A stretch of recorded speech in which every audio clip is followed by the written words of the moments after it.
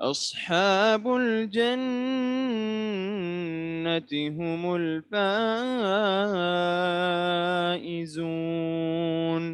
لو أنزلنا هذا القرآن على جبل لرأيته خاشعا متصدعا من خشية الله. وتلك الأمثال نضربها للناس لعلهم يتفكرون. هو الله الذي لا إله إلا هو عالم الغيب والشهادة هو الرحمن الرحيم. هو الله الذي لا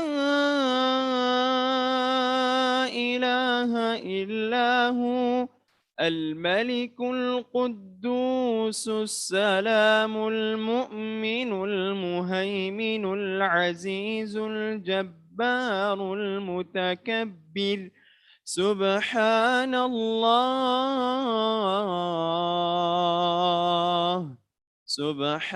الله عما يشركون. هو الله الخالق البارئ المصور له الأسماء الحسنى يسبح له ما في السماوات والأرض وهو العزيز الحكيم. صدق الله العظيم.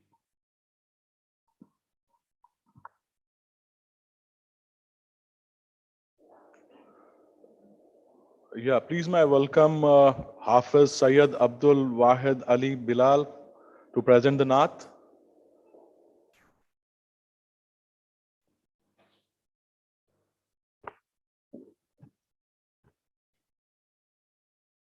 السلام علیکم ورحمۃ اللہ. مدینہ یاد مدینہ یاد مدینہ یاد مدینہ یاد آتا ہے وہ گنبد یاد آتا ہے. مدینہ یاد آتا ہے وہ گنبد یاد آتا ہے. ہزاروں دل تڑپتے ہیں مدینے کے لیے ہر دم. ہزاروں دل تڑپتے ہیں مدینے کے لیے ہر دم. ہزاروں دل تڑپتے ہیں مدینے کے لیے ہر دم. بلا لو نا ہمیں طیبہ بلا لو نا ہمیں طیبہ تڑپنا بھول جائیں گے. اگر طیبہ کو جاؤ گے تو آنا بھول جاؤ گے. نہ اتراؤ زیادہ چاند تارو اپنی رنگت پہ. نہ اتراؤ زیادہ چاند تارو اپنی رنگت پہ. جب روزے کو دیکھو گے، جب روزے کو دیکھو گے، چمکنا بھول جاؤ گے، اگر طیبہ کو جاؤ گے تو آنا بھول جاؤ گے۔ حدیث مصطفیٰ پر تم جو ہو جاؤ عمل پہرا، حدیث مصطفیٰ پر تم جو ہو جاؤ عمل پہرا، قسم اللہ حکیمہ کو ستانا بھول جاؤ گے، اگر طیبہ کو جاؤ گے تو آنا بھول جاؤ گے۔ اگر تم غور سے قرآن کے الفاظ سن لو گے، اگر تم غور سے میرے نبی کی نعت سن لو گے، میرا دعویٰ ہے تم گانا، میرا دعویٰ ہے تم گانا، بجانا بھول جاؤ گے، اگر طیبہ کو جاؤ گے تو آنا بھول جاؤ گے۔ سلام۔ MashaAllah, Al-Aziz, that was a real great, praises for Huzur Sallallahu Alaihi Wasallam. And let's give it an applause for brother Hafiz Sayyid Abdul Wahid Ali. Yeah, that was really great, MashaAllah, Al-Aziz. Now let me give you a brief introduction about Faizullah Beg. Brother Beg has close experience of 15 years in software and financial industry, doing product, program, project management role, including agile development methodologies. He is currently working at Accenture as a product program manager. So please, may I welcome him on board, and he will be giving welcome greetings to you all. Yeah.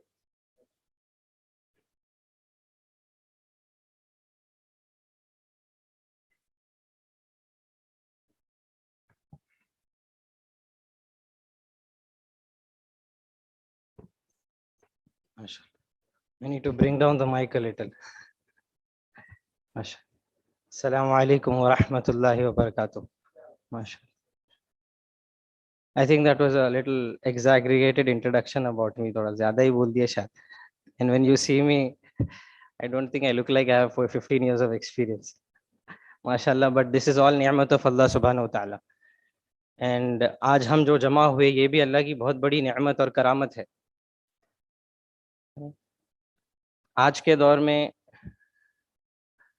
اپنا جان مال لے کر انسانیت کی فکر کرنا کہ کیسے انسانیت لوگوں کو دنیا میں بھی لوگ کامیاب ہو اور دنیا کے بعد جو زندگی آتی the life hereafter اس میں بھی لوگ کیسے کامیاب ہو، اس کے لیے جس فکر کے لیے آج ہم جمع ہوئے ہیں، یہ بہت بڑی نعمت ہے اللہ کی آج کے دور میں۔ اللہ کا بہت بڑا شکر ہے یہ، اور اللہ پاک ہم کو آج اس کے لیے سلیکٹ کیا، یہ بہت بڑی نعمت ہے۔ ورنہ آج ہم سب جانتے we all know how things are going around the globe, اور یہ پینڈیمک پروف کر دیا ہم کو۔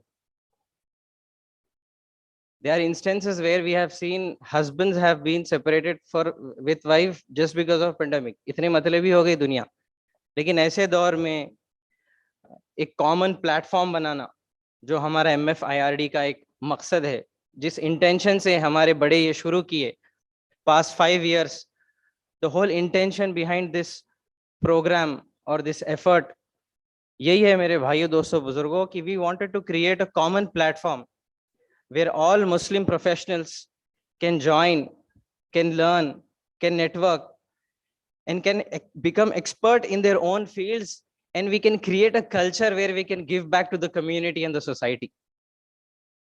اور میرے بھائیوں دوستوں بزرگوں، اگر ہم سیرت کو اٹھا کے دیکھیں گے، حضور صلی اللہ علیہ وسلم کی زندگی کو اٹھا کے دیکھیں گے، صحابہ رضی اللہ اجمعین کی زندگیوں کو اٹھا کے دیکھیں گے، تو ہم کو یہی بات ملتی کہ اپنی صلاحیتوں کو لوگوں کے فائدے کے لیے کام آنا.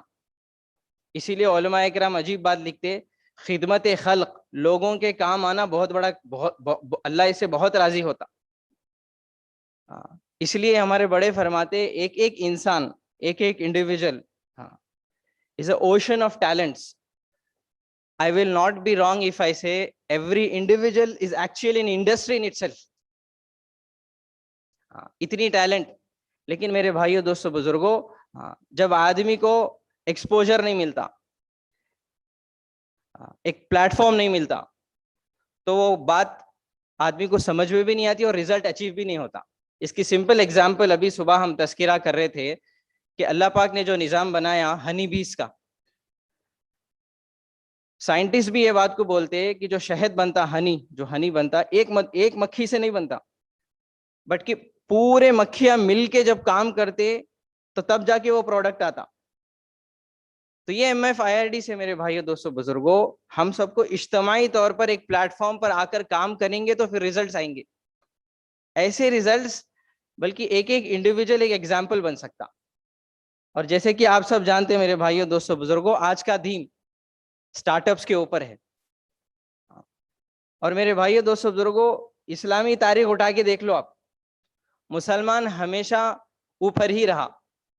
اسی لیے علماء بھی فرماتے کہ لینے والے سے اچھا دینے والا ہاتھ، اوپر والا ہاتھ زیادہ بہتر ہے. تو میرے بھائیوں دوستوں بزرگوں، اس سے یہی ہے، آج کے دھیم سے ہمارا مقصد یہی ہے کہ how we come out of that comfort zone. 10 years 15 years 20 years سے انڈسٹری میں ہیں، but why can't we start our own startups? Why can't we start our own projects? Why can't I create my own products? یہ ایک message ہم کو آج لینا ہے. تو جو نیت کے ساتھ ہم آج آئے میرے بھائیوں دوستوں بزرگوں، اس میں پکے رہنا ہے انشاءاللہ. اور ہم تو یہاں مختصر مجمع ہے اور ساتھی آ رہے ہیں میرے بھائیوں دوستوں بزرگوں، لیکن یہ پورے AP اور تلنگانہ کا ایک کریم ہے جس کو اللہ نے آج چنا ہے. تو آج ایک ہم میسج لے کے جائیں انشاءاللہ. یہ کانفرنس سے جتنی باتیں ہمارے سامنے آئیں گی میرے بھائیوں دوستوں بزرگوں، اس کو ہم دل پہ لینا ہے اور اس کو گراؤنڈ ریالٹی میں پریکٹیکلی کر کے بتانا ہے. اور اثر تک 5:20 مورالس 5:30 تک یہ ہمارا پروگرام رہے گا انشاءاللہ. سپیچز ہے، ایجنڈا آپ کو انویٹیشن میں دیا گیا ہے، ڈفرینٹ ڈیلیگیٹس آئیں گے، اسپیکرز ٹاپک کریں گے، بعض لوگ اپنے سکسیس سٹوریز سنائیں گے. میراج فہیم بھی آئے ہوئے ہیں، بنگلور سے بھی لوگ آئے ہوئے ہیں. دے ول شیئر دیئر ایکسپیرینسز اور ڈفرینٹ ٹاپکس ہے. تو میرے بھائیوں دوستوں بزرگوں، دعا تک ہم کو بیٹھنا ہے انشاءاللہ. اور جب بھی بریکس میں موقع ملا، نیٹ ورکنگ کرنا، دوستی کرنا، یہ مسلمان کا کام ہے. تو اس کے لیے سب میں نیت کریں گے انشاءاللہ. میں بھی نیت کرتا ہوں انشاءاللہ. اللہ جزائے خیر عطا فرمائے.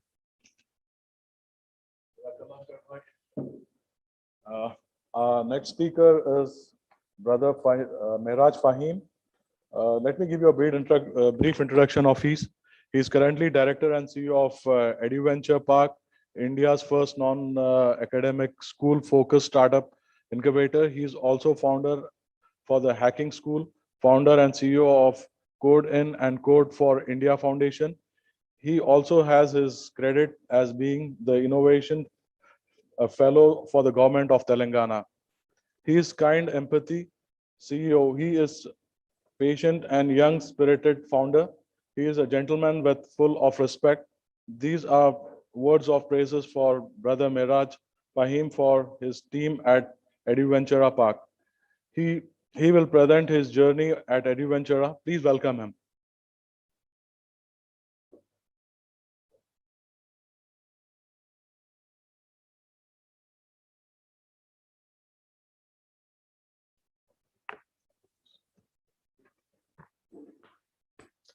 Jazakallah khairan. Assalamu alaikum wa rahmatullahi wa barakatuh. I'll pick up my talk from where Faiz Bhai actually left. Definitely, alhamdulillah, this is definitely nemat and karamat of Allah Ta'ala کہ ہم لوگ یہاں پہ جمع ہوئے. लेकिन more importantly ये मेरे लिए एक personal, I have been a personal witness to all of this, क्योंकि my journey with Adventure Park started from a 5-minute talk that happened at MFIRD in 2018. उससे पहले मेरे को MFIRD के बारे में मालूम नहीं था, मेरे को MFIRD के बारे में नहीं मालूम था, MFIRD को मेरे बारे में नहीं मालूम था. हम दोनों अलग अलग तरीकों से काम कर रहे थे, पता नहीं कौन से मशवरे में कौन से भाई ने मेरा नाम आगे किया, बट शाहिद भाई का कॉल आया था कि संडे के दिन सुबह 11:50 को आपका एक 5 मिनट का लाइटनिंग टॉक है. तो उसके लिए मैं फर्स्ट टाइम यहाँ पे आया था ये ऑफिस में. That was the first time I came to this office, and I came for that 5-minute talk, and that was also the time when I was working with the government of Telangana. I also had a startup of my own called the Hacking School. The Hacking School was India's first coding bootcamp. जब मैं आया था, ना मेरा इरादा था, ना मेरा प्लान था, ना मेरा इंटेंशन था कि ऐसा कुछ सेटअप करना है या फिर ऐसा कुछ भी करना है, या फिर ये काम करना है, या फिर यहाँ जाके ये बोलना है, वो बोलना है. ऐसा कोई चीज नहीं थी. It was very new gathering to me. Shahid भाई के इन्विटेशन पे मैं आया था, मेरा टॉक हुआ, काफी सारे लोगों से मिला, एंड तब I had a chance meeting with Misbah भाई. मिसबा भाई से मैं कैफेटेरिया में मिला था, एंड मैं पूछा था कि यहाँ पे क्या होता, एंड हमारी बात हुई. एंड तब since I was working with the government of Telangana, मेरा फोकस एरिया था the qualitative and the quantitative development of the incubation ecosystem in the state and the country. ये मेरा focus area था, ये मेरा project था with the government. तो मैं और मेरा research ये था कि तब 2018 की बात है, Hyderabad alone had 46 incubation centers, जिसमें there were more than 5,000 people and startups and entrepreneurs who were being incubated at that given point in time, and the number of Muslim startups was not even in single digits. It literally did not exist. ये मेरा personal research था, and ये बात दिल में थी, जहन में थी, and obviously it was running on the back of my mind, and Allah Ta'ala का करम है कि I came here and I was talking to a lot of institutions के ऐसा कुछ करना है हमारे लिए, क्योंकि ऐसी बात बिल्कुल भी नहीं है कि हम लोग या फिर हमारे लोग ये इंक्यूबेटर्स में वेलकम्ड नहीं है, या फिर मना है आना, या फिर वहां पे जाके काम नहीं कर सकते, ऐसी कोई बात नहीं है. It's just that we don't feel comfortable. It's just that I don't know, for whatever reasons we feel intimidated. हम लोगों को मालूम नहीं है कि कहाँ जाना है और क्या करना है. तो ऐसी एक जगह की जरूरत थी जहां पे हम लोग और हमारे बच्चे बच्चियां कंफर्टेबल हो सकें, और हमारे को जो माहौल की जरूरत थी जहां पे हम लोग थोड़ा सा कंफर्टेबल होके सोच सकें, काम कर सकें, आगे बढ़ सकें, वो ऐसे एक माहौल की जरूरत थी. तो ये बात मैं सामने रखा था मिसबा भाई के. मिसबा भाई मेरे को कनेक्ट कराए लतीफ सर से. That was the first time I was meeting.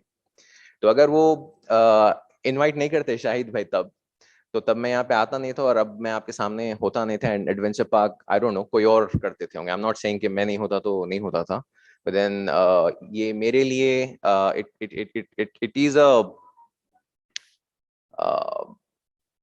it's no less than this is the biggest opportunity of my life. This is something that I'm doing for myself, for my personal self, for my akhirat, I would say. And जब ये start हुआ था, intention सिर्फ यही था कि we have to become contributing citizens of the country. हमारे को वो respect gain करना है for originally what we are known for. We have been, especially Muslims, have been the most enterprising individuals in the history. आप history उठा के देख लीजिए. Business, tijarat, enterprise creation, innovation, this has been part of us since the very beginning. But somewhere, I don't know, for whatever reasons, we lost the track. जो भी वजूहात थी होंगी, या फिर जो भी कंडीशंस थे, हालात थे, जिस भी वजह से वो हुआ, खैर हो गया. लेकिन now that we had that opportunity, I started talking, and that's when Adventure Park happened. I spoke to Latif Khan sir, and मैं सर को बोला था कि sir, I set up incubation centers for the government of Telangana, and I really think we need a space wherein, you know, our people can come in, discuss ideas, share ideas, and work on those ideas, and eventually build companies, solve problems, and create you know, startups. Sir का सिर्फ एक ही question था. He asked, what do we need and when do we get started? सिर्फ ये पूछे sir. मेरे को क्या मिलता है इसमें, ये क्या क्या करना है, कौन करते, कैसा करते, कुछ भी नहीं. And that was, I was, to be very honest, very surprised, क्योंकि मैं उससे पहले काफी लोगों से डिस्कस कर चुका था, and सबका एक ही सवाल हुआ करता था कि इसमें हमारा क्या है. ये क्वेश्चन के अलावा सारी चीजें डिस्कस हुई, एंड सर एक कंडीशन रखे थे, तब सिर्फ एक ही कंडीशन रखे थे ना, और वो सबसे बड़ी और मुश्किल कंडीशन थी. वो ये थी कि हम लोग ये स्टार्ट करेंगे if you will run this, because we don't know who knows anything about this, and हमारे को ये करने नहीं आता, and we need somebody to do this, to take this up and to run this. We know this is important, we understand this is important, लेकिन हमारे को ये करने नहीं आता. तो अगर आप ये करने रेडी हैं तो बिस्मिल्लाह. अब मैं तो काफी, मैं प्लान, जैसा मैं आपको बताया ना, मेरा इंटेंट था ना मेरा प्लान था. मेरा काम था सिर्फ सेटअप करना और लोगों से स्टार्टअप करवाना. तो मैं तो सोच में पड़ गया, and I asked him for some time. और असबाब कैसा बनाता अल्लाह ताला, मैं आपको ये बता रहा हूँ. मैं शाहिद भाई का कॉल आया, मैं यहाँ पे आया, 5 मिनट की टॉक हुई, उसके बाद मैं मिसबा भाई से मिला, फिर लतीफ सर से मिला. I proposed him incubation centre, he accepted it, he wanted me to set it up. लेकिन I could not accept it because my hands were already full. I was working with the government of Telangana. I was busy with my startup, the hacking school, and alhamdulillah, it was one of those times jab it was, you know, going really, really good, and I actually had no time on my hands, so I could not commit myself to Edventure Park. Tab December mein we got an acquisition opportunity. The hacking school got acquired, so I sold my company again. This was nowhere on the cards. This offer came from nowhere, and alhamdulillah, it happened. We got acquired by iCollege Australia. It's a Australia-based public listed edtech company. It's pretty large. It's a group of companies. They were interested in working with us, joining hands with us, and we entered into this M&A deal, jahan pe they acquired the hacking school, which means I freed up 50% of my time. Aur bacha or 50%. Tab I started thinking about, okay, what should we do? Because this is something that I really, really, really wanted to do. Tab again, ittifaq se mera US jana hua. I went there specifically to study the incubation ecosystem in the US. Ke wahan ke startups दुनिया के दूसरे startups से faster or farther kaisa jate? How are they more successful than Indian companies? How are they more successful than any of the other you know, startup ecosystems? What makes them more mature, right? So I was there for a few months, and again, one very opportunistic chance to be at Stanford's incubator StartX gave me the push that I was looking for. I said, nahin, Edventure Park has to happen. And tab main वापस आया December में. I think December 4th is when I came back. I met Latif sir again on December 8th. I said, Bismillah, let's do it. And January 1st, 2022, we started our formal operations of Edventure Park. Tab bhi, I will be very honest, I had no idea what I was going to do, how I was going to run things, and nothing, because it was only me and board of directors. Ek meeting हुई थी हमारी. Latif sir थे, मुनीर साहब थे, जिनका talk है अभी. He's also CA, mashallah, and Feroz bhai the, he will also be joining us. Misbah bhai and Latif sir, and so this formed the board of directors of Edventure Park, and we started our operations formally on January 1st, 2020, and we still had no idea how or what we are going to do. मैं ये सारी चीजें इतने detail में इसीलिए बता रहा हूँ आपको, so that you know के you don't have to have a plan from day one. It's okay, and that is the whole concept of tawakkaltu ala Allah. You and I are nobody to do anything. ये बात जब आप समझ जाते हैं ना, तो आपके दिल में से डर चले जाता है, हैबत चले जाती, और वो जो खौफ रहता है कि आगे क्या होने वाला है और कैसा होने वाला है, वो सबसे पहले चले जाता. हमारा बजट था 0, हमारे को सिर्फ एक ही चीज की जरूरत थी, वो थी ऑफिस स्पेस, वो हमारे को मिल गई थी। अब अपने को चाहिए था team.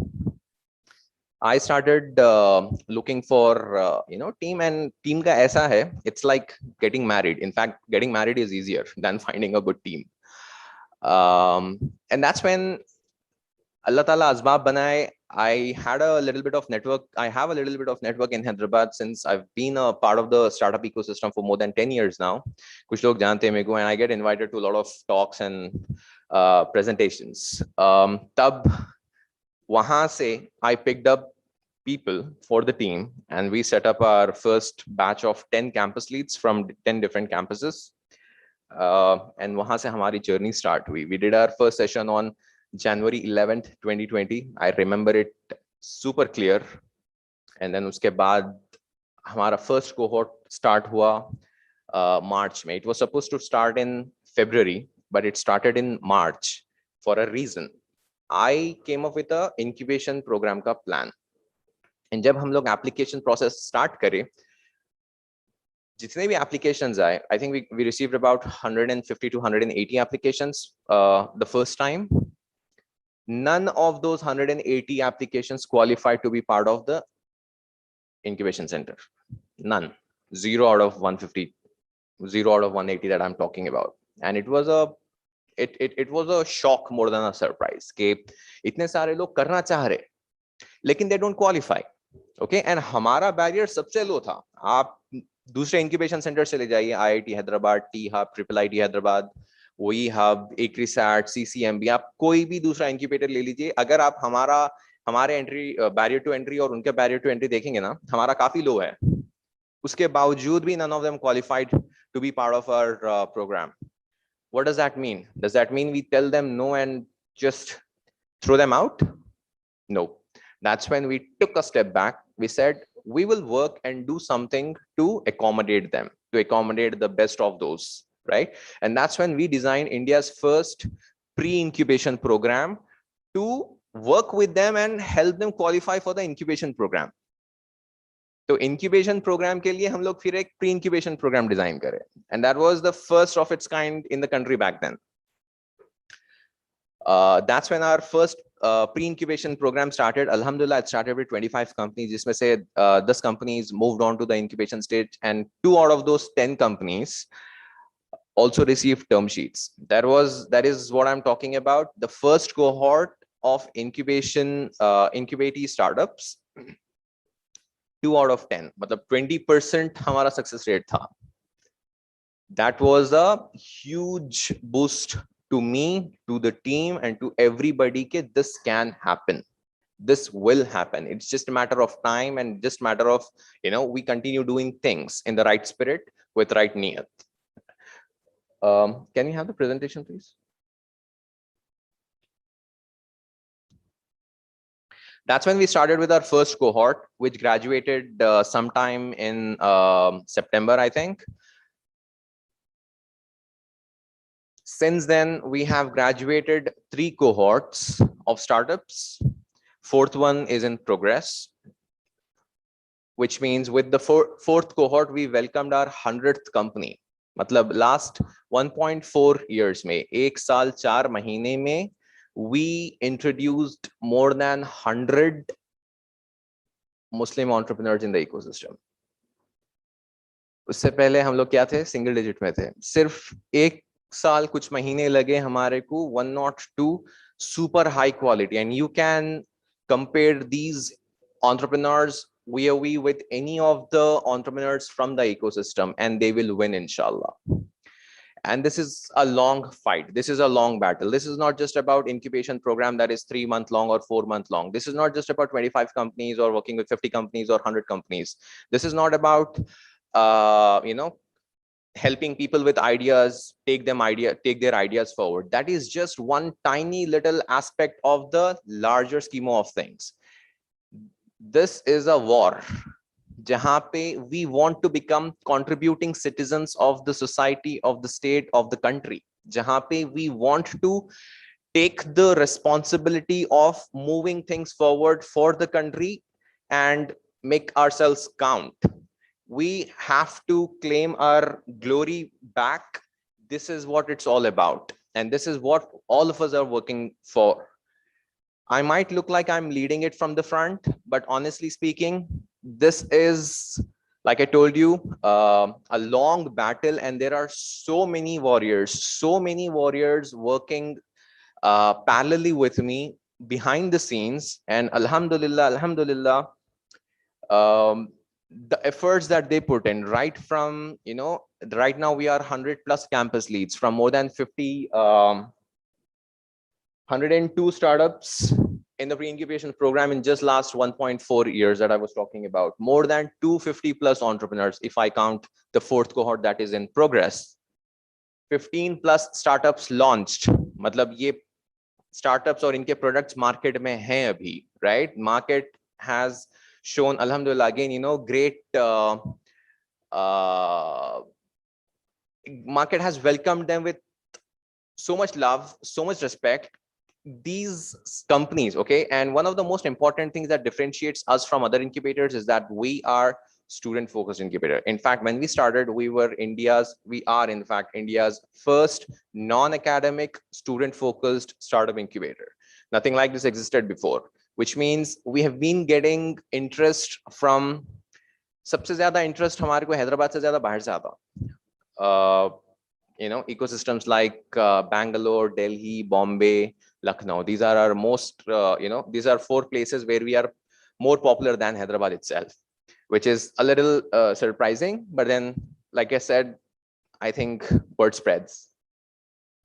More than 35+ colleges partnered up with us, which means the startups that we work with, in fact, 4th cohort mein, not just engineering colleges, not just degree colleges, but for the first time in the 4th cohort, we also have incubatees from medical colleges. Government Medical College, Mehboob Government Medical College, Siddipet, Deccan Medical College, and so on. Shadan Medical College, right? So entrepreneurs from these campuses. Now imagine doctors thinking and wanting to be entrepreneurs just because they heard about Edventure Park.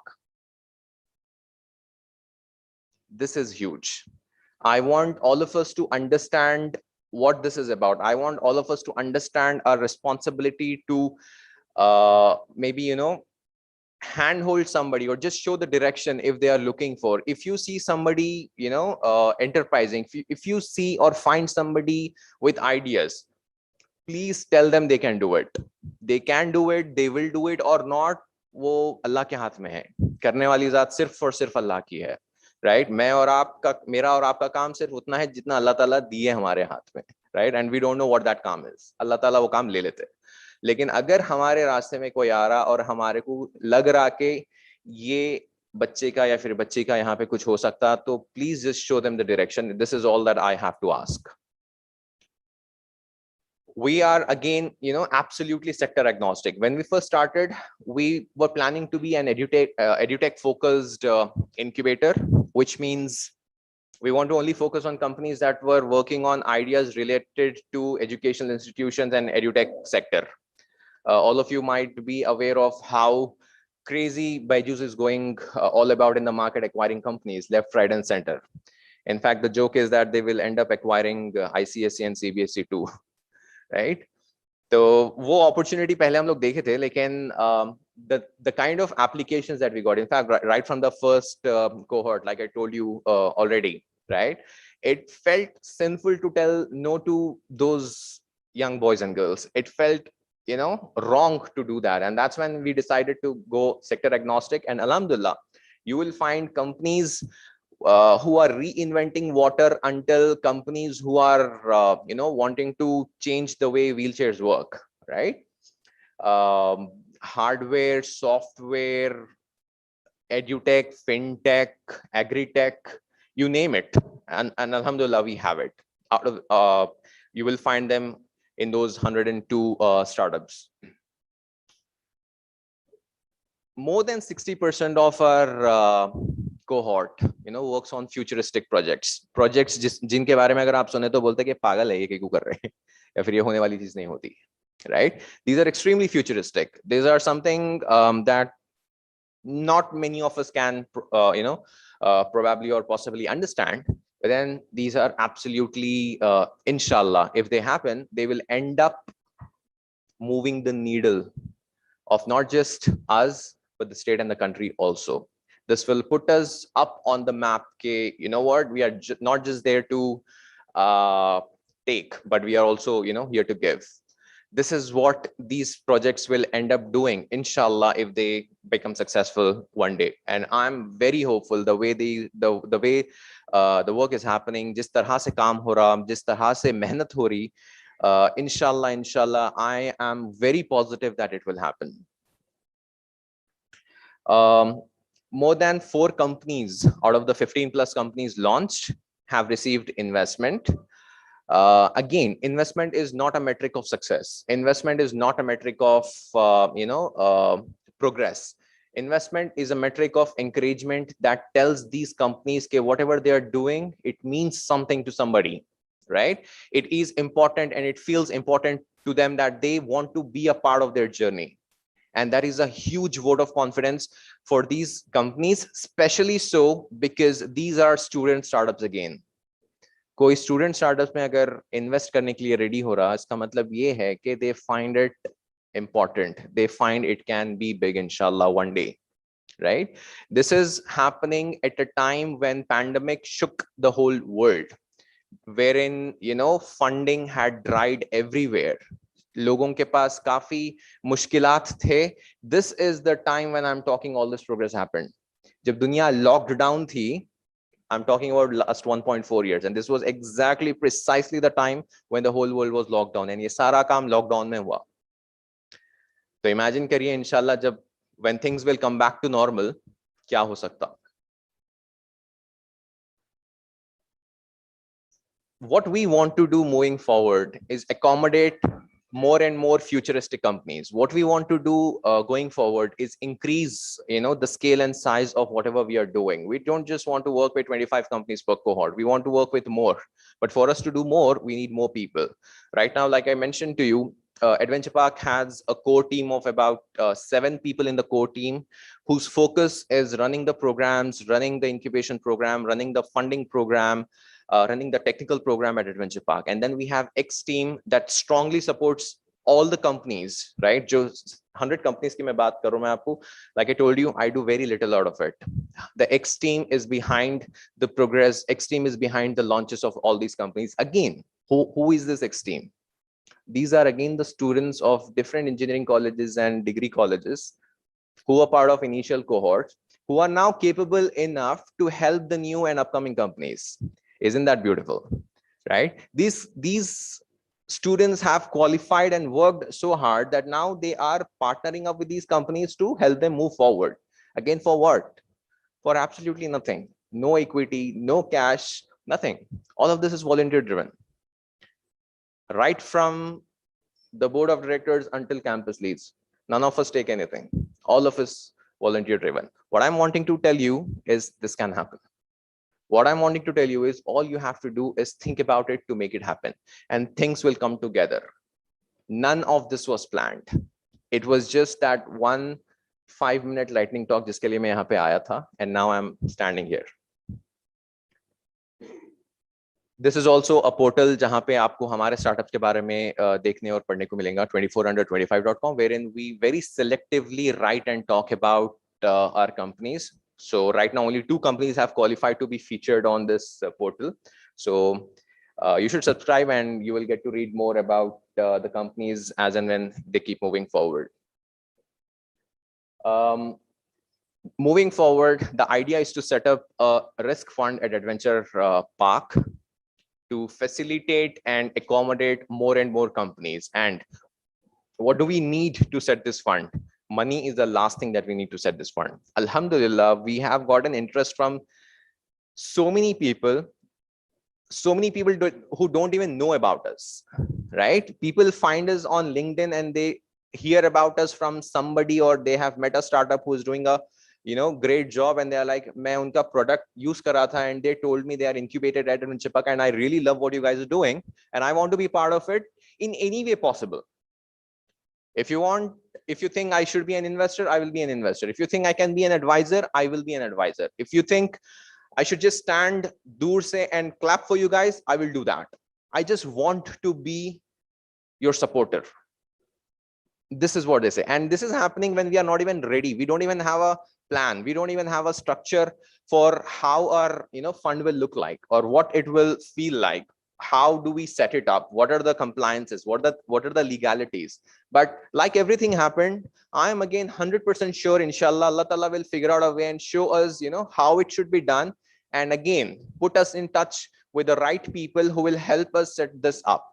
So like I told you, all we have to do is think about it and it happens. At least hamare saath to yahi hua, and alhamdulillah for everything that happened, alhamdulillah for everything that is going to happen, everything and everybody. I'm personally extremely thankful to pehle to Shahid bhai and Misbah bhai, Latif sir, and everybody who's been part of this beautiful journey in helping us, take us from point A to point B.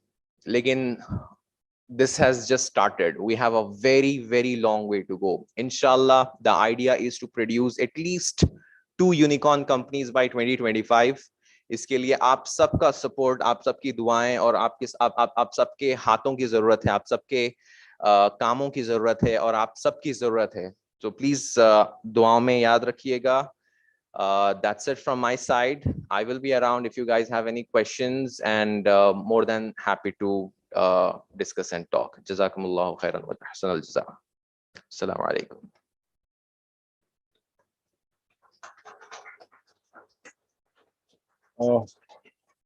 MashaAllah, Aziz, what a great success story by brother Miraj Fahim.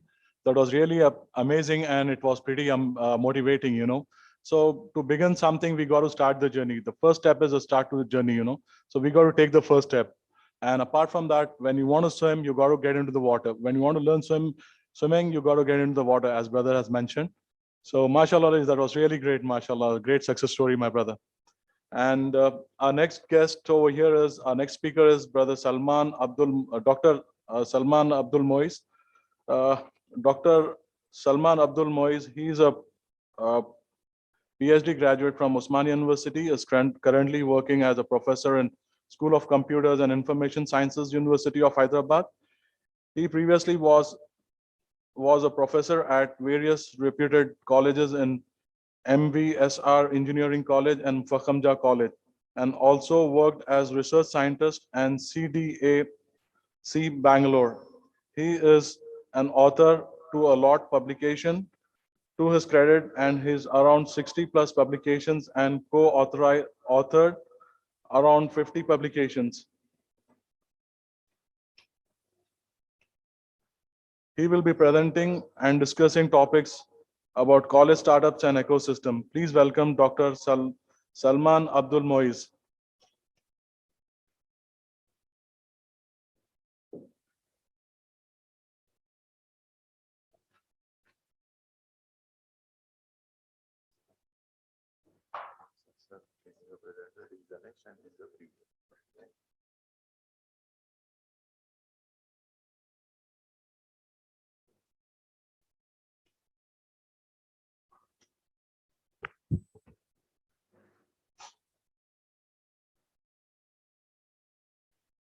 Assalamu alaikum warahmatullahi wabarakatuh.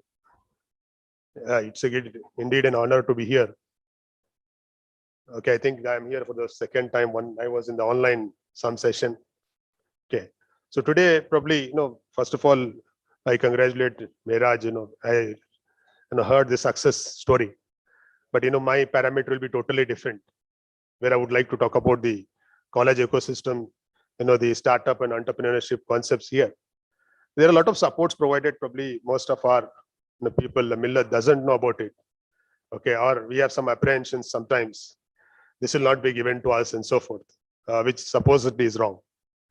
So I would like to present a lot of the schemes and what we do. Of course, I exactly do not do a particular startup, but I mentor a startup. Okay, so let me start with just like, since the success stories are going on. So let me start with very interesting thing happened with me. And because brother has given me again a very interesting task, what we should do at the end.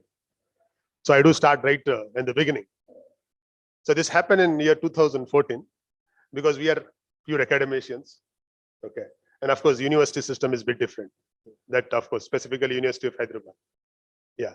So what happened is it was 2014, 2 students walked into my room as usual, because that's more student-centric learning. Okay. They said they would like to do a project with me, which is a common activity, nothing special. So it was an MCA project. It's hardly a 3.5 to 4 months project. Academician brothers knows that. Okay. Though we say semester, but hardly it is 3.5 to 4 months. So I said, okay, usually what we do is we do not directly go for a particular very well-defined problem and so forth. Something we have in mind, which is really bothering us, we'll say, okay, let us do a project in this. So, no doubt the online e-learning, everything started now. We used to do a lot of those things in 2014. And I think I used to use one particular open source tool called easyclass.com. I said, see, student, I use easyclass.com as this particular portal. That's not so good. Okay. Though I'm able to collect the assignments online, I'm able to correct it. I want to give a feedback, but something is missing. And I said, see, I can, correct the content through emails also. Okay. But students are submitting code for me, this program. I want to check whether they have copied these programs. I don't want plagiarism tool for text. I want plagiarism tool for a source code. They said, okay, sir, we'll do it. I said, it's a very long journey. Whatever you could do, do it. Let us go with the next batch, because it's only a 3-month project, not even a month project, not even a year project. Sorry. So those students went, they did some project, discussion went on as usual. Things went on. Finally, what happened? They have presented their project, over, done. They have developed some metrics. Okay, they came up with some metrics, some rubrics they did it. With rubrics, they could produce something which was only a prototype thing. Not much has been done. Fine, over. They have done the project. Okay, I relieved them. So they came on the next day to me and stating that we have 2 campus placements offers, but we want to do our own startup company. As brother said, I demotivated him. As you said, you went to Latif sir and Latif sir asked question. And of course, I know Latif sir a lot. We worked a lot. I think the roots are Ikhra Society for Career Guidance, for your information. Okay. We have been very, very long friends, but of course, I didn't meet him for a long time. Okay. So that's different. So even of course, at least Latif sir gave you some thoughts. I directly demotivated those guys. Of course, which was wrong today. On that day, I did that. I said, no, you can't do it. There are a lot of competitors. Did you study your competitors? What is your competition? How can you sustain? Okay, where you see yourself after 5 years, what happens if this product fails? I asked a number of questions. But those people were very patient. They noted all those questions. Then one was, very sharp. Okay, one is Vipul, another is Ranjit. Ranjit said, sir, can I ask a question? So can we answer these questions in a couple of days? I said, no, I can give you only 1 day time by tomorrow. And this was only casual. See, I don't have anything in mind. We do not have these policies in place at the time, what I'm going to present. Nothing is there in my mind. I just said that. Because, even my apprehension was 2 good jobs are there in the hands of the student and want to go for a particular startup. Okay. And that too, those particular period where, the industry was little bit crunch and they got the things. The next day they came back and they had answers to all the questions. Okay. Then, I was just thinking what to do. So we had, of course, at that time, we had a TBI, Technology Business Incubation Center at our university. I'm going to present that. And I want to tell on this forum that this is for all of us. It is not only for the University of Hyderabad students. Okay. And moreover, one more thing I would like to say that please encourage our guys to take admission into university. You will get it. There is a misconception that they do not get it. Alhamdulillah, let me tell you, in Juma Salah, when I joined in 2012, 50 people used to have Juma Salah. Now we have 200 plus. 200 plus. We of course we gather at place, to offer Juma Salah. So it is increasing. So please do encourage that also. A lot of facilities are there. So what I did is I had one of the very senior Professor Rajaram, who was a director of TBI. I just called him. Professor Rajaram, I have a student. And what idea he want to work on the same project what I gave it. His idea was same thing. I said, okay. I called Professor Rajaram. He just asked the question, did you tell someone told you to call me, or by coincidentally you called me? I said, no, why are you asking this question? No, tomorrow we have a meeting with the government on the same thing. So can your students present it today? I said, yes, they can present it. I asked them, how much time you need? They said, we are ready, maybe half an hour. Within half an hour, we went to the TBI inside the campus. On that day, I was there till night, late night. They asked several questions. They told to refine. Next day, they presented in front of the government. Okay. And they said, mentor should be out. Mentor should not be there in the meeting for avoiding biasness. I was out. Finally, the government appreciated that idea. They directly said that we will fund 10 lakhs rupees as a seed fund. But they said that since this particular idea originated from the faculty member should be the mentor. Oh my goodness. So I became the mentor in the initial stage. Now, one mentor, you know, the brother knows very well, you have to establish MOA and so many things. And you know, that cannot coincide with academics. Let me tell you, that initiation, that is the force government to get a new rule, which is said to be, that is National Innovation and Startup Policy today. The initiation started there. Now, what happened is finally, I have to be at least a non-executive director of the company to sustain that. Brother knows very good. So what happens is the TBI said that there is no provision university professor cannot be a non-executive director, but you apply. You just send an application. I sent an application. It went all along, around, because I was not interested. It took 6 months of time, brothers. After 6 months of time, in the Independence Day speech, the then Vice Chancellor, Professor Apparao, announced that we cannot, be there in this constraint environment. I am opening up today. I spoke to ministry. So I am allowing Salman as a non-executive director of the company. And finally, he said it is open to all. He said it is also open to a non-teaching staff. He announced in his Independence Day speech. Not only to the faculty, not only to the students. And let me tell you, brothers, this happened in 2016. 2019, government came up with NISP. All those things are written there. Okay. So I think that is the best way to start. So many things, so many things will come. So I'll just see that, in the time available, let me go through some of these policies. So that's where I started and that's where I got associated. And recently, because of all these activities, I think academic brothers knows very well. The government has started some of these schemes like MIC, MHRD, Innovation Council, Innovation Cell. Okay. I am also associated with that because now they said every institute should have Institutional Innovation Council. Okay, Institutional Innovation Council, IIC, it is mandated now. They started in 2018. Okay. Now, as a part of that Institutional Innovation Council, I am the convener for this particular year, and we have been trained with a lot of, now we are called as innovation ambassadors.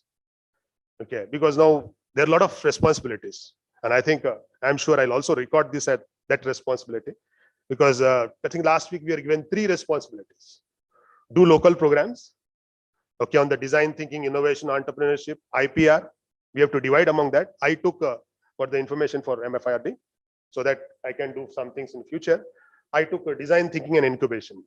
So probably we can have a closed discussion, very focused discussion. Brother can also be there in identifying the problem and how to move solutions, so forth. So we have to select a specialization. Last week I said that since I am into the software engineering specialization and so forth, the business model, everything fits there.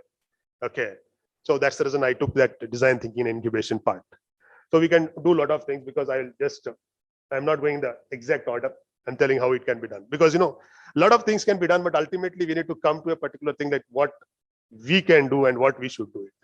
And let me tell you, there is enormous potential is there. So let me go through some of the slides.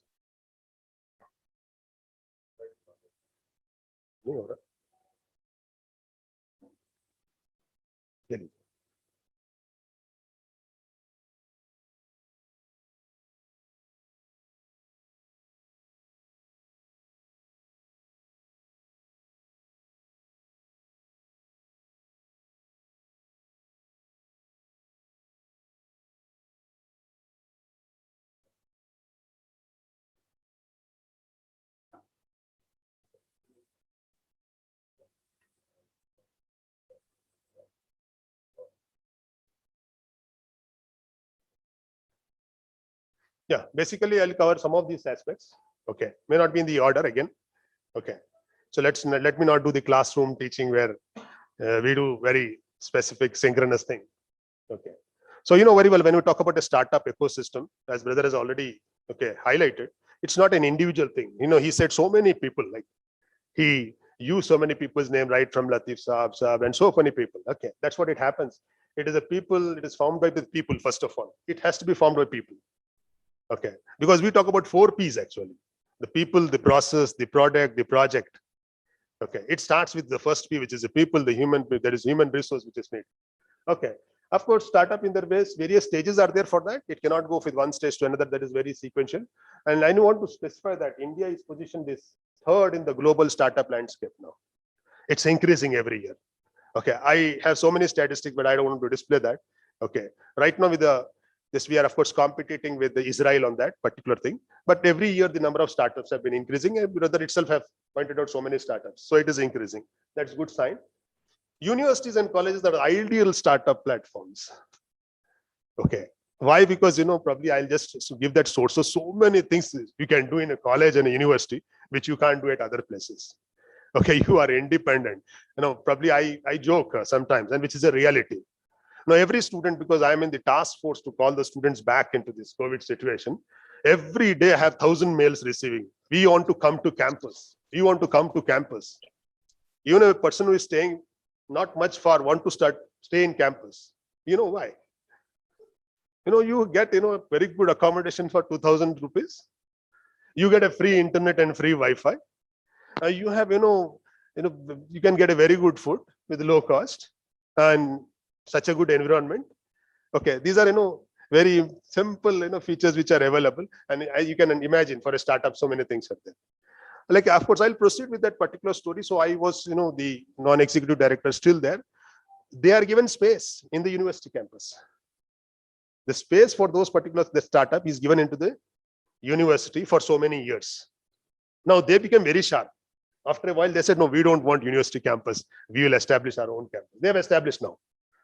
Okay, they have been moved out. So even university is supposed to give the space also, which is also there in the new education policy as well. So university is the ideal platform. So entrepreneurial spirit in the university colleges is willing and eager. As you know, today people do not want to work in the companies. Again, let me tell you, I'll put another cap. I'm the chairman and professor in charge for placement guidance and advisory bureau of our university. Number of placements are increasing, but let me tell you, there are some companies, even when we are getting good companies, nobody is applying that. No student is applying. I was speaking to Vice Chancellor last week. He said, why? I said, sir, today's youth is very sharp enough. I cannot force them to apply. My information is only to pass on to apply if interested. Okay. Even there was a particular opportunity for a Hindi department, which is very rare. Still nobody applied. Okay. So when we took some of the feedback, people are going towards the entrepreneurship stage. They want to have their own startup. Okay. That is, the new generation is totally different. They have a very good vision. Okay. No, don't be employed, but give the employment to 10 people. That is the vision today. Okay. If you see this, according to YEC, 90% of the young people believe that entrepreneurship education is important. And that's where in the NISP, that is National Innovation and Startup Policy, we have a mandate to start the innovation and those courses, which is mandatory now. So I'll just move. These are not so many benefits why the startup and entrepreneurship things to start from the campuses. I'll just go through it very fast. Mentors are just waiting to be found. Like if you see, the student came to me and we have so many ideas. And let me tell you how that idea motivated us. And of course, I had a software engineering lab, so it was very good. I think this is also another initiative which we can start here. We conduct one particular prototype demo exhibition, sir, for your information. This is another initiative which we can start. I'm ready to support that. So what we do is, we started this in 2019. It was conducted yesterday. I was busy in that. So it is something we say archetype. Computer science people know that. Archetype 2019 was the first edition. Okay. 2020, we couldn't do it. Yesterday, we did totally in the virtual mode. So what we do is nothing but, in around January or December, we give some real problems which are faced by the society now. Some real problems. Okay. And we, as a part of the curricula, we ask them to think about the solutions. We guide little bit. And what we do is we call them to this particular demo exhibition, which is no doubt internal, but it is open to the others also. So these people come and interact with them. The interaction happens to a larger extent. And finally, if somebody is interested, because yesterday we also called the people from the TBI and all to tell them that if they want to take that particular product forward, they are ready to support it. So those things come into picture. So we can also put that particular idea, maybe sometime in a year, We can identify certain problems, okay, and we can give to the people, we can guide them, okay. That is one. Second thing is, if you see, we've talked about a lot of research. People who are from faculty members, they have that pressure, no, you should have a publication. Now there is a very big issue, no, sometimes you have very good publication. Do you need to patent it or do you want to publish it? I think that bothers every one of you. On one hand, you should show the publications. On the other hand, you need to go for the incubation. So what to do? So we have prepared a particular model. I think that also should be applied here. The thing is, first register for a patent, okay, not the final filing. Okay, you can just do the initial filing. You will have 6 months or 1 year of time. So within 6 months, what they do is they tell you to put it in a good conference, a very reputed international conference. And what you do is that when you are presenting like PPT, on the first slide, specify that particular registration number, what you have filed it. Okay. Now what happens ultimately is nothing but the idea is being discussed. So a lot of questions comes from the audience. So I have another 6 months of time to modify my particular idea and patent it. And those people cannot claim that particular thing. That's what we are suggesting. And that has started happening. Just 2 days back, my student came and he said, sir, my last 2 publications, okay, he just pointed out, and I said, I want to go for a patent. You want my permission? I said, okay, go ahead. But since it is university, you have done in university, university should have a name there. Share will be there. University of Hyderabad, you have to write it. Because we have used the resources of the university. Again, National Innovation and Startup Policy talks about it. For example, brother may ask you, if you do some work here, what about your university? No, if I do not use university's resources, I may not have to put my name there, university's name there in case. So yeah, a lot of things are there. Professors are walking fountains of knowledge. Professors are ready to guide. Okay, that is what is there. Access to alumnus is another advantage. We have alumni meets. Alumnus are contacting us because they have to give back to the campuses back. So they are also ready to cooperate. Yesterday we have our alumnus as the jury member for the particular yesterday's event. How they came about. There are more financial opportunities than you think. This is more important. A lot of financial opportunities at the campuses level. Not only that, there are certain schemes where outsiders can also apply. Okay, that is very much important. Then of course you can make mistakes. Yeah, we are very free to do mistakes in the campuses. That is, you can take risk here. But when you come out, oh, I'm bothered about my job, where I can get my salary. You're not at all bothered there. And that is very much important. Risk, risk identification, specifically the risk management will come into picture from there. Otherwise, we are usually very reluctant to take a risk when we come out of the system. Okay, there they are least bothered. My sir will take care. My professor will take care, even if I'm wrong. Okay, who cares? Who can penalize me? Okay, that too in our system. Okay, where we have a lot of people coming into picture. Students, of course, you can make mistakes. Students provide dedicated and inexpensive labor. That is very much important. Like brother will, of course, support me. Like specifically when we talk about a software development company, we have only a programmer. But if you see, my student is analyst, my student is designer, my student is a programmer, my student is a tester. Okay, my student is, of course, he maintains the documents. We make him do a lot of documentation. He himself is nothing but a scrum manager, a scrum leader, a project manager. So I have saved a lot of labor cost here, okay, as a student. So that is, again, it's a huge career builder. You get to identify your passions early on because you get to know, oh, I'm not able, I'm failing it. Again, somebody will guide you. Okay, you're not failing. You have to go in this way and so forth. But still, if you're not able to do it, okay, you can decide what is your path to go. That is the best thing, actually. Next, of course, you have more control over there. Okay, this is the source, which is from where I have taken this. Okay, now coming to the university's effort. This, I think, this is the main thing which I want to highlight in this thing. And of course, sir, you have to just tell me my time. Otherwise, team professor will go on telling that. Okay. So we have, some of the centers. We have very vibrant research and development centers, which of course you all agree because of the university system. Okay. Now you get every type of support from these people. You want to write a proposal, you want to do a startup, just write to this particular person, that particular cell guides you. Okay, I'll talk about them very interestingly. So many things comes into their particular umbrella. But we have these things that are started in University of Hyderabad well before this NISP and all those were in place. The systems came only from 17, 18, 19, 20. Okay, but this was their sense law. So we have something called, Aspire Bionest, which is an incubation center. Very good facility. Please visit that site when you have some time, bionest.uhyd.ac.in. You yourself will find that you have numerous opportunities there. Okay. So organization that manages innovation and entrepreneurial activities at University of Hyderabad through incubation of startup companies. So a lot of startup companies are there. Okay, these people support it. Very huge facilities there. They are given somewhere about lakh square feet. About lakh square feet of space they are given by honest. Total dedicated floor is there from them. It's a very beautiful campus there. So here, if you see, when you talk about this Aspire Bionet, it's a Section 8 company. Now, this is very interesting for us. For example, I have developed something. Okay, I will again to give you, again, I'm just deviating on this Section 8 company a little bit.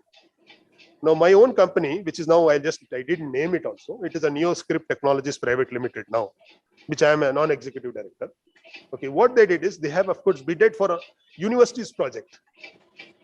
They have done a bidding in the university project. Though there were a lot of players, what university thought is, let us give a support to a startup company. You got my point? It was a very big project of the university. Even players like TCS and all also walked in. But the university administration made a particular decision that we have to give a particular chance to our own startup, and they were given for that. Now, their one particular version is ready. When one particular version is ready, now university wants to get that is generate money out of this particular product. So we cannot do it directly as academicians. We cannot do it. So what we have to do through a company. So through this company, we commercialize that project. Okay, because that is a Section 8 company, right? Then we have another center for technology business incubation. They do the mentoring of the startups. I think the last date has just ended. There'll be a 3-month dedicated program for the startup. You can just go to that site. I think 31st July was last date, or 15th July was last date, and the program has already started. Okay, anybody can participate. Total support will be provided there. 3 months training. Now it has moved to an online mode because of the pandemic. It is still going on in the online mode. So they facilitated 25 startup in the last 3 years. Okay, total startup, but this is, of course, data is not complete. So we have something called Startup Launcher Program. This is very much important. I think those who are interested can take this program. So enables the aspiring entrepreneurs to build the right business models, mentorship guides them to reach the market, support services. So for all steps will be supported here, right from the business model and so forth. This is a program of the university, which is a 3-month dedicated program, which just started. Then we have TIDE. Okay, we are associated with the TIDE. This is, of course, the initiative of Ministry of Electronic Government of India. TIDE UH is the University of Hyderabad initiative supported by, this is a full form, Technology, Incubation and Development of Entrepreneurship Program by department. So its aim is to engage young entrepreneurs. Again, here, if you see here, to initiate technology startup companies. Now, in this case, what happens, you can even submit your ideas today also. I think those who have very ready-made ideas right now, 30th September is usually the last day to. This is, of course, every year, that is throughout the year it is open, but evaluation takes place on some 30th September. So they do a lot of, they decide funding the startups. Okay. And recently they got this particular best award, something so forth. Okay. Apart from this, now we know, probably you know very well, very recently university is given a tag called Institution of Eminence. Institution of Eminence. Under Institution of Eminence, the call for specifies on startup. No research proposals. Give an idea that can go to the startup. Okay, I think we submitted our with some collaboration, because we talk about multidisciplinary and interdisciplinary today. So we have myself from computer science, one Professor Rajaram from physics, and one person from social sciences. We put some proposal. It is still under evaluation, which is submitted under IOE version 4, where in future the money has to be generated from those particular startups. Otherwise, they are not going to fund that actually. Yeah, coming to government schemes, I will not spend much time on that. Okay, but I'll just highlight few things. So many schemes are available. Please, we need to be aware of it. We have to use it. Let me tell you, we are not using it. Maybe whatever apprehensions we have in our mind, please remove that. From this forum, I'm telling you all, please remove that apprehension. We have a lot of opportunities available. We need to utilize it. Okay. So we have something called iMade. Okay. Whereas, of course, to support some 10 lakh. Okay. That is mobile apps, Mudra Bank scheme. But just visit this portal. If not anything, Startup India. Please go to the Startup India portal. Okay. You will be amazed to see so many things which have come up in last 1 year. It's okay. So yes, startup ecosystem through various government departments and programs, 4,000 plus have been benefited in the last 1 year through these schemes. Okay. Financial support, 960 crore funding has been enabled to these particular startups. Okay. And of course, that so many crores have been sanctioned for the infrastructure. This is how it goes upon. I think what these people do is there are various facets. One is hand holding, okay, funding incentives as well as incubation. You are given the facilities, the support among all these three vertical sections. So number one, legal support is given, IPR support is given. You are given funds of funds, a lot of funds. Credit guarantee is given. Tax exemptions are there. If you go through this particular, the policy of the government, for 3 years you have a tax exemption because that is where you're worried. Okay. Then you have industry academia linkages, competitions and grants. I'll talk about this in the coming slides, some of the things. And a lot of events can be organized. So these are a lot of, this is nothing but these many facets are there under Startup India program to facilitate all the startups.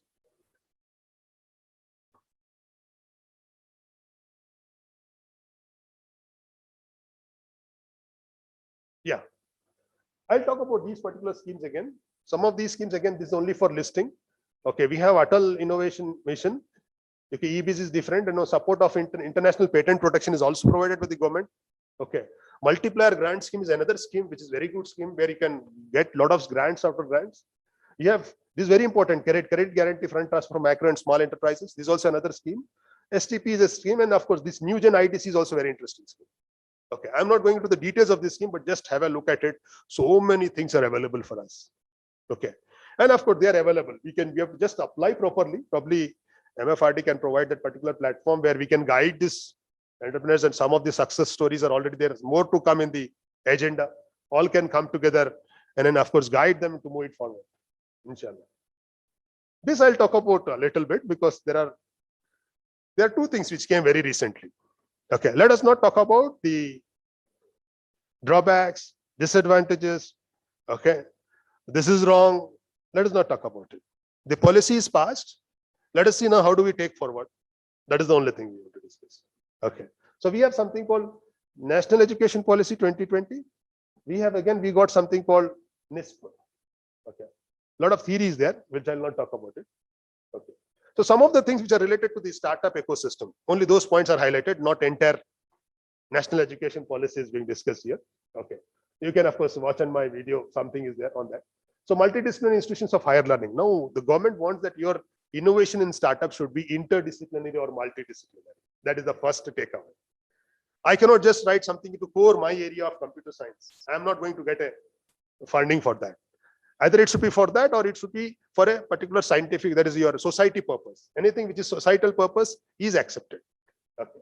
Then of course, you have higher education institute clusters, knowledge hubs. This is very important as per this scheme. Now clusters will be formed. That is, it's not like, every district will have something called Miru. I think it is written somewhere.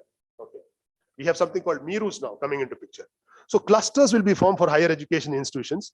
And you can, of course, collaborate not only with your institution, in the entire cluster, we can collaborate to write a particular innovative project and startup. That is what is going to come here. Okay. And let me tell you, this has started. Okay. Because I am a part of one such thing, the last one, mentoring support. Okay. I think February, I was given a training as a mentor. Okay. But we have given a lot of rubrics for everything. So we were said that for all those faculty members who have less than 5 years into the system, we have to train them. And they are coming up with another policy. Of course, people will be worried with that, though it's not that so. They said, you have something called, when you join a particular organization, you are in a probation period, right? So that probation period is on the mentors now. Earlier, what used to happen is there were no mentorship. You just join an organization at the end of 1 year, you are either confirmed or your extension period, you are extended. But are you trained? Are you mentored? It was not done. Now the mentoring concept came into picture in this new education policy, where the mentoring is done in every facet, not only teaching and research, in startup, innovation, entrepreneurship, all ecosystem. And for everything, there is a particular rubric to assess where we stand. Yeah. So here, research intensive universities, very well, they have classified into two types of universities. In research intensive universities, will have more, of course, responsibility of the startup and innovation system. So we talk about MIRUs, multidisciplinary education and research institutions will form. So here, if you see this particular point, we'll focus on research innovation by setting up startup incubation centers. Please to understand this. As per the new education policy, all these clusters should form something called startup incubation centers, technology development centers. And that's what we have that, TIDE, TBI. Now it will be made mandatory for every HEIs cluster to form that. So startup and innovation ecosystem will be there in every higher education institute. And the timeline for that is they gave 10 years. Okay. And within 10 years, we have already completed 1.5 years. So within 8.5 years, this will be in place. And it is already started. Okay. This is if you see the next point. All higher education institution has to develop hand-holding mechanism. Okay. And competitions for promoting innovation. I'll talk about this very shortly. Now we have something called NRF, National Research Foundation. Because we had so many funding agencies. Sometimes it is getting difficult for me. Where should I write? So to avoid that, they got everything, all funding under NRF, National Research Foundation, so that you only write to one agency for that. Right. So here, then when we talk about this National Innovation and Startup Policy, just forget about that. I'll just highlight few things in that. Number one, it says that, probably if you see, I was talking about my story. Okay, that has culminated into this. Now, particular faculty can also do the entrepreneurship and startup along with the teaching and research. So every point is defined. If my effort for innovation and startup is 20%, I may not even have to take permission. I can do up to 20% without any formal permission from the university. Okay. But when it crosses this 20%, I need to specify the university that I'm going to spend 30% of my effort. Okay. On this particular startup and incubation, then university will write to you how you are going to balance your teaching and research. Then some dialogue takes place, like it happened with me. I do only some specific courses per year. Okay, I do only 3 courses per year because of this particular incubation, startup, and other things. So that's how it happens actually. So all those sort of things has got into this. And very interesting thing is, for example, a student is interested in startup and innovation. So you put the student to those particular activities. Now that is NISP says that we have to give credit for that. There should be a credit transfer for that particular period. Number one. Number two, even the student should be given time to complete the course. Number three, they also says that this can be in lieu of their particular projects. You have projects, mini projects, major projects, something is there, right? This particular startup, whatever the idea the student is, of course, developing it in the process can replace that as well. All those things are talked about in this particular NISP. And it says that every education institution has to put that 1% of that particular budget on startup innovation and incubation center. That is very much important. They have to show in their budget 1%, at least 1%. 1% is not maximum. Minimum is 1% has to be shown. So all those things are there here. And they said that slowly they want to de-link the funding from the government. Of course, they said government doesn't have money. That's a standard sentence. So they want to de-link it from that. And they said, you have to contact these particular agencies, DST, DBT, MHRD, and so forth. A lot of funding is available with these people. And of course, they're also telling us to go with this particular, that is CSR as well. Go to the companies and, get some, as a part of CSR. We do a lot of things as a part of CSR. Like yesterday's event, was sponsored by a particular company as a part of CSR. Okay, these all prizes and all, they give it and so forth. Yeah. Okay. So HEIs are, see, this is what, so here probably a day will come where even, let's say, MS Education Center should also has to have their own NISP, National Innovation and Startup Policy. They gave a big framework and they said that you have to come up with your own NISP on the same guidelines, very specific. So they say for language teachers, this is the rule. For sciences teachers, this is the rule, something like that. So, they, of course, for people like us, they forced us that we have to upload our NISP. And of course, we are still pending on that because we have so many stakeholders. We have 47 departments. It should, of course, meet to everyone and so forth. So we are still in a process. Most of them, we are adopting the same points, being a government institution. Few points here and there, we would like to do it. Okay. So every organization will have their own NISP based upon their constraints. So some liberty is given to us. It's not like you have to follow the same thing. So those points have come here. Okay, this is all of the same thing what I talked about it. You can have a incubation in the part of your curriculum, which is made mandatory. So as a part of Institution Innovation Council, we have just initially started with a particular some course on entrepreneurship and startup, okay, which is already available online.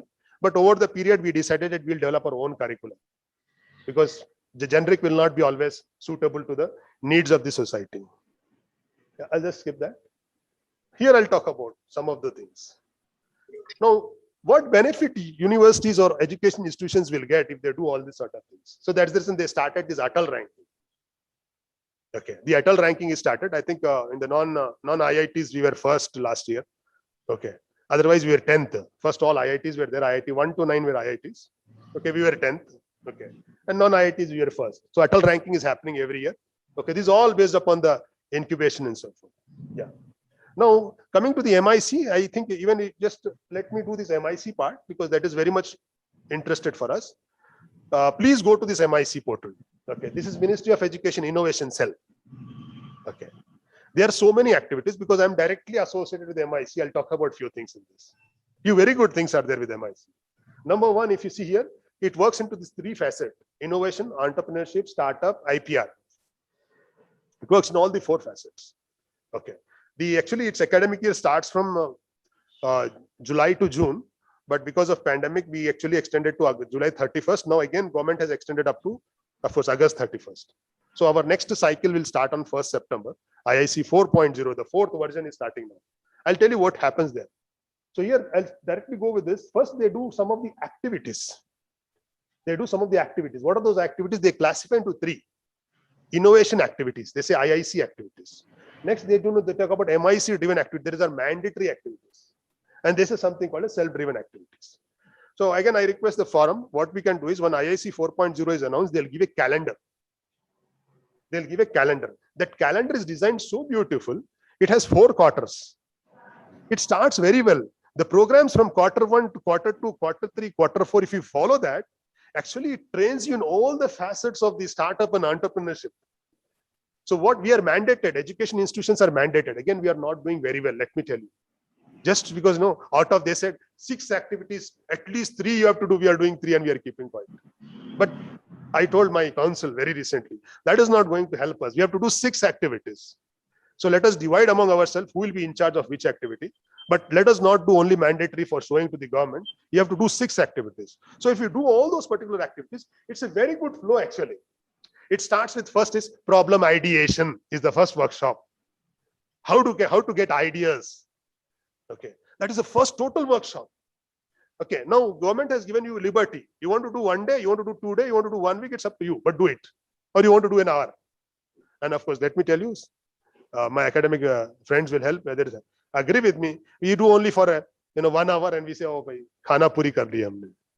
Okay, but that is not. If you follow that particular calendar, it's very good. Some of the MIC driven activities were very good. That is another input. Okay, I'll tell you. Recently, government has conducted one particular talk, which is already there on the YouTube and other channels. They said how to take my master's/PhD thesis to the incubation. How do I convert my master's or PhD thesis to a startup? That was really good. We need to even do that. Let us go back and see what good projects have been done by our people and how can we convert into a particular startup. That is also a very good idea. So those things come with MIC driven activity and any other activity apart from that calendar, like we did yesterday archetype. This is our own activity. So we show it as a self-driven activity.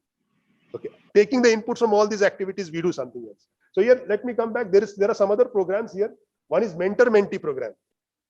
Okay, I think next year we'll be mentors.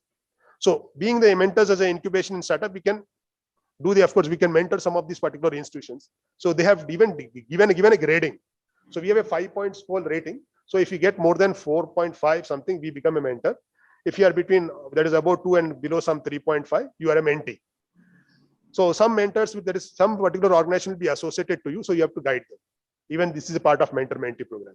As a part of this mentor-mentee program, government gives a funding. Okay, where I can call some very good experts. Okay, their TADA will be paid by the government for this particular program. That is also provided. And innovation ambassadors program. Okay, I think even academic people know this. The government has started this innovation ambassadors program even for those colleges who are registered with MIC, who have not applied for their innovation ambassadors training. Still some time is there. I think 10th is the last date for the next round of that. We are of course foundation ambassadors for that. Okay, we have recently completed one of the training. So we can, of course, now we are given 3 activities, as I said. We have to do some of the particular activities internally, some externally, but we need to put all that proof actually. And next, they started something called clinics. We were told through 2-3 days back that you have to start clinic. Then I was surprised, what is the clinic? Just like you have a medical doctor clinic, we should have the entrepreneurship startup clinic, where you have to give your consulting timings. And I have to document that on the government portal. That from this time to this time, I guided this particular person on this particular idea. So they have started this clinic. So we have to do it. And within 1 year, we have to show how many clinics we have done. Okay, our year started already. Okay, how many internal and how many external programs we have done? This has to be said. Yeah. Then of course, where we have to start. The best thing is start with this particular contest. Smart India Hackathon, very well known contest. It has started for this year. Last year it was not conducted. Let me tell you, it has very good steps. First, you need to only get an idea, get a problem, give your some use cases, submit it. And once it goes through it, you are selected. You have to do your POC. You have to do the prototyping. Once it is done, you are given a training. It's not like you have to do. Only the student have to do. Once you are selected in the second round, the government gives you training how to make business model and all. Then you make your own business model. You present. If it is not good, they'll remove it. Okay. Then you go ahead. Till now, one of our team is in the funding stage now. Final stage they have come. But they asked the university. Government will fund this part. How much you will fund? Now we ask the question from where we have to get fund. Government referred to the NISP 1%. From that 1%, please allocate some fund to this particular thing. So what fund you are going to do it? So it reached that particular stage. So that's why the particular entire ecosystem moves on actually. So a lot of work is there in that particular thing. So we have National Innovation Contest as well. And please go through this particular thing, Yukti 2.0, specifically for academic institution. Support to startup and technology from academic institutions. Okay, so that is the place to start. And please go to this Kapila, Kalam program for IP literacy and awareness. And they will announce very shortly, please take the training. Okay, you do not get an advertisement, you should go on seeing that Kapila. Kapila is pending since long. Even I was interested in taking Kapila again. Okay, so Kapila program you have to take. Vishwakarma awards, probably the institution step. You have to do so small things and try to apply for those particular awards. You get funding directly. There are some very, even a particular team from Maulana Azad University got into the Vishwakarma award. They were first and now they are given funding for that. And if you see, they didn't think also when they first submitted that particular idea. And who were the mentors? Their own teachers, nothing else. Okay. So that means please understand that we have an enormous potential. Just we need to just move forward on that. Atal Tinkering Labs. So this I would like to tell. And I think the organization has to take Atal Tinkering Lab concept also forward. Government has established 5,000 Atal Tinkering Labs along in so many schools. We didn't get that funding, but on the same grounds, I myself initiated in university, and we are shortly inaugurating something called, I wrote it in the bracket, Innovation Club. Okay, how did we do that? Of course, first of all, we took the administrative approval. Then we told the university give something. You know how much money university gave? 1,50,000. I said, okay, whatever is there is fine. So we took some IoT devices and placed it.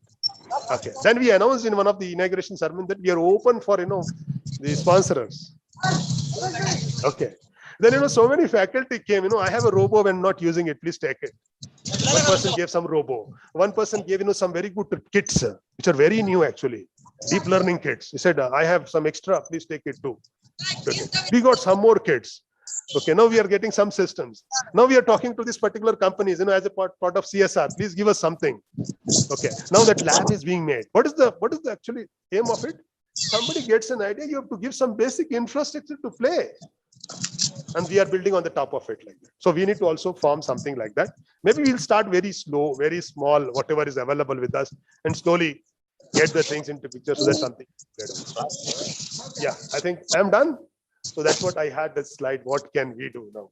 There's so many things, We need to really think upon it, ponder upon it. Very, very. Somewhere we have to start. I gave so many things now. Probably we need to again have a next level. We need to that is discussed specifically. Hope probably I try to give information in this particular nutshell. Thanks for your that is patience in this. Thank you. Yes.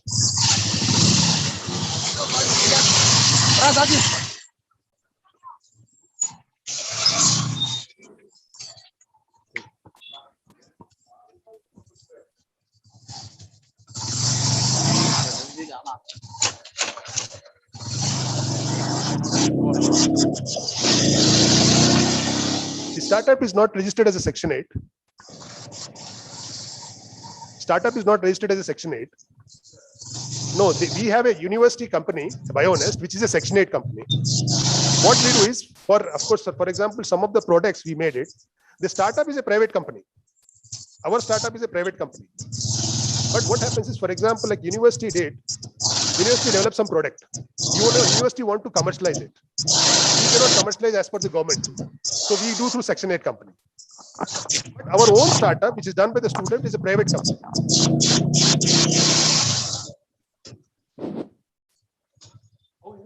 Distribution of equity.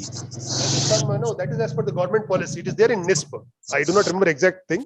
Some 9% something. Yeah, sir. You want to add? Yeah, you can answer. No, there is there. No, in NISP it is there. In National Innovation and Startup Policy it is there. For incubator it is not. Yeah. Any Section 8 company there is? No. Okay, yeah. For incubator it is not. Yes. Yeah, And correct. if you would allow me, I have another question. Yeah. You said there are a lot of schemes that people can Yeah. benefit from that. And based on your experience, what do you suggest? Because the environment in the country right now, as we see, particularly for minorities. So how is that? What is your experience? I don't think so. We have to apply. Okay. I think we need to do some homework directly. Don't allow every person to directly apply. Let us come to this forums like this. Let us have some mentoring system here. Right. Let us refine it properly. Then we'll do apply.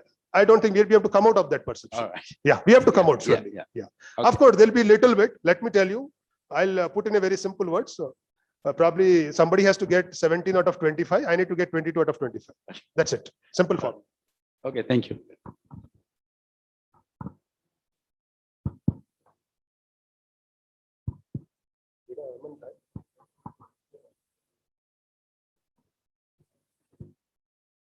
Yeah, my email ID is there. Mashallah, lot of information you have fed us. I think it will take long time to digest all these things.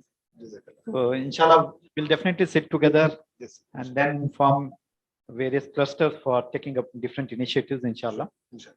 So any further questions before we break for the tea? Jazakallahu khairan kaseera wa ahsanul jazaa. Amazing presentation, mashallah.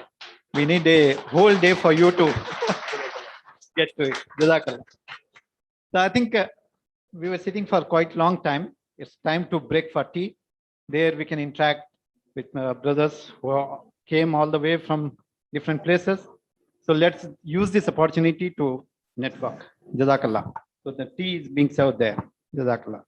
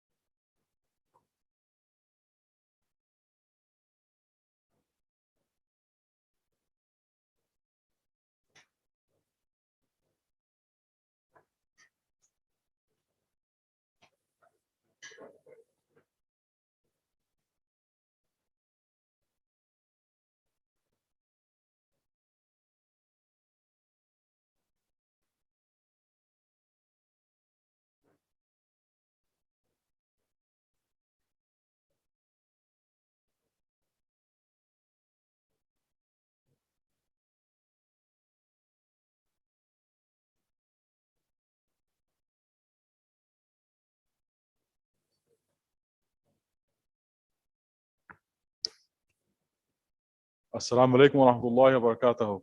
I hope you had a good time and had a good tea. Okay, let's welcome Dr. Wasim Mohammed. And before starting, please let me give you a brief introduction of Dr. Wasim Mohammed.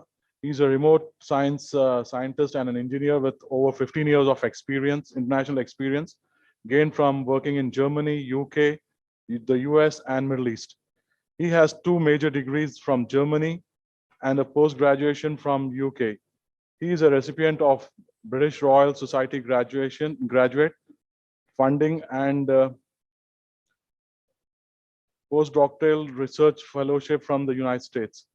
His contribution to the sustainable agricultural using data sciences and machine learning techniques from Seattle data help gross reduce the nitrogen inputs. He has published journals and conference articles. Currently, he is setting up blockchain technologies training institutions and data sciences machine learning training programs here in Hyderabad. He is the founder, chairman of SEUMP Education Welfare and Charitable Trust.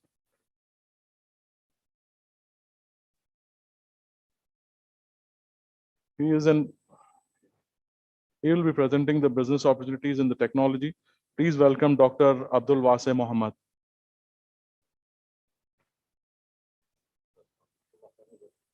Assalamu alaikum wa rahmatullahi wa barakatuh.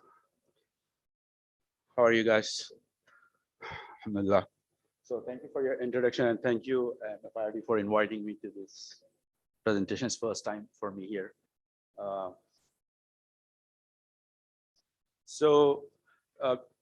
Let me begin by asking you, how many of you are entrepreneurs here? Just show your hand. Okay. And how many are planning to become an entrepreneur? MashaAllah. Right. So the idea of this presentation is to create an movement, maybe a light bulb glows for you after going through this presentation. I'm not sure because I've been asked to do a presentation on new technology, business opportunities in new technologies. So let's see if something interests you and maybe a startup or spin out come out of this just as a motivation. Consider this presentation as a motivation.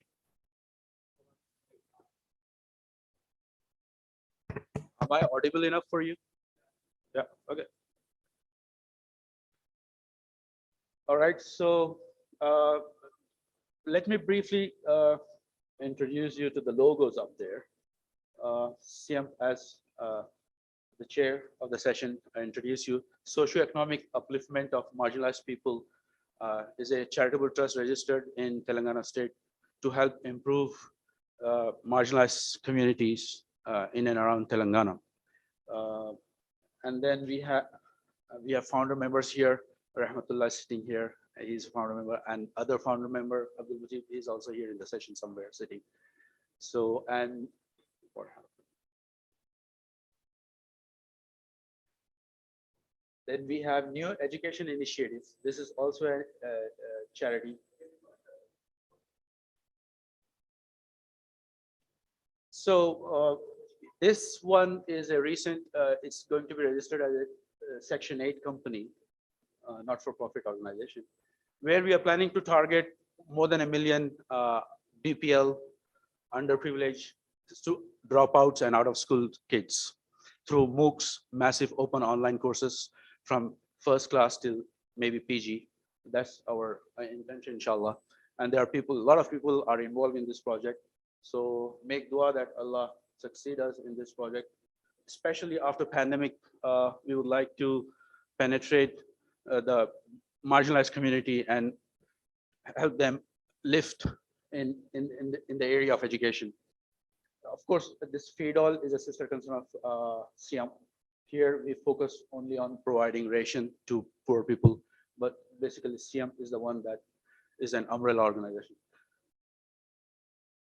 So agenda for my presentation today is I'm going to talk about drone technology, business opportunities in drone technology, 3D printing, Internet of Things, artificial intelligence, robotics, data science and machine learning, aerial and satellite remote sensing applied to natural resources and sustainable agriculture, and blockchain technology and immersive technology. Guys, you have to settle down. Okay, so let's start with drone technology.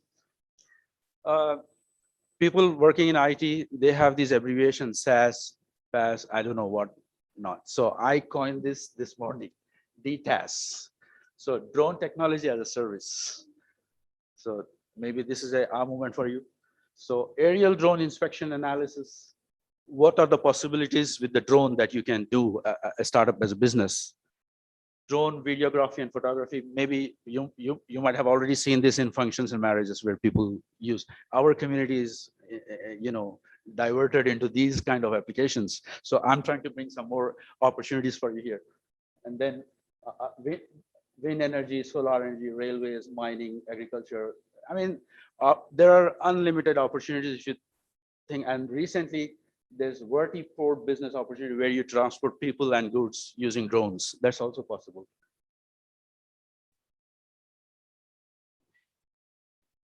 So making construction more efficient with drone powered solution, yes, it's possible. Rehabilitate urban planning with drone powered solution at a fragment of cost. If you involve people, if you got a big, large project, multinational turnkey-based project, how many people you need, how many man hours you need to manage and inspect and keep an eye on your project. With drone, you can very easily achieve at a low, maybe less, very, very minimum cost and in real good time. All right, it's playing. So the construction industries are flourishing swiftly and the role of technology is developing. So how you can use drone, just, you can monitor, keep an eye on construction site, get a real-time data while you're monitoring the project, and then make decision based on your real-time data. So these are all possibilities in construction industry. Beyond construction industry, you can also do presentation mode.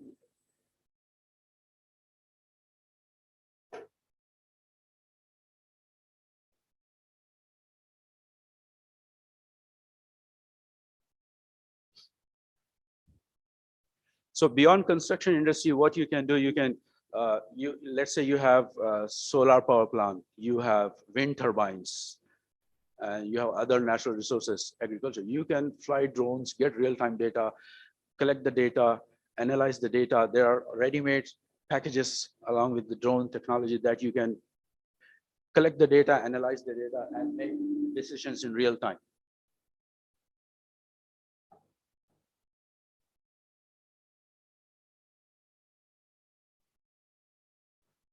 So it's not playing full mode.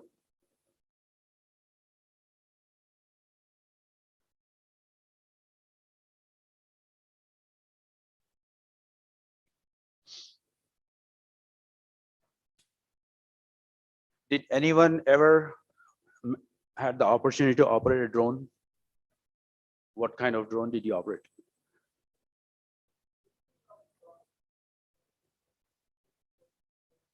What was the application?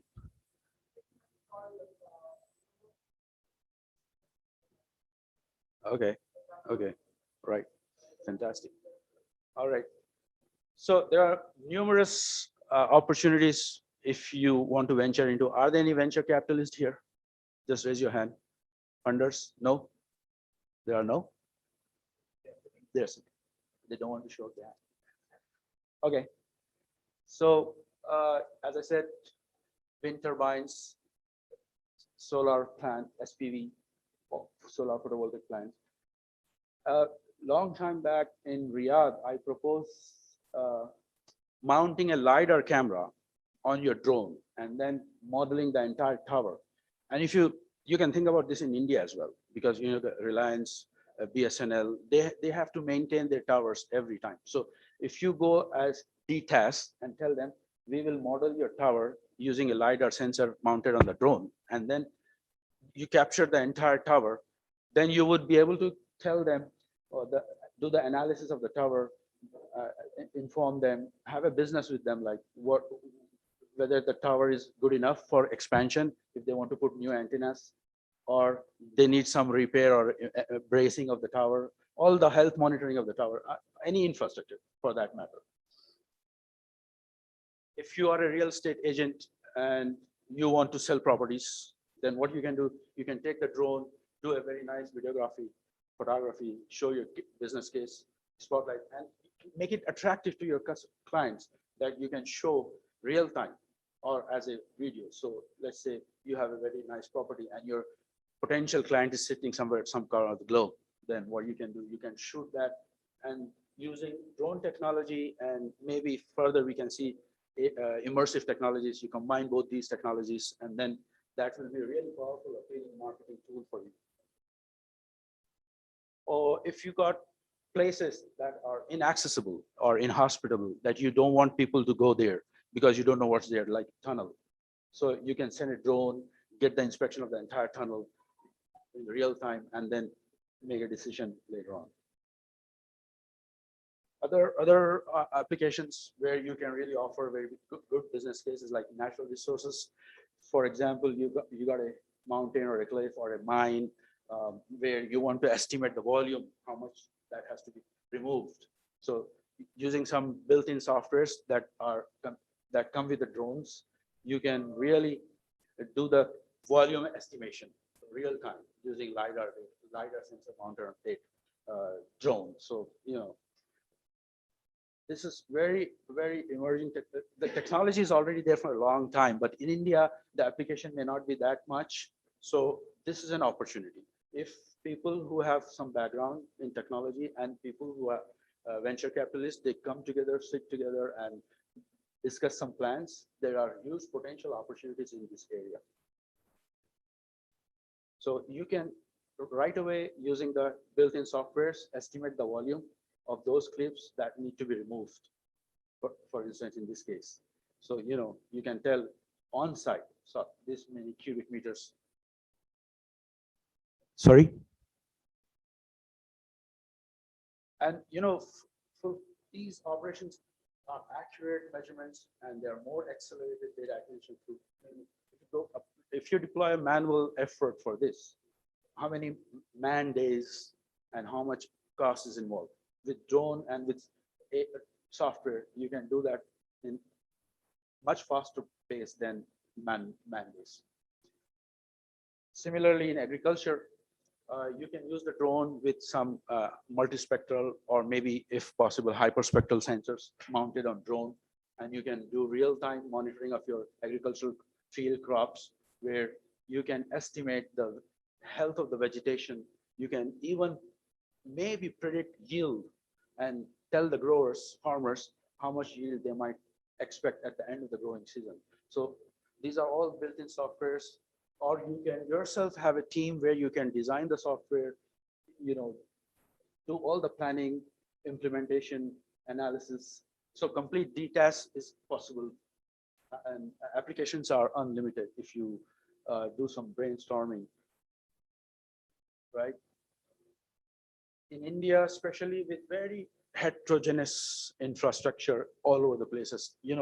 If you go to Western countries, what you see there is settlements are designed. Now, you might see that in Gurgaon, they are all designed settlements, but in most of the places in India, they are haphazard, random. So using drone technology, you can do the proper mapping, and then town planning, government agency, you can liaison the government agencies for town planning and informed decision making using these technologies. If you have a tourism office, you're promoting tourism, how you can use that? You can combine drone technology with immersive technology, right? 3D mapping of heritage sites and ability to view places using virtual reality.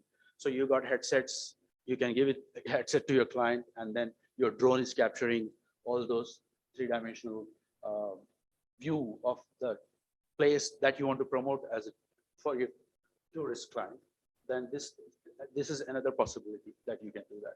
So there are many more, but I thought, given the time limit for the presentation, I just thought, I'll talk about a few of those opportunities that can immediately be started if somebody is interested. Then we talk about, this, I think in Dubai and in China, they have already experimented transporting people using drones. And I think also in Canada, they have these very ports. So you can transport people and you can transport goods using the drones, advanced drones. So business of drones, you can sell drones. This is one opportunity. You can procure drones from the manufacturer, or if you have the possibility to manufacture drones, you can manufacture drones and sell them. Then you have business opportunity for drone applications, what we have seen just now. Then you can also sell business accessories for the drones. People who use drones, they need accessories from time to time to maintain the drones. And maintenance and repair of drones, this is another business opportunity. You can train the pilot for flying drones and drone taxis. This is another opportunity. And you yourself can become a pilot for drone. You're flying taxis driver. These are all opportunities that are possible. Though next, we talk about 3D technology. Yeah, what are the potential business opportunities for 3D technologies? So 3D printing technology can help you to develop any project, create your own 3D printing business, get inspired by all these 3D printing ideas that you're going to see now. How you can establish a business, you can have a 3D printable design templates. If you are good in CAD/CAM, anyone with the background in CAD/CAM, yeah. So you can design the templates and sell it as a template to the 3D printer companies. You can yourself do 3D printing of the products, whatever products. That's another business opportunity. You have to have a business opportunity to maintain and repair of 3D printers. You have to teach people how to use 3D printing. That's another opportunity. Making 3D printed. Have you heard about 3D printing burgers? Has anyone eat 3D printed burgers? No. No. Burgers and steaks? No. So the 3D printers are printing burgers and steaks. What they're doing is, in the laboratory, they're creating meat, artificial meat.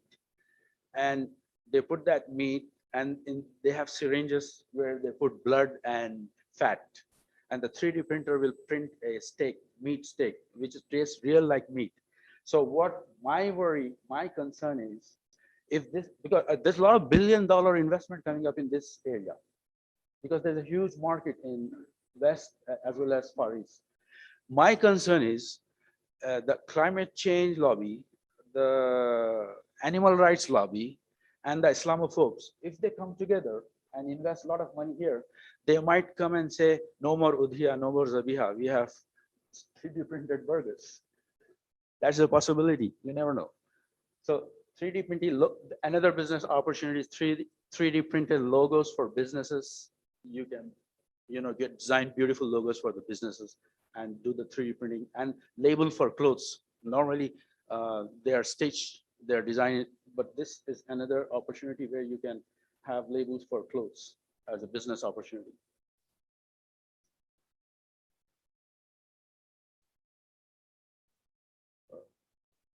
Yeah. Okay. How does that work? You can see whatever. First, you have to have a design template. Once you feed the design template, it will print it in no time. In fact, in China, they are building houses using 3D printing technology. The complete house is built using 3D printing. Now, how durable is that? It is really durable. May not be durable for extreme weather, but it is really durable. And in no time, you construct a house.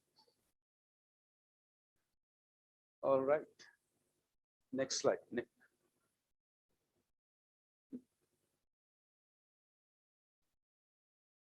So let's move on to artificial intelligence robotics.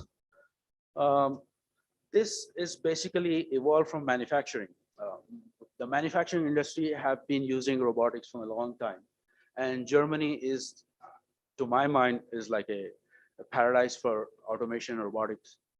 So there are so many.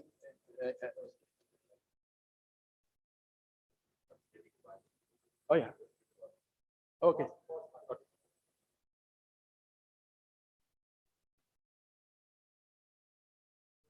So for any ah moment or light bulb moment in any one of you? Oh, I can start this now.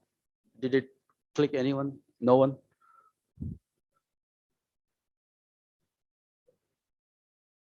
Yeah, who is ready to start? Who is ready to start a drone detached business or, 3D printing? 3D printing is pretty easy. Rahmatullah, he has a 3D printer himself. I know that.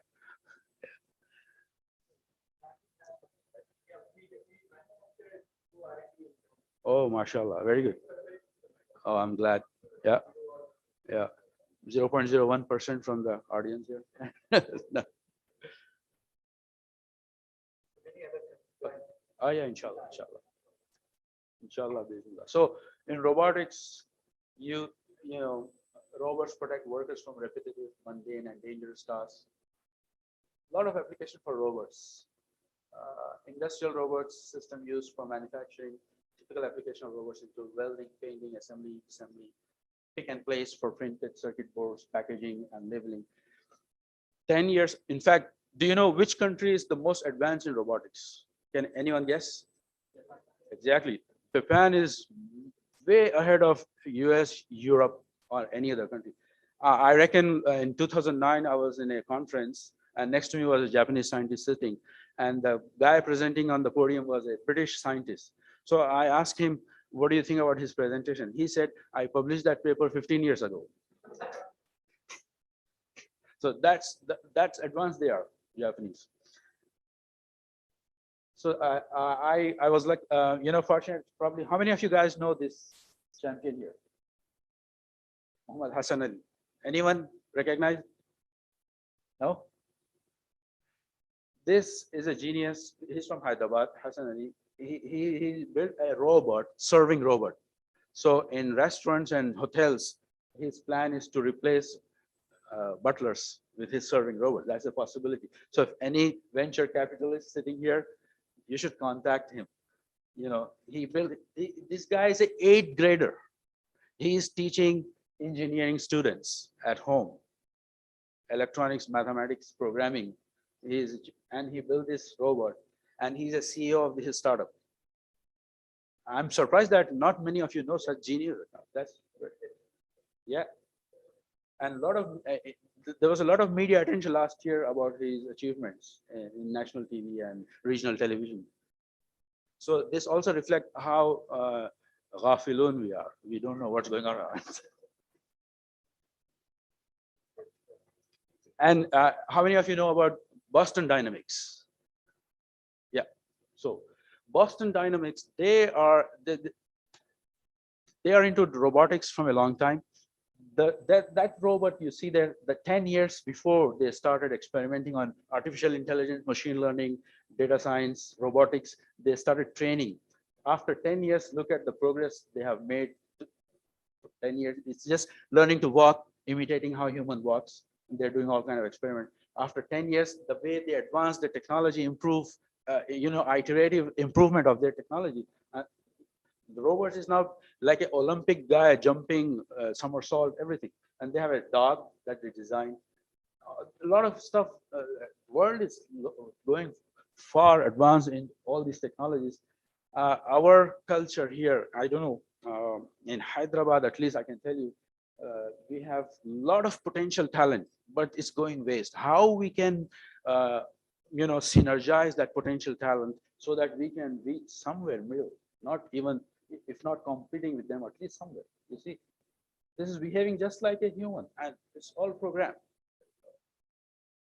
This is a wall climbing robot. There are so many applications, but I think in Mufakhamja, they have some advanced application of robotics. I know recently they also got some patent for something I read somewhere in the newspaper. Look at the somersault, just like an Olympic guy. This is a robot doing it because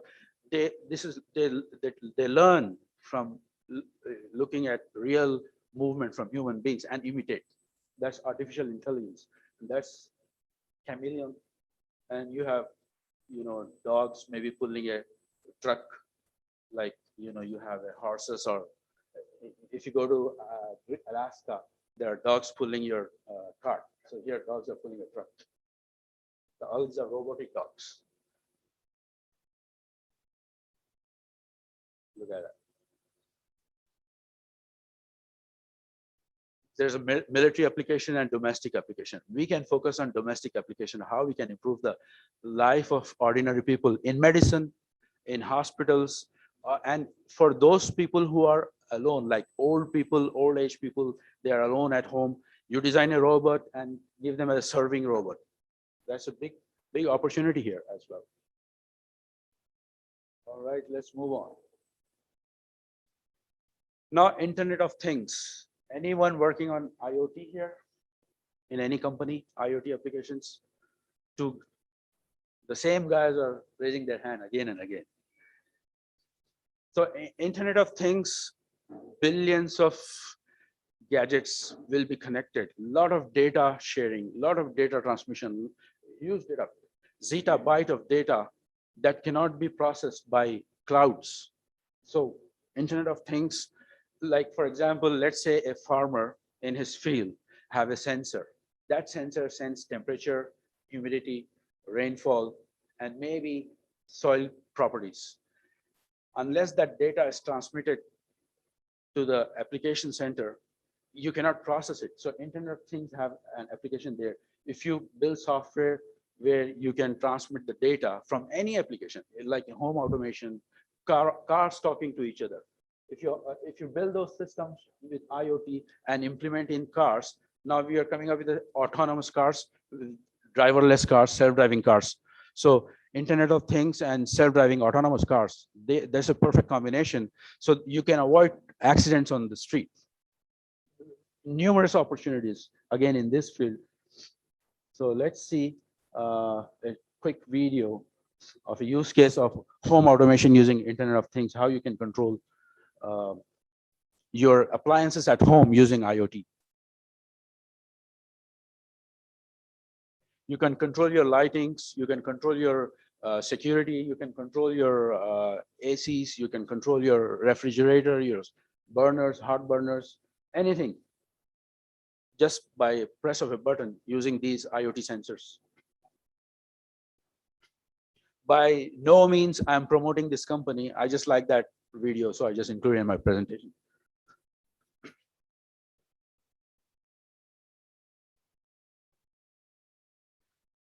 You can control your kitchen, you can control your AC.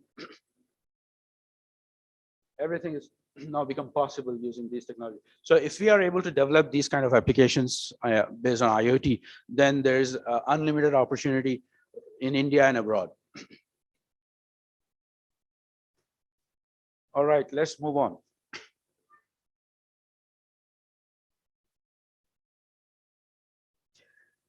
Now, coming to data science, yeah. Data science and machine learning. Did anyone previously have seen this picture? Has anyone seen this picture before? Yeah. You know, when oil was discovered, and once oil was discovered, people who were the most rich were the one who explore oil and sell oil. Now that has been replaced by data as a new oil. The one who has a data is more rich now. The one who owns the data will be more rich than even the oil companies. And there are statistics as of today. I did not find a good slide to show the statistics that multi-billion-dollar revenue coming from data and not from oil. In fact, I think in 2018 or 2019, oil went negative. Crude oil price went negative, not zero, negative. There were no buyers. So data is a new oil. So if you look at these companies, how they make money, Netflix, IBM, Springboard, Facebook, Google, Amazon, all these people are making money based on data. And I remember I was in 2016 when Trump was elected,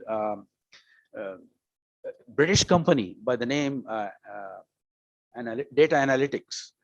They manipulated the data of the voters in the United States to manipulate the election results.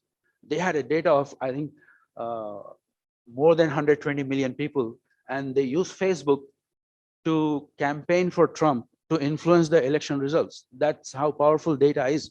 It depends on how you use the data, but the moment you get the data, you can do the modeling, and implication of that will be like life-changing.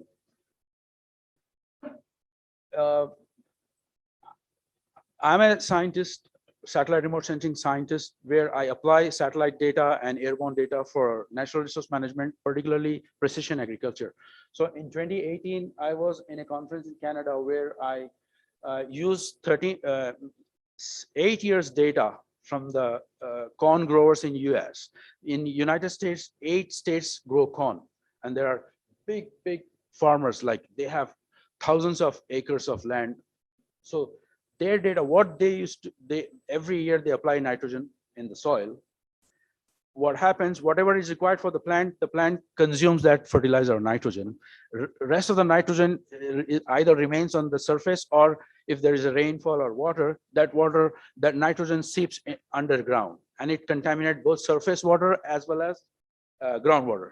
So I had a project where I have to find out if, and they were applying 240 kilogram nitrogen per hectare. So I wanted to see if using AI, ML, DS, if we can do a modeling and tell growers if they can reduce the fertilizer application. So from my model, I informed them that at 170 kilogram per hectare, there is no change in the yield that they were getting. So from 240 to 170, it's like a saving for them in terms of money, and also reduction in environmental loading from the excess application of nitrogen. So this is one application of data science and machine learning in precision agriculture. This I presented in International Society of Precision Agriculture in Canada in 2018. So more possibilities are, if you have background in remote sensing, not just precision agriculture, you can do n number of things. You can do natural resource management, you can do town planning, you can do smart cities. There are unlimited opportunities again in this technology. Indian Space Research Organization, ISRO, they are also very advanced. Unlike NASA, ISRO, I think they are not good in marketing. And NASA is good because also Hollywood promotes NASA. So everyone across the globe know NASA. But ISRO is more advanced, more in terms of space technology. ISRO is very advanced. I was in German aerospace company in 2004, 2005. So the delegates from German aerospace company, DLR, they came to India to ISRO to make a MOU with DLR, with ISRO. But the German team demanded the ISRO team that they will have mission control. ISRO declined. They did not do MOU with Germany. They came back. So I asked my boss, so what did you do rest of the time? He said, I went to see Taj Mahal. So, Indians, our scientists here are well advanced. Now, recently they have a MOU with the NASA on, I think, spaceborne hyperspectral sensor. This is something new coming up, and a lot of potential applications. So if you know remote sensing and geographic information system and the combination of this, then there are potential business opportunities. Let me give you an example. For example, if we have, let's say, a hypermarket that runs like a huge space of parking. So a business idea for you might be, you use the technology either with drone, because any remote sensing, drone is also a remote sensing, satellite is a remote sensing, airborne is a remote sensing. You map the parking area of the hypermarket over an n number of days, like maybe 6 months, and then collect that data, do the analysis of data, and find out at what particular hour of the day they have the maximum parking in their parking lot. That way you are able to tell at what time more customers are coming to the market. With that data, you can tell the market owners, okay, put all your promotions at that particular time, then you will have increase in sales. This is one of the ideas, you can use it. Then another application is disaster management. So let's say you have floods. What you can do? You can use the satellite data, because floods, they come in a large area. Drones, you cannot cover flood, natural disasters. Drones are for small, limited areas. You cannot fly over districts, over. Excuse me. Can you play? So there was a flood in Mississippi Delta in Kansas City. The entire city was inundated, including airports, railway. There was a disaster, billions of dollars of loss. So I use radar data from satellite to analyze how much damage is, sorry. This dark region, the red, that's the damage. It's a huge area, many square miles. So one business model from this use case will be insurance companies want to know what's the damage and what's the claim. So you can use this technology to tell insurance companies about the damage, and they will settle the claims based on that. There was another flood in Iran the same few months later after the Kansas City. So I did manage to get the data from satellite and did modeling for that. The lake burst and it spread into the towns and cities. That's another application. So this is disaster management is another application of remote sensing. All right, next.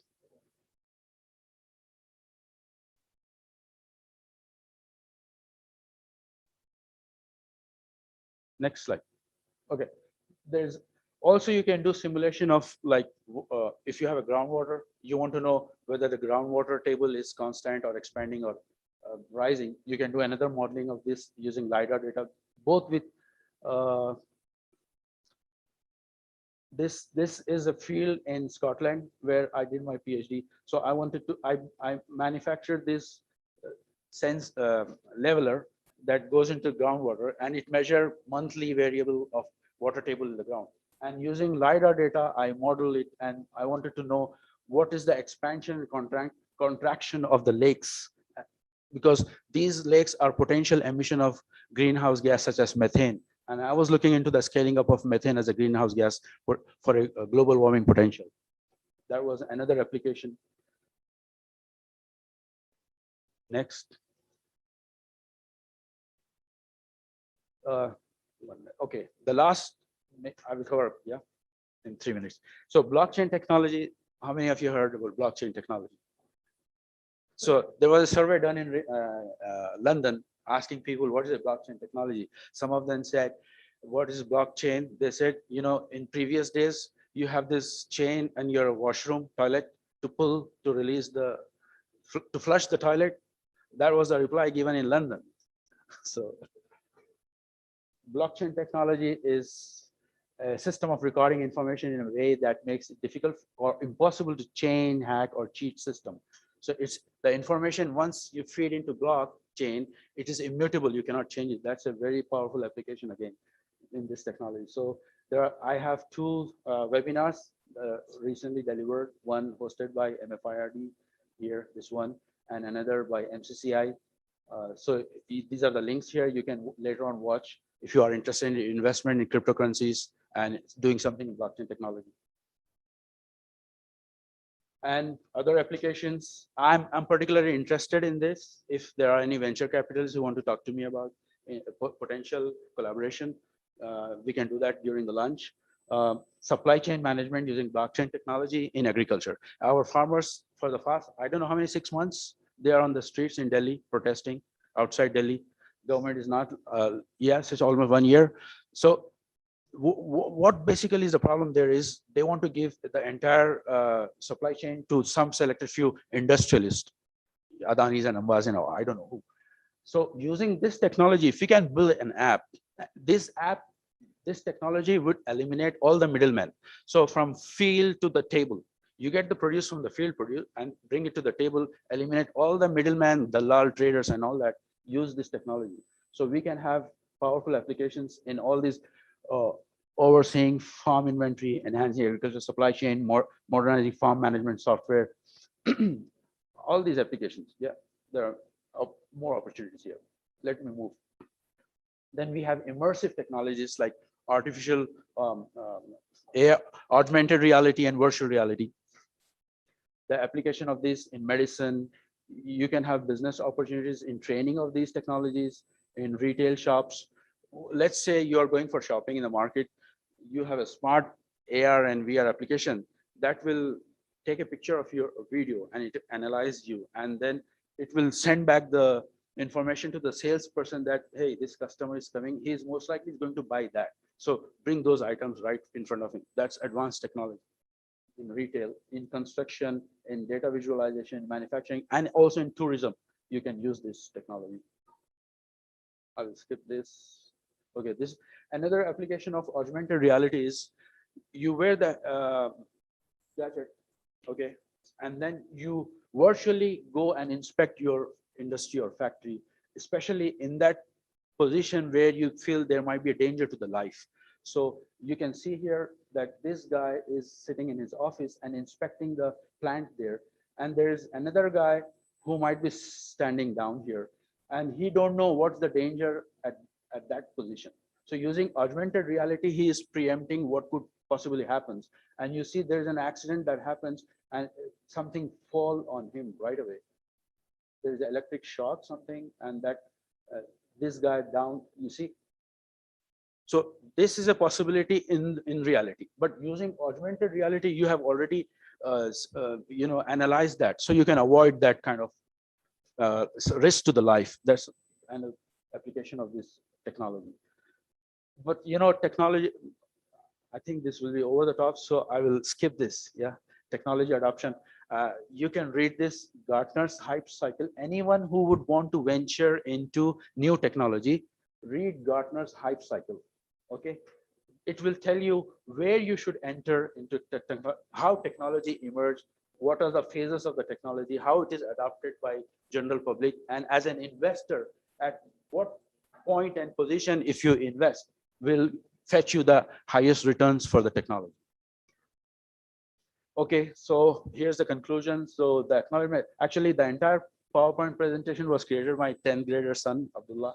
He did that. I just gave him the keywords and everything was put by him except the data I provided him. And we have Rahmatullah sitting here. He and Sadi, they gave me inputs for 3D printing, right? And all the information you see I've collected from these websites. Okay, thank you. If there are any questions, I'm happy to answer.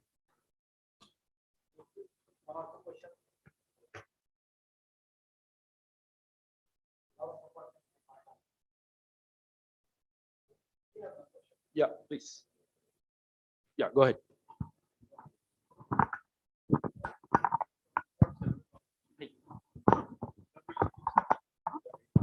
How do you zero in, especially when I'm not from a technical background? Yeah, that's a very interesting question. Yes, if people who are not familiar with technical background, what you can do is you have to have a good team who are sound in technology, and you have to have a good financial background support as well. Or if you have people who are innovative, creative, they can have very good programming skills. Then your idea, if they are able to convert into some programming applications, then you don't need to be. But you have to have the overarching in and out of the technology background. Otherwise, you can be cheated.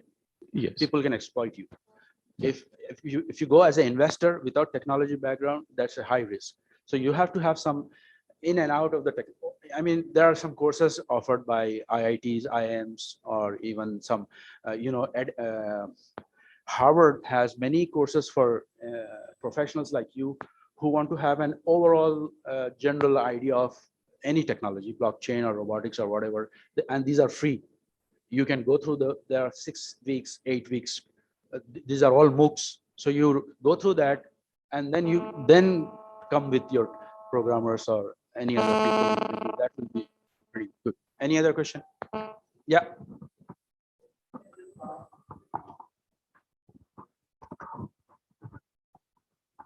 Assalamualaikum. Yeah, industry is moving to now AI, ML, data science. Now the next step will be blockchain technology now.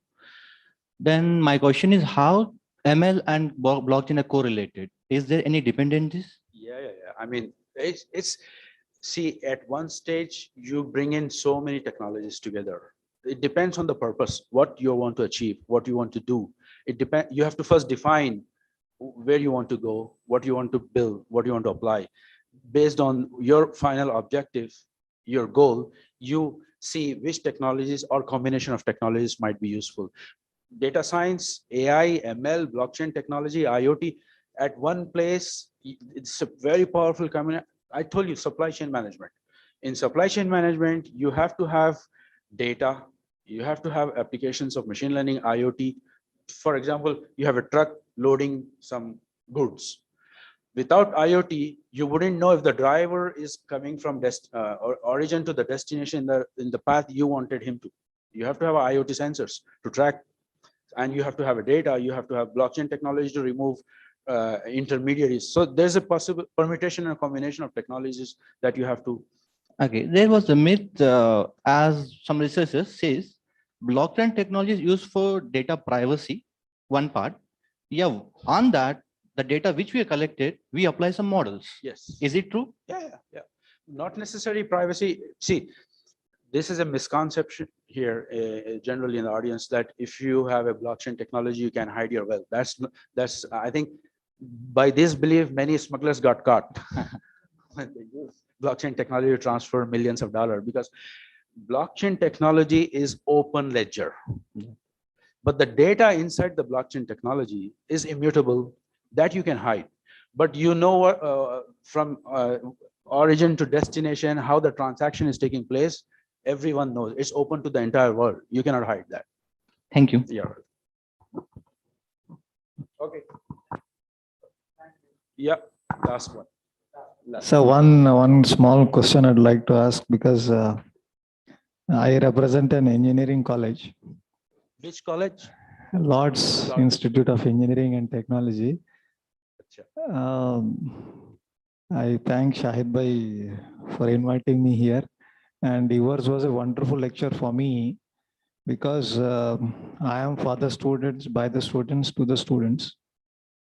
So wholeheartedly, whatever is there, we try to share. But there are two things which are cropping up. One is technology, which is very fast, and how people are adapting, how students are adapting in this COVID and all. 2 years it has gone by. So one thing is, my students ask me, sir, we want to do internships in the technologies, blockchain or AI or DS, whatever it is. And second thing is, like, because my college has all the credentials, NBA accredited, NAC, autonomous, whatever is there in the market, it is available. Now my focus is like, I want to collaborate with some organizations wherein that can generate some new ideas on the technology. Plus, I can generate some internships wherein it focuses on getting placements in good companies. So how do you suggest on that? Yeah, I thought the presentation previously by Dr. Salman addressed that question in very. So that was regarding TBI and startups. No, I mean, even for internships, if you have a collaboration with the industries, if you make an MOU with the industries, you can send your kids there for. No, I have MOUs, I have COEs, but I don't have collaborations, these MOUs and all, because they are like, they are purely commercial, right? They focus on some financial figures. Yeah, maybe you have to change the system of education a little bit, because I know that in Germany, there are two universities. One is university, another is called Fachhochschule, which is a practical university. So people who want to do PhD go to the pure universities, and people who want to go to industry, they go to Fachhochschule, which is a practical university. And in practical universities, they have a compulsory 6-month industrial training for their students. That's part of the syllabus. I agree on that. Germany and also right now with the situation. You can lobby for this kind of system here. So anything. Is NEP addressing that? No.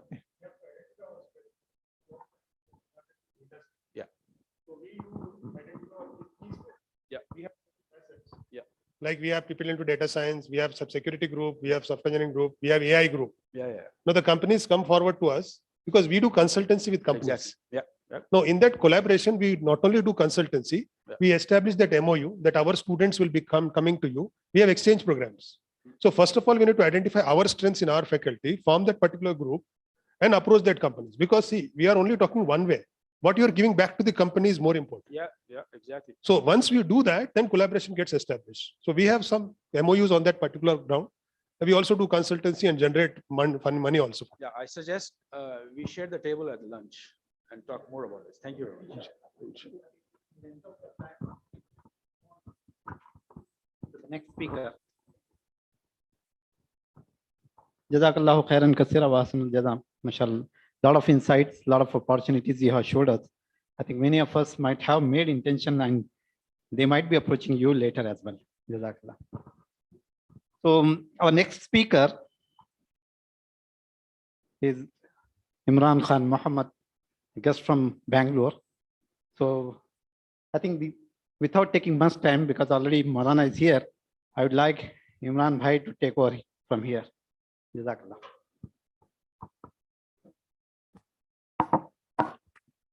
Assalamu alaikum wa rahmatullah. I would have given you a better pose, Shahid Bhai. I would have given you a better pose. Better pose. This is public, that's why I have taken.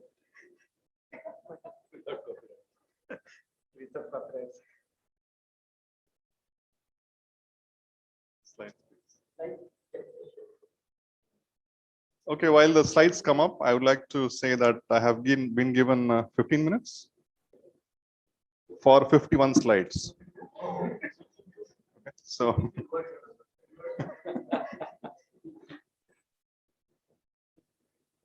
so don't be surprised if I not just run through, if I zoom through the slides. So please take it easy. So I think one of the important topics of today's seminar is Introduction to MFIRD, Millat Foundation for Industries Research and Development. Initially, we thought Millat Foundation for IT.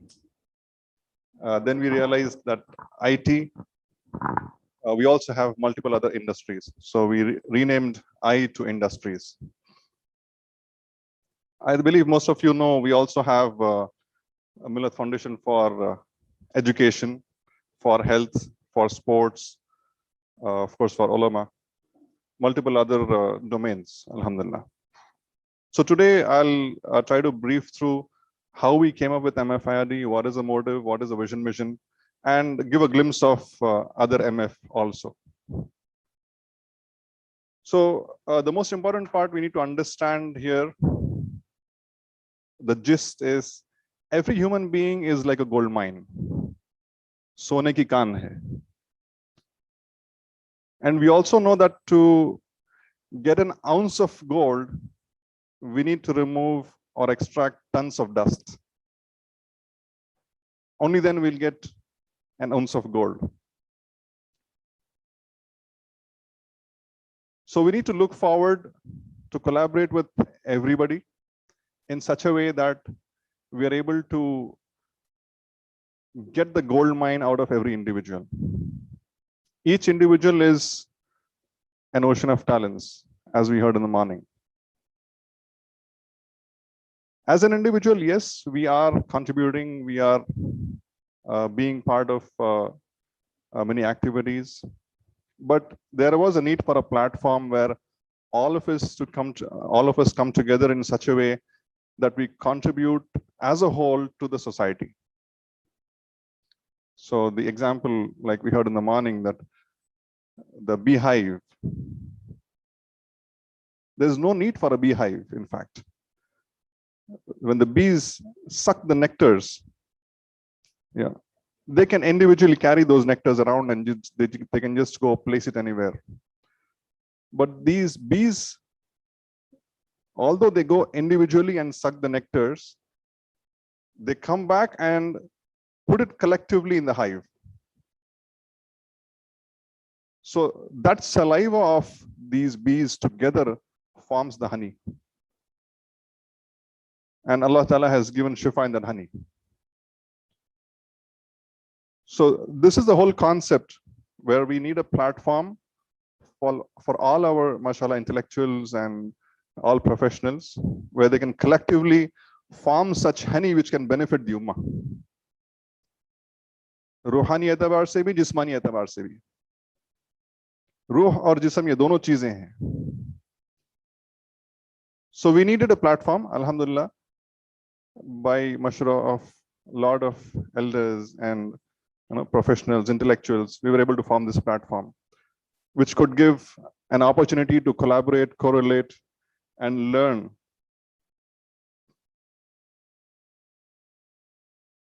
This can be the idea behind the whole of Millat Foundation. In this world where everybody is eager to take whatever he can for himself, this hadith becomes the exact fit कि लोगों के लिए वही पसंद करो जो अपने लिए पसंद करते हो. It's not easy. It's not easy. Okay, in between, I got a message that ये गाड़ी हटाना है. AP13H9787. AP13H9787. So not from this crowd side by somebody from outside.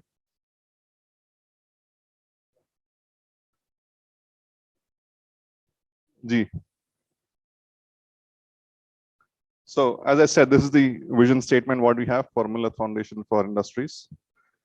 And the mission, we have 4 pillars: upskilling, entrepreneurship, career guidance, and helping the school children from a level where we can identify those children to which domain they can explore and get into that domain.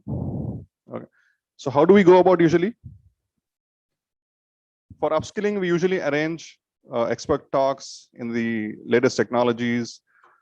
We have been conducting webinars on tinyurl.com/mfrd. I purposely did not put that URL here so that I can announce that URL and you all can explore it. It's tinyurl.com/mfird. We have about 75 to 80 webinars with the latest technologies from the speakers of different backgrounds who have got more than a decade of experience in the industry. You can always note it. It's tinyurl.com/mfird. We have these webinars every Sunday, tentatively 11 to 1. Along with that, we also have conducted various courses like cybersecurity, Java, how to open a startup. I'll just run through all those. These are different forums where we are able to provide upskilling to the to the individuals, because upskilling is the buzzword, especially when you're working from home.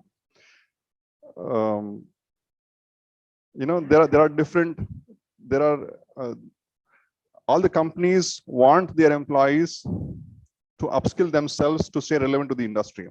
And we all know that in today's market, one of my friends was saying that I'm a little embarrassed to study, because I have to sit along with my son who is 10th grade, and I'm doing my MBA also, and I'm doing my certification also, and I'm doing my cybersecurity certification also. And they ask me, Daddy, are you still studying? So Masha, but that's the way it is. Otherwise, you cannot stay relevant to the industry. So it is very, very critical that we understand the need of upskilling ourselves to stay relevant in the industry, relevant in such a way that there should be nobody else in my own company who is able to overtake me in this skill set. So that's the way we need to upskill ourselves. Of course, entrepreneurship, yes, we have been trying a lot. Like today's conference, mashallah, this is one of the platforms where we try to gather ideas and collaborate with different sections of the society and give them a platform to go with entrepreneurship. Career guidance, we try to connect with various colleges where we present what is the gap from the industry and the college. The present syllabus, I wouldn't say it is outdated, but I would say it is a little behind of what is required in the industry.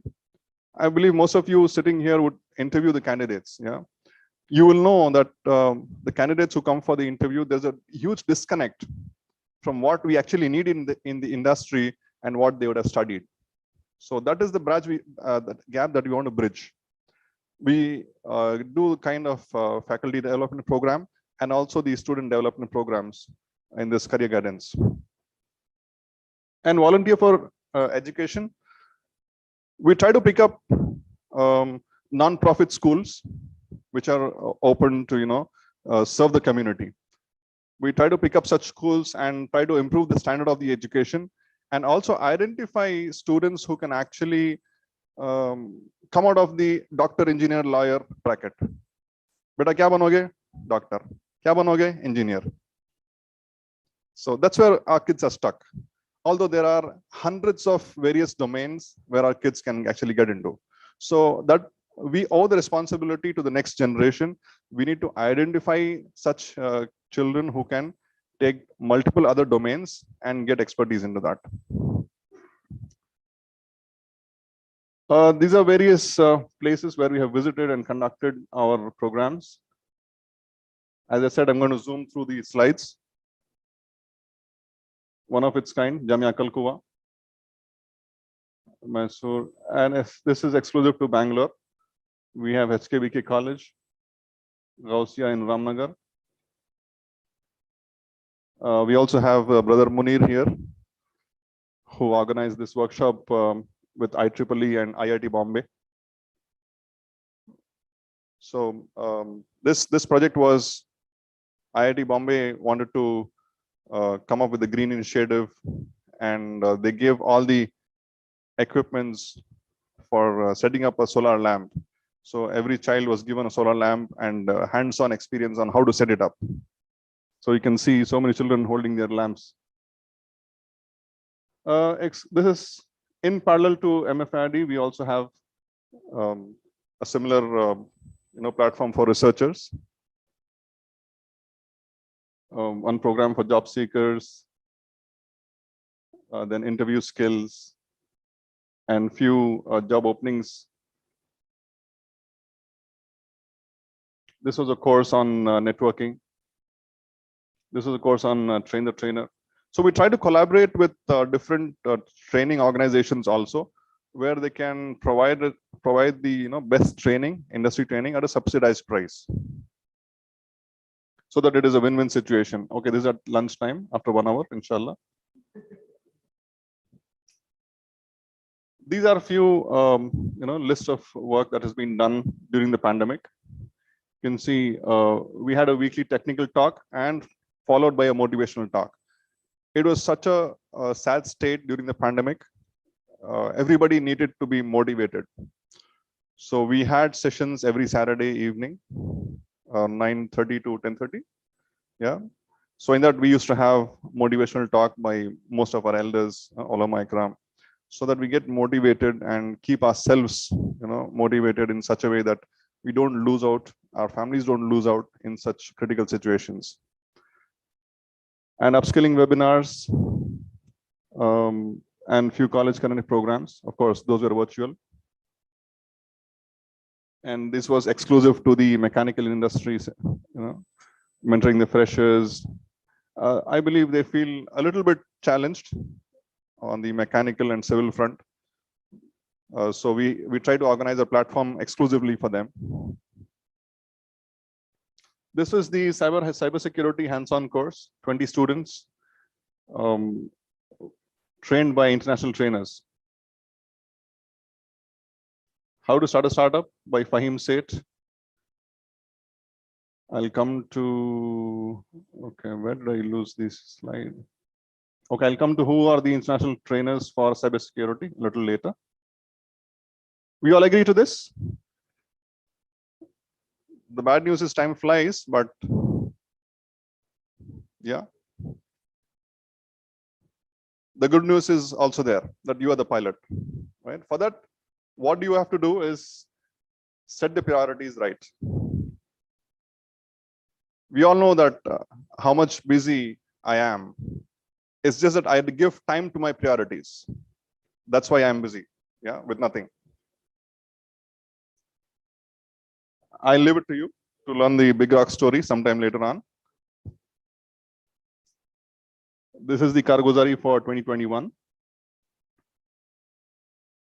We did these webinars, Python, then corporate legal awareness. I think this was the necessity where quite a few,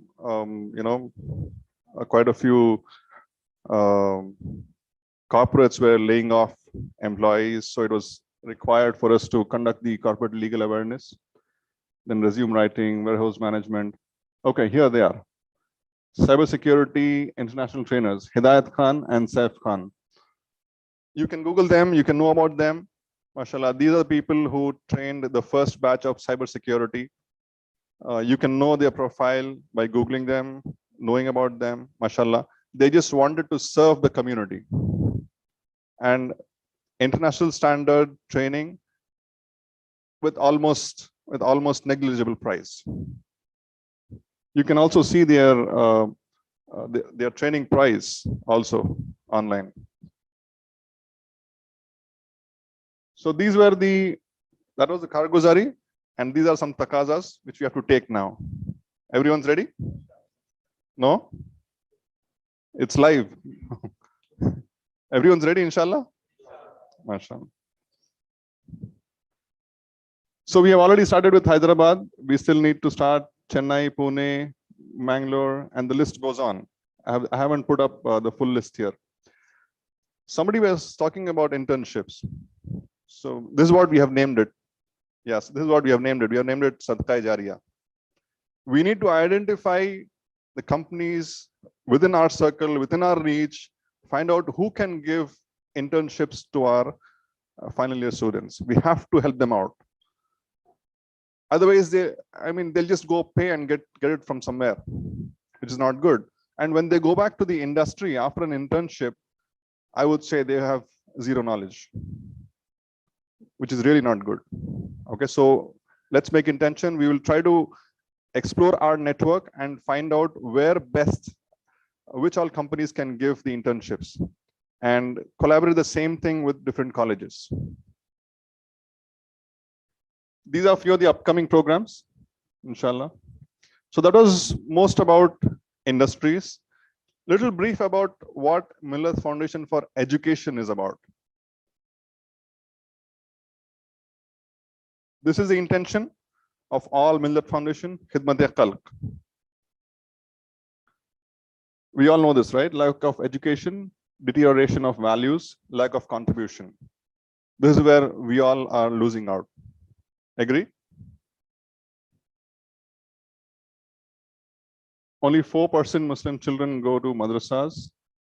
So 96% of our children go to school education. Okay.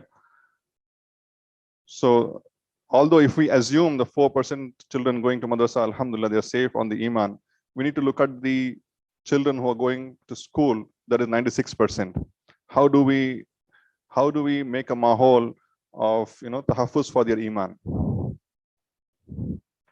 So this is the goal of MFERD: 100% literacy, value-based community, and skilled contributors. Every individual sitting here is a nation builder. We need to put it into ourselves, put it in our blood, that we are contributors to this nation. We are not a liability, but we are contributors to this nation. We have to come out of that perception. We have never been liabilities, but we have been contributors.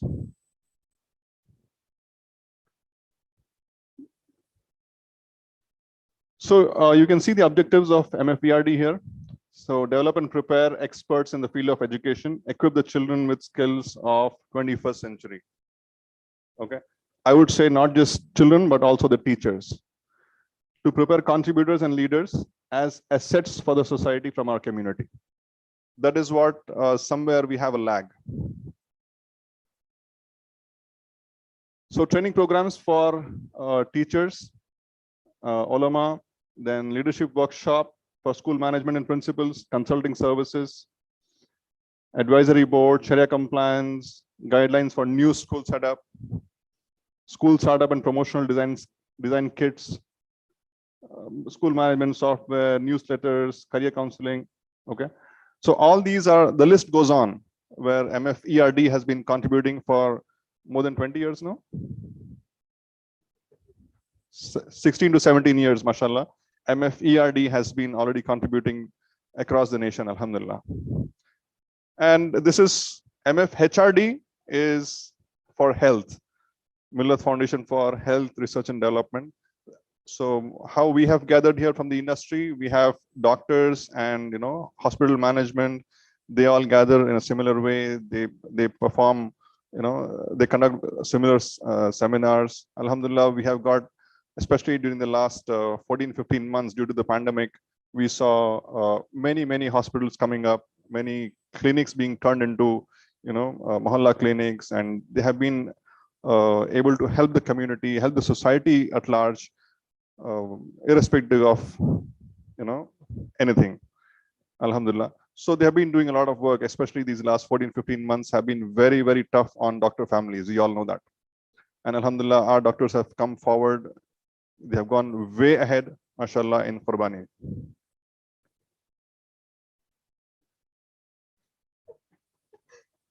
Jazakallah. Assalamu alaikum.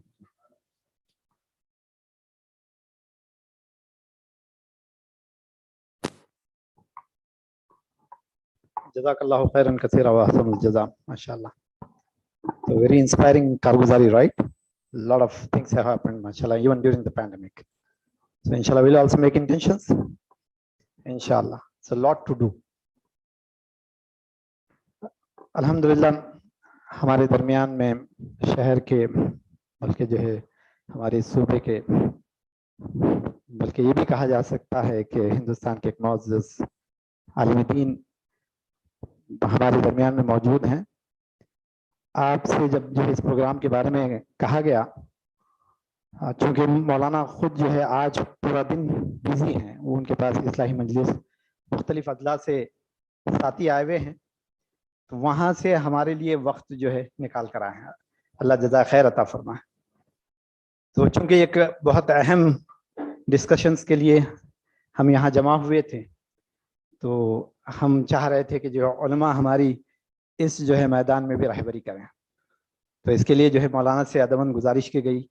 जुमा के बाद में मौलाना हमारे लिए कुछ वक्त दिए और पूरे जो है यहाँ के प्रोग्राम के निज़ाम को जो है समझा, और फिर जो है माशाल्लाह यहाँ पर आपने बिजी शेड्यूल से निकल कर आए हैं। तो मौलाना अशरफुल उलूम के नाजिम हैं, वहाँ के फाउंडर हैं, और फिर जो है मौलाना ख़ुद जो है तालीमी मैदान में बहुत आगे हैं। ऐसे मजालिसों में और फिर इस तरह के प्रोग्राम्स में ख़ुद पहुँच कर जो है यहाँ की ज़रूरतों के बारे में आगाह कराते हैं और हौसला अफजाई करते हैं माशाल्लाह। MFERD में भी मौलाना के खिदमात हैं और मौलाना अशरफ मॉडल स्कूल के नाम से भी एक स्कूल जो है चलाते हैं। मौलाना जो है दीनी बोर्ड के भी जिम्मेदार हैं। तो बहुत सारे जो है खुसूसियात मौलाना के साथ जुड़ी हुई हैं। तो ज़्यादा वक्त लिए बगैर मौलाना से अदमन मैं गुजारिश करता हूँ कि वो अपने कीमती नसायत से हम सबको मुस्तफ़िद फरमाएं।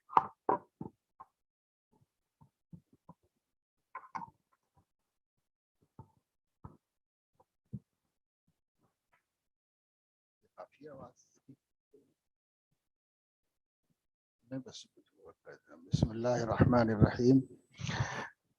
अल्हम्दुलिल्लाहि रब्बिल आलमीन वस्सलातु वस्सलामु अला अशरफिल अंबिया'i व सय्यदिल मुरसलीन सय्यदिना व हबीबिना मुहम्मद व अला आलिहि व अहले बैतिहि व सहबिहि अजमाइन। अम्मा बाद, क़ाल अल्लाहु तबारक व तआला वलक़द मक्कन्नाकुम फ़िल अर्ज़ि व जअलना लकुम फ़ीहा मआइश क़लीलन मा तशकुरून। सदक़ल्लाहुल अज़ीम।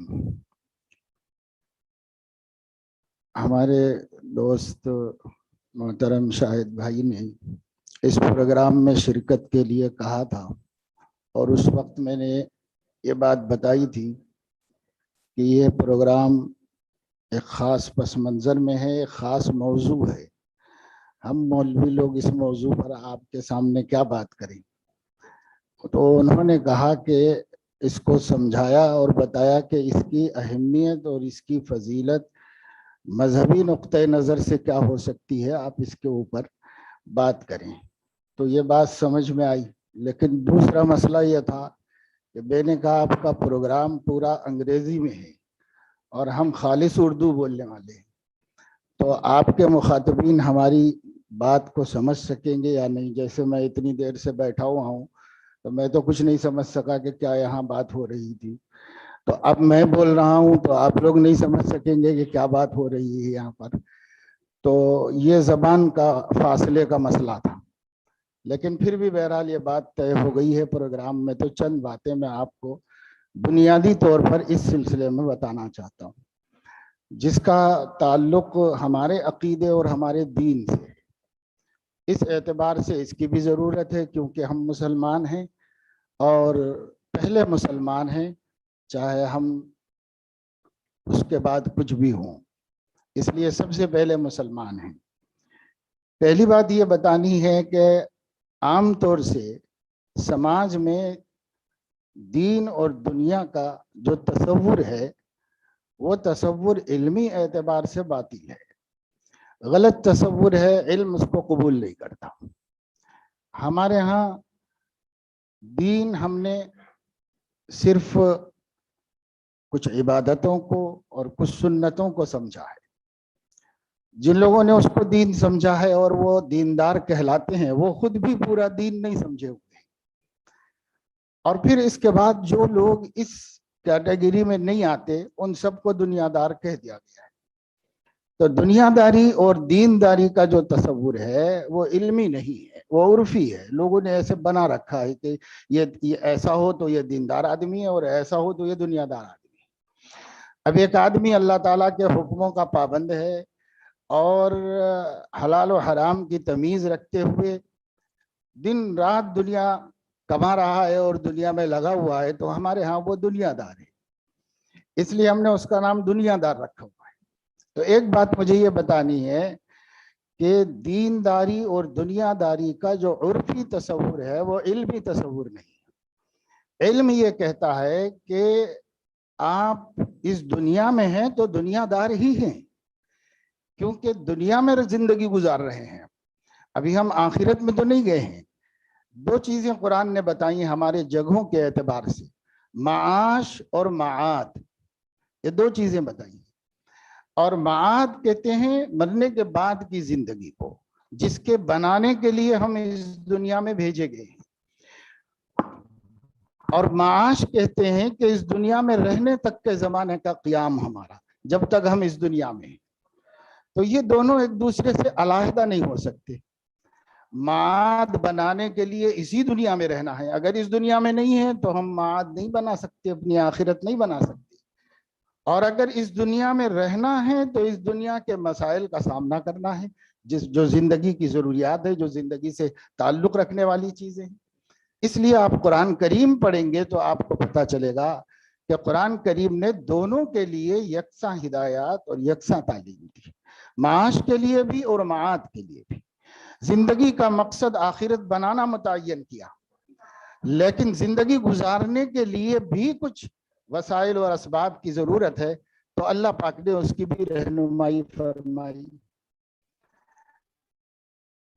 بہت سے لوگوں کے علم میں ہوگا اور بہت سے کے نہیں ہوگا کہ علماء فرماتے ہیں کہ جتنے انبیاء نوح علیہ السلام سے قبل تشریف لائے ہیں، ان سب انبیاء علیہ السلام پر جو اللہ کی وحییں آئی ہیں، یہ وحی عبادت سے متعلق، احکام سے متعلق، شریعت سے متعلق بہت کم نہ کے درجے میں۔ باقی جو کچھ اللہ تعالیٰ نے اس وقت نبیوں پر بھیجا ہے وحی کے نام سے، وہ ہے اس دنیا میں جینے کا طریقہ، اس دنیا کی زندگی کی ضروریات کیسے پوری کی جائیں، اس دنیا کے اندر ہم اپنے آپ کو کیسے ڈیولپ کریں، اپنی ضرورتوں کو امن و امان کے ساتھ کیسے رہیں۔ یہ ہماری ضرورتیں اللہ نے کہاں کہاں چھپا کے رکھی ہیں، وہاں سے ہم اس کو کیسے نکال سکتے ہیں اور کیسے ہم ان کا استعمال کر سکتے ہیں، کیونکہ انسانیت نہیں تھی، اور انسانیت کو تقاضے تو پیدائشی طور پر لگے ہوئے تھے، تقاضے پورے کرنے کا علم اس کو نہیں تھا۔ ان تقاضوں کو پورا کرنا سکھانے کے لیے وحی آتی رہی۔ اللہ تعالیٰ نے حضرت نوح علیہ السلام سے خود ارشاد فرمایا کہ انِصْنَعِ الْفُلْكَ بِأَعْيُنِنَا وَوَحْيِنَا، آپ کشتی تیار کریں ہماری نگرانی میں اور ہماری تعلیم کے مطابق، کیونکہ اس سے پہلے ان کو کوئی تعلیم دینے والا نہیں تھا۔ اللہ پاک نے یہ تعلیم بھی اتاری اور فرمایا کہ یہ جو کشتی بنانا ہے ایک ضرورت سے، جس میں اہل ایمان کو بیٹھ جانا ہے اور باقی لوگوں کو اللہ کے حکم سے اس کے عذاب کا شکار ہو جانا ہے، تو اس کے لیے آپ لوگوں کے تحفظ کا اللہ نے یہ بھی انتظام کیا ہوتا کہ فرشتوں سے ان کو اٹھوا لیتے اور جو ہونا ہوتا ہوتا اس کے بعد پھر ان کو زمین پر چھوڑ دیتے. لیکن اللہ نے ایسا نہیں کیا. اللہ رب العزت نے یہ کیا کہ انسنا الفلک بأعیننا ووحینا، ایک کشتی بنائیے ہماری تعلیم کے مطابق اور ہماری وحی اور ہماری نگرانی. حضرت موسیٰ علیہ السلام کی والدہ کو ان کے بچے کی حفاظت کا سامان طریقہ اللہ نے بتایا. اللہ تعالیٰ نے فرمایا وَلِتُصْنَعَ عَلَىٰ عَيْنِي، میری نگرانی میں آپ جو یہ سب جو ہم نے بتایا ہے اس کو کرتے رہیں اور اطمینان رکھیں کہ اس میں آپ کا کوئی نقصان نہیں ہوگا، فائدہ ہی ہوگا. اللہ تعالیٰ نے قرآن مجید میں ارشاد فرمایا ہے انزلنا الحدید فیہ بأس شدید ومنافع للناس، ہم نے لوہا اتارا ہے، اس لوہے میں بہت طاقت ہے اور انسانیت کے بہت سے کام اس سے وابستہ ہیں اور اس کے ساتھ جڑے ہوئے ہیں. حضرت داؤد علیہ السلام سے فرمایا قدر فی السرد وعملوا صالحا، یہ جو آپ زرہیں بناتے ہیں اس کے خانے برابر برابر بنائیے اور متوازن طریقے پر اس کو تیار کیجئے کہ ٹیڑھی میڑھی ہونے نہ پائے اور صحیح ڈھنگ سے آنکھوں کو بھی اچھی لگے. قرآن مجید میں اللہ رب العزت نے فرمایا یا بنی آدم قد انزلنا علیکم لباسا یواری سوآتکم وریشا، اے بنی آدم ہم نے اتارا ہے اپنی قدرت سے لباس، یعنی وسائل لباس جن کے ذریعے سے لباس تیار ہوتا ہے وہ سب ہم نے پیدا کیے اور زمین میں رکھے. اور اس کا مقصد دو چیزیں ہیں، ایک تو ایک کہ تم اپنی شرم کی جگہوں کو چھپا سکو، دوسرے اس سے خوبصورتی حاصل کر سکو. اس کے لیے ہم نے لباس اتارا یعنی وسائل لباس اتارے. آسمان سے اللہ تعالیٰ نے جو کپڑوں کے تھان تو نہیں اتارے.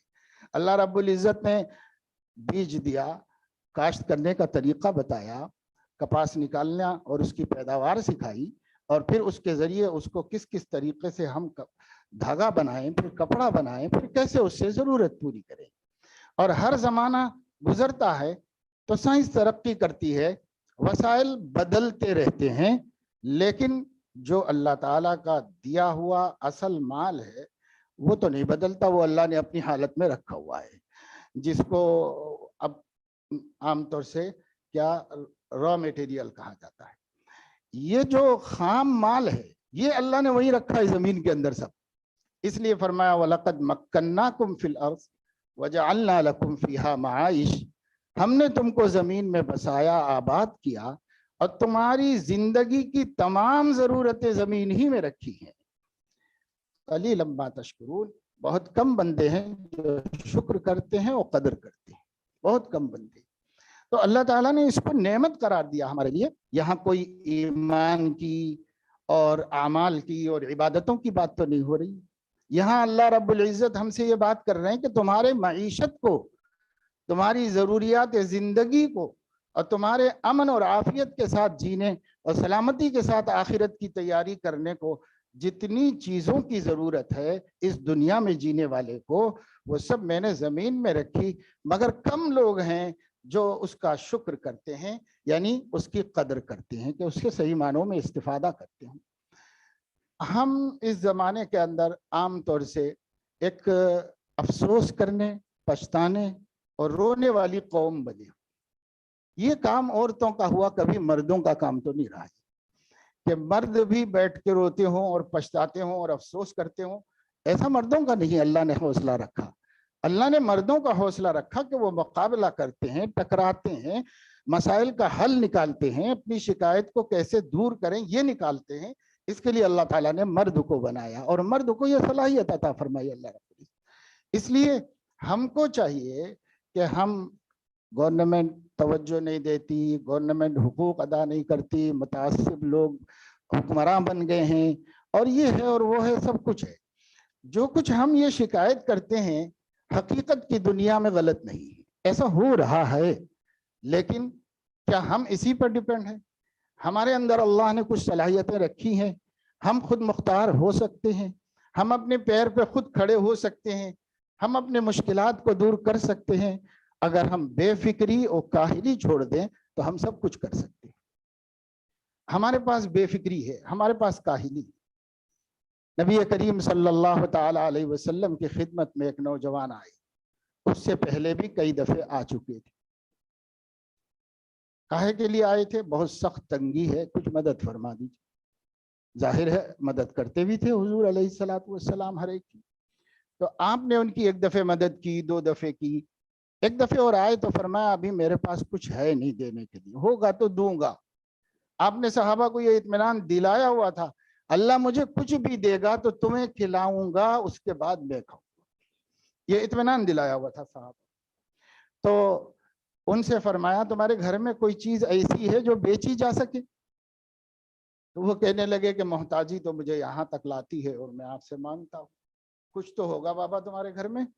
उन्होंने बताया कि एक मेरे घर में चमड़े का बिस्तर है। तो फरमाया वही ले आओ। वो लेके आए, मस्जिद में आपने उसको हर्राज किया, यानी बोली लगाई कि कौन है भाई जो इसकी कीमत लगाएगा। एक साहबी ने कहा कि 1 दिरहम में मैं ले लूंगा। पुराना चमड़ा, उनके पास कोई अहमियत नहीं थी। तो फरमाया कुछ और? किसी और ने देखा कि शायद हुजूर अलैहिस्सलाम का मंशा इजाफा कराने का है, उन्होंने कहा मैं 2 दिरहम में ले लूँ। तो उनको बिकवा दिया। वो 2 दिरहम इन साहब के हाथ में दिए, बाजार जाओ 1 दिरहम से जौ लेके घर में दो ताकि रोटी बने, बच्चे खाएं घर में, और 1 दिरहम से कुल्हाड़ी खरीद के लाओ। तो वो कुल्हाड़ी लेकर आए 1 दिरहम से।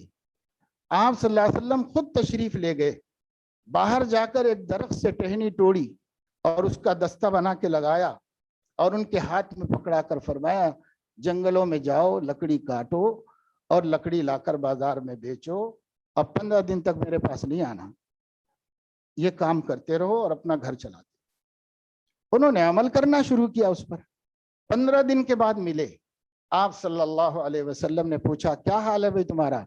कहा या रसूल अल्लाह, अल्लाह आपको खुश रखे, मेरा घर का हाल तो ये है कि न सिर्फ मैं खा रहा हूँ, किसी और को भी दे सकता हूँ। तब आपने फरमाया बोलो वो जिंदगी अच्छी थी या ये जिंदगी अच्छी? ये जिंदगी इज्जत वाली है, ये जिंदगी एतबार वाली है, और ये जिंदगी खुशहाली और सुकून वाली है। लेकिन आज हम देखते हैं कि हमारे समाज में लाखों लाख नौजवानों से पूछो, बाहर जाने की तैयारी कर रहा हूँ, जाने की तैयारी कर रहा हूँ, जाने वाला हूँ, जाने वाला हूँ। 1 बरस के बाद, 2 बरस के बाद, 5 बरस के बाद भी यही जवाब है, और बेकार हैं, अपने बाप की रोटी खाते हैं। ये हमारा हाल इस वक्त समाज का है। तो हम अपने अंदर बहुत कुछ रखते हैं, अल्लाह ने रखा है। अल्लाह हमसे ही फरमा रहा, अल्लाह सिर्फ बड़े बड़े कारोबारियों से ही नहीं कह रहा है, हर मोमिन से कह रहा है वजअलना लकुम फीहा माइश, और हमने तुम्हारे वास्ते जमीन में रोजी रखी, हमने रखी। अब उसके मुख्तलिफ तरीके हैं, मेहनत मजदूरी है जिसको अमलुल यद कहते हैं। हुजूर अलैहिस्सलाम ने फरमाया कोई आदमी अपने हाथ की मेहनत से ज्यादा पाकीज़ा रोजी नहीं खाता। सबसे पाकीज़ा रोजी ये। इब्न कसीर बड़े मुहद्दिस व मुफस्सिर गुजरे हैं, उन्होंने अलबिदाया व निहाया में ये वाक़या लिखा है कि हुजूर अकरम सल्लल्लाहु अलैहि वसल्लम से एक मौके पर कुछ लोग मुलाकात कर रहे थे, मुसाफा कर रहे थे, और एक के बाद एक करके जा रहे थे। एक आदमी ने मुसाफहा किया तो हुजूर अलैहिस्सलातु वस्सलाम ने उनके हाथ पकड़ लिए और उनसे पूछा क्या करते हो?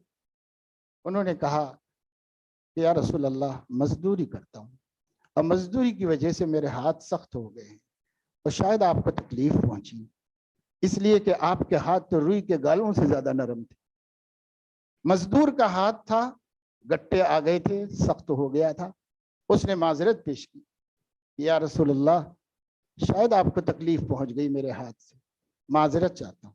आपने उसके हाथों को अपने हाथों से पकड़ के ऊंचा किया और मुबारक होठों से बोसा दिया और फरमाया कि नहीं, तकलीफ नहीं हुई, ये मेहनत है, ये मेहनत की मजदूरी, अपने बाल बच्चों की जिम्मेदारी पूरी कर ली और ये कमाना है, ये बहुत अच्छी बात है, काबिल तारीफ चीज है। नबी किसी के हाथ को बोसा दें, आप तसव्वुर कर सकते हैं, लेकिन अगर आपने दिया है तो उस खुददार के हाथ को दिया है जो अपनी मेहनत से कमाता और खाता है, उसको दिया है, दूसरों पर डिपेंड रहने वालों को दिया है। ये हमारे नबी सल्लल्लाहु अलैहि वसल्लम की तालीम है। तो हुजूर अकरम सल्लल्लाहु अलैहि वसल्लम ने सहाबा में ताजरीन थे, मजदूर थे, मेहनत करने वाले थे, मेहनत लेने वाले थे, बड़े बड़े कारोबार चलाने वाले लोग थे, उनके अंदर सनत और हिरफत से वाकिफ लोग थे। हुजूर अलैहिस्सलाम ने इसकी तरगीब दी है। हदीस की किताबों में बेशुमार हदीसें हैं जो सनत और हिरफत जिसकी बात आप लोग कर रहे हैं, कंपनीज और फैक्ट्रियां वगैरह कायम कैसे की जाती हैं, वो कैसे चलाई जाती हैं और कैसे उसके ज़रिए खुद अपने आप को फ़ायदा होता है और अल्लाह के बहुत सारे बंदों की ज़िंदगियां बनती हैं और उन लोगों की रोज़ी रोटी का ये सबब बन जाता है। इसके लिए क्या करना चाहिए, कैसा कैसे किया जा सकता है, इन पहलुओं पर मुझे मालूम हुआ कि आप लोग गुफ्तगू कर रहे हैं और इस सिलसिले में बात करते हैं। अल्लाह के नबी सल्लल्लाहु अलैहि वसल्लम ने भी इसकी तरगीब दी। बेशुमार हदीसें हमको मिलती हैं हदीस की किताबों में। खुद इमाम बुखारी रहिमहुल्लाह ने बुखारी शरीफ में मुतअद्दिद अबवाब ऐसे कायम फरमाए हैं जिससे मुख्तलिफ सनातों की पजीराई होती है और इसकी हिम्मत अफजाई होती है। एक बाब कायम फरमाया है कि गोश्त का कारोबार करने वाले लहाम और कस्साब जो जानवरों को ज़िबा करके अपनी रोजी रोटी का जरिया बनाती है, और सुनार का तस्करा फरमाया है। इसी तरीके से हद्दाद यानी लोहार का तस्करा फरमाया है, और इसी तरीके से बड़े का कारपेंटर का तस्करा फरमाया है। एक एक सनात के लिए एक एक उन्वान कायम किया है और हर उन्वान के तहत उसकी अहमियत को बताया है कि इस्लाम में इसकी कितनी अहमियत है और कितनी ज़रूरत है। मैं बहुत अरसे से अपने अहबाब को, ख़ास तौर से जिन लोगों को अल्लाह ताला ने असली तालीम और दुनियावी हैसियत से मुमताज़ बनाया है, उन लोगों से ये बात कहता रहा हूँ कि दीनी तालीम के लिए मदारिस हैं, असली तालीम के लिए मदारिस हैं, इसका इंतज़ाम है, लोग इसकी तरफ तवज्जो दे रहे हैं, बच्चों को पढ़ा रहे हैं।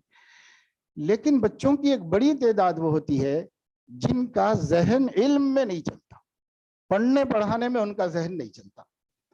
बड़े ज़हीन होते हैं लेकिन पढ़ते नहीं। अब उनके लिए आप जो भी असबाब इख्तियार करें कि उनकी रग़बत हो जाए तालीम की तरफ तो बहुत अच्छा है। लेकिन अगर फिर भी ना हो, लाखों बच्चे ऐसे हैं फिर भी नहीं, ना दीन की तालीम में आगे बढ़ते हैं और ना असली तालीम से उनको कोई दिलचस्पी होती है और बला के ज़हीन होते हैं। तो आखिर इन लोगों का भी कहीं इस्तेमाल हो सकता है कि ये इज्जतदार और खुददार ज़िंदगी गुजार सके, और अगर ये ऐसे ही अनपढ़ रह जाएं तो समाज में इनकी कहीं इज्जत नहीं।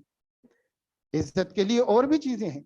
हज़रत हकीम उल उम्मत रहमहुल्लाह ने फरमाया, इस ज़माने में आदमी की इज्जत माल से वाबस्ता है, माल के साथ इज्जत वाबस्ता है। हमें अपनी इज्जत बचानी है मोमिन होने की हैसियत से। अगर हम मोहताज होंगे तो हम अपनी इज्जत कैसे बचा सकेंगे? इसलिए माल के साथ वाबस्ता है। हम आपके जब माल बुरी चीज़ है, माल बुरी चीज़ है, माल की मोहब्बत हद से गुजर जाए ये बुरी चीज़ है, वरना माल की मोहब्बत अल्लाह ने फितरत में रखी। कुरान मजीद में फरमाया इन्नहु लिहुब्बिल खैरि लशदीद, यहाँ माल को खैर कहा है, और भी जगह कुरान में माल को खैर कहा है, क्योंकि अगर आप उसको, अल्लाह ने तो खैर बना दिया है, अगर आप शर बना लेते हैं तो अब हमारे हाथ की बात है, लेकिन अल्लाह ने नहीं बनाया। अल्लाह ने माल को सरासर खैर बनाया, इससे हमारे काम बनते हैं, इससे हमारी ज़रूरियात ज़िंदगी इज्जत के साथ पूरी होती है। और ये तो एक बुजुर्ग की बात है, कुरान खुद क्या कह रहा है। कुरान मजीद में एक जगह अल्लाह रब्बुल इज़्ज़त ने यतीम के सरपरस्त को खिताब करके फरमाया, ला तुस्सुफहा अम्वालकुम लती जअलल्लाहु लकुम क़ियामन,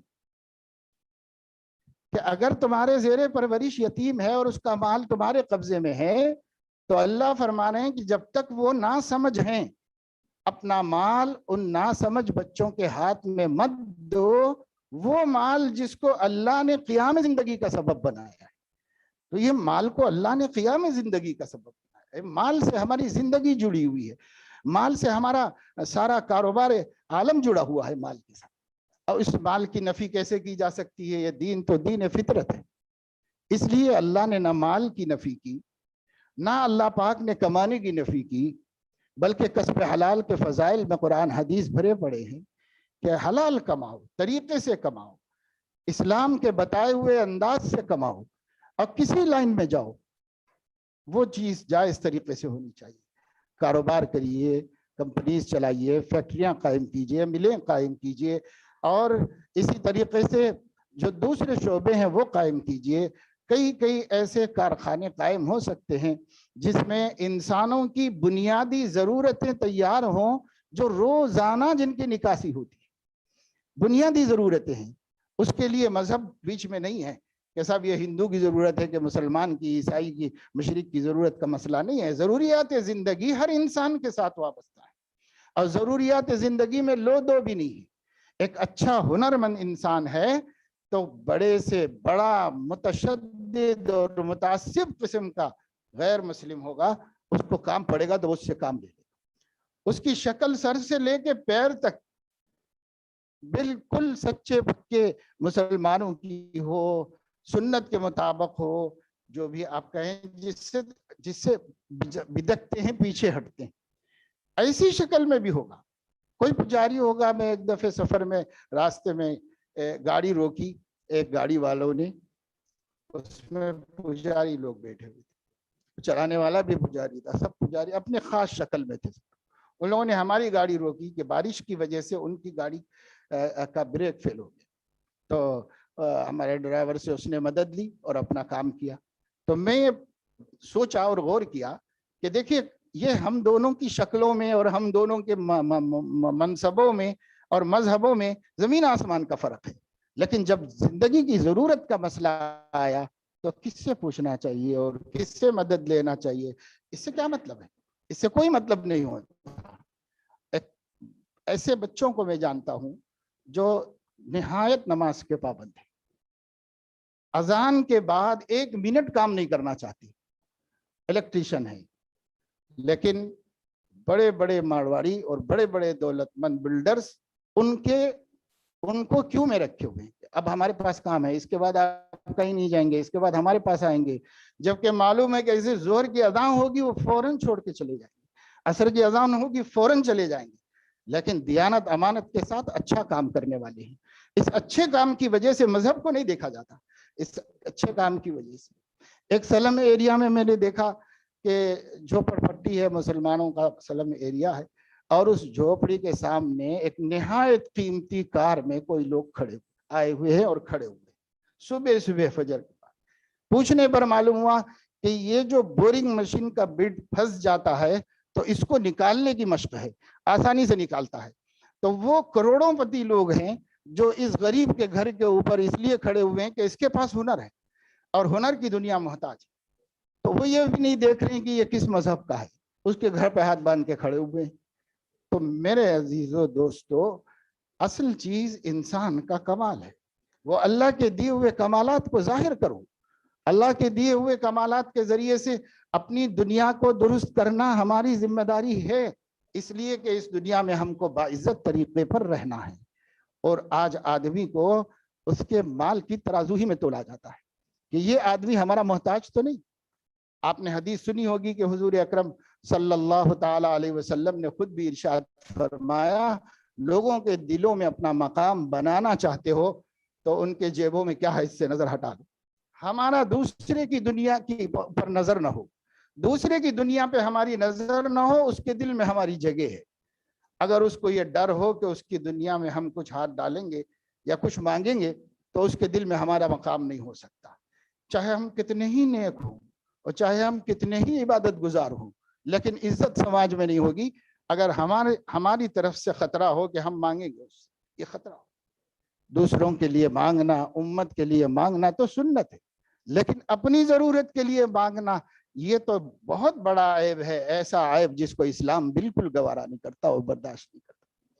تو اس لیے میرے دوستو, اس پروگرام کے ذریعے جس عنوان سے بھی بات ہو رہی ہو, خلاصہ اس کا یہ ہے کہ ہم مسلمانوں کو مایوس ہونے اور شکایتیں کرنے اور کاہلی برتنے سے بچنا چاہیے, اور ہم لوگوں کو چاہیے کہ ہم سوچیں, غور کریں, اس قسم کی میٹنگوں میں بیٹھیں, اہل تجربہ کے تجربے سے فائدہ اٹھائیں اور اس سے غور کریں, سوچیں کیا راستے ہم بنا سکتے ہیں.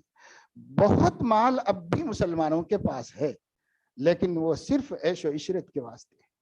جس کے پاس مال ہے, اگر اس مال کو وہ اپنی ضرورتیں فراخی سے بھی پوری کر لے, خواہشات کی بھی تکمیل کر لے, جائز اور مہذب اور مناسب خواہشات بھی پوری کر لے, لیکن باقی مال کو اگر وہ کوئی ذریعہ بنا دے آمدنی کا اور اس سے وابستہ کر دے 10 20 25 50 لوگوں کو جن کو اس کے ذریعے سے روزی ملے تو ایسے مسلمان نہیں ہیں، ایسی بات نہیں ہے، بہت ہیں۔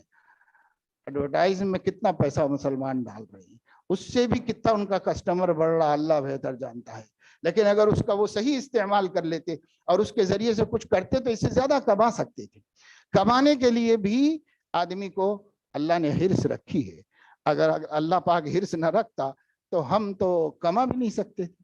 یہ حرص بھی اللہ نے اسی لیے رکھی ہے کہ لوگ اس کی طرف توجہ دیں۔ آیت نازل ہوئی کہ جن لوگوں کے پاس بال ہے اگر وہ بال راہ خدا میں خرچ نہیں کر رہے ہیں تو یہ اس کو بہتر نہ سمجھیں، یہ جو ہے اللہ کا ان پر عذاب ہے۔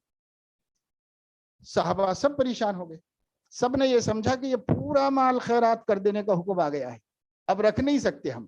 حضرت عمر نے فرمایا میں عرض کروں گا حضور علیہ السلام کے سامنے تمہاری کیا پریشانی ہے۔ میں وہ آئے اور انہوں نے کہا کہ یا رسول اللہ لوگ پریشان ہیں، جو آیت کل نازل ہوئی ہے مسلمانوں پر گراں ہو گئی ہے، یعنی عمل کے اعتبار سے مشکل محسوس ہو رہی ہے۔ تو حضور علیہ السلام نے مسکرایا اور فرمایا کہ غلط سمجھے آپ لوگ، اگر مال رکھنا منع ہوتا تو میراث کے احکام کاہے کے واسطے ہے؟ اگر مال رکھنا منع ہوتا تو زکوٰۃ کے احکام کاہے کے واسطے ہے؟ حج کرنے کا حکم کس واسطے؟ سب مال پر ڈیپینڈ ہے۔ تو یہ مال بری بات ہوتی تو کیوں اللہ یہ احکامات دیتے؟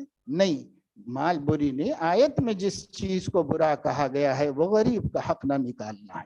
غریب کا حق نکال دو پھر سب مال تمہارا، پاکیزہ مال ہے اور حلال مال ہے۔ تو اس لیے مال کی طرف سے بے پرواہ ہو جانا زہد نہیں ہے، استغنا نہیں ہے۔ مال کی طرف سے بے پرواہ ہو جانا کوئی بزرگی نہیں ہے، کوئی نیکی نہیں۔ ایک بزرگ کو معلوم ہوا کہ ایک رشتہ دار کا انتقال ہوا ہے، اور بعض مرتبہ ایسا ہوتا ہے قریبی رشتہ دار نہیں ہوتے تو میراث کا حقدار دور کا آدمی بھی ہو جاتا ہے۔ تو وہ ایک دور کے رشتہ دار تھے، لیکن یہ صورت ایسی بن گئی تھی کہ اس صورت میں ان کو بھی حصہ ملنے والا تھا۔ جب انہیں پتا چلا تو وہ سفر کر کے گئے اور ان لوگوں سے کہا کہ بھائی میں بھی وارث ہوں، مجھے میرا حصہ دے دو۔ حالانکہ لوگ دیکھتے تھے کہ دنیا سے کوئی خاص زیادہ دلچسپی نہیں اور یہ نہیں، تو لے کے آئے پیسہ اپنا مانگ کے ان لوگوں سے، بہرحال ان کو تیار کیا اور اپنا حصہ نکال کے لے کے آئے۔ تو کسی نے پوچھا کہ حضرت آپ کو تو اتنی رغبت بھی نہیں ہے اور آپ تو بالکل آخرت کے اندر گم سم رہتے ہیں، تو یہ جا کے باقاعدہ ان لوگوں سے مانگ کے اپنا مال لے کے کیوں آئے ہیں؟ تو مال کی محبت ہے۔ تو فرمایا کہ مال کی محبت تو فطرت میں ہے، میں اس لیے لے آیا کہ میرا نفس مجھ سے بار بار کہتا تھا فلاں کے پاس اتنا مال ہے، فلاں کے پاس اتنا مال ہے، فلاں کے پاس اتنا مال ہے، اور میرے پیر ڈگمگاتے تھے اور میرا دین خراب ہونے کا خطرہ رہتا تھا۔ اب جب ایک صورت بن گئی تو میں مال لے کے آیا، یہ تکیے کے نیچے رکھا ہوا ہوں۔ جب وہ مجھے کہتا ہے کہ تو غریب ہے تو میں کہتا ہوں اتنا پیسہ ہے تیرے پاس، غریب کہاں سے ہے؟ تو اس کو اطمینان دلا دیتا ہوں تاکہ وہ میرا دین خراب نہ کرے۔ تو دین بھی خراب ہو جاتا ہے مال کی وجہ سے۔ حدیث میں ہے کہ اخیر زمانے میں لوگ اپنی روزی کے خاطر، اپنی روٹی کے خاطر، دنیا کے خاطر اپنے دین پہ سب سے پہلے ہاتھ صاف کریں۔ تو ہم اپنا ہاتھ صاف کر کے، خدا نہ خواستہ ایسے اوقات آ جائیں کہ اگر آدمی میں اتنا ہمت حوصلہ نہیں ہے، ایمان اتنا پختہ نہیں ہے، تو بہت بڑے بڑے خطرے ہیں جو آج آنکھیں دیکھ رہی ہیں کہ لوگوں نے دہریت قبول کر لی، دوسرے مذاہب قبول کر لیے، مرتد ہو گئے صرف معاشی پریشانیوں سے بدحال ہو کر کے۔ اللہ نے جن کو ہمت دی ہے الحمدللہ، ایسی مثالیں بھی ہیں جو مضبوط ہیں، ہر حال میں جمے ہوئے ہیں اپنے دین پہ۔ تو بس اس وقت میں مجھے ہمارے دوست کی خواہش پر حاضری ہو گئی، اور کچھ باتیں انہوں نے جیسے بتایا آج ہمارا پروگرام کا دن ہے تو صبح سے مصروف ہے، صبح پڑھا رہا تھا، 2 گھنٹے پڑھایا، پھر 1 گھنٹہ مجلس میں بات کی، پھر اب آپ کے پاس سیدھے آیا اور جو باتیں اس وقت ذہن میں آئیں بتائی۔ حاصل میری گفتگو کا یہ ہے کہ اس کو دنیا داری نہ سمجھا جائے کہ آدمی مال کمائے، کاروبار کرے، بڑے بڑے مقامات تک پہنچے اور اچھے اچھے لوگوں کے مقابلے پہ کھڑا ہو جائے۔ بس ایک چیز ہے کہ دل میں اس کی محبت اللہ رسول سے زیادہ نہ ہو اور اللہ کے دین سے زیادہ نہ ہو، بس ایک چیز ہے۔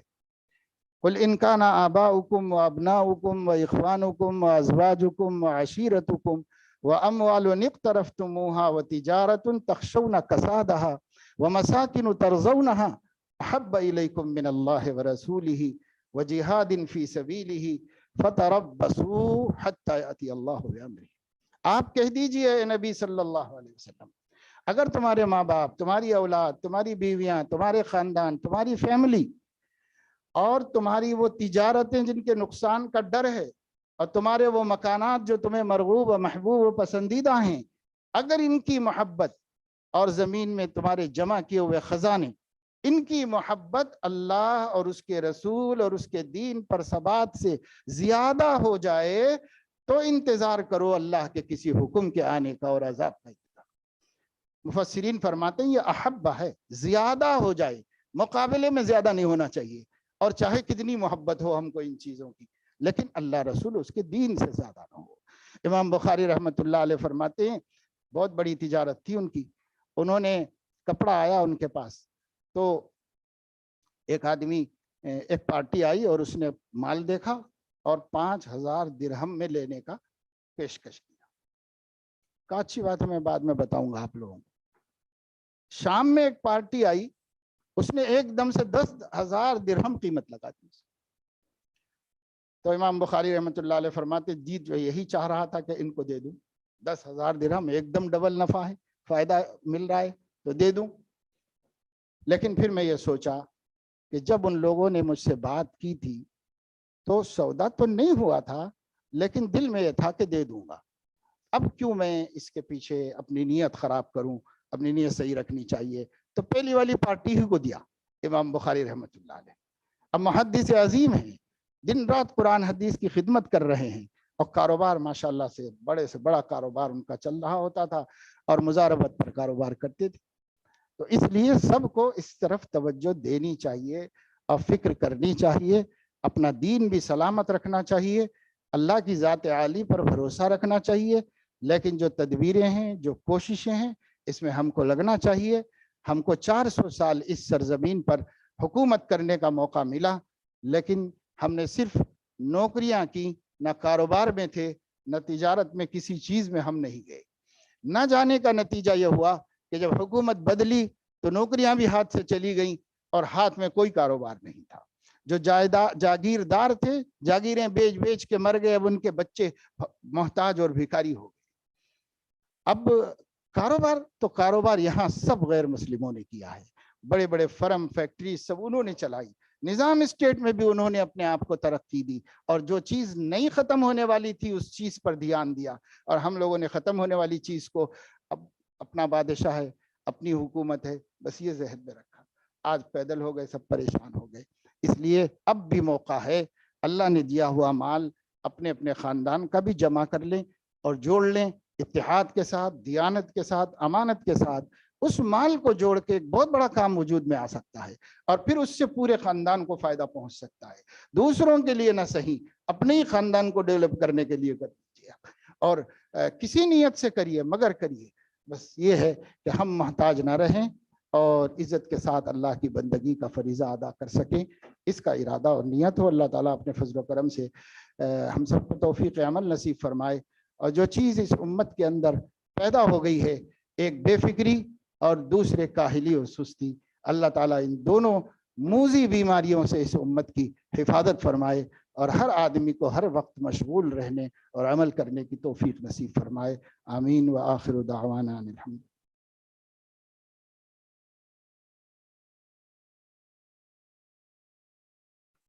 جزاک اللہ خیراً کثیرا واحسن الجزا۔ ماشاءاللہ جو ہے مولانا بہت قیمتی یعنی پوائنٹس کی طرف ہم کو جو ہے اشارہ کرتے رہے، بہت سارے قرآن اور حدیث کی روشنی میں واقعات بیان کیے۔ تو he brought in front of us the virtues of being an entrepreneur or looking forward for coming up with our own startup, stand on our own. So a lot of hints he has given from the Quran and Sunnah.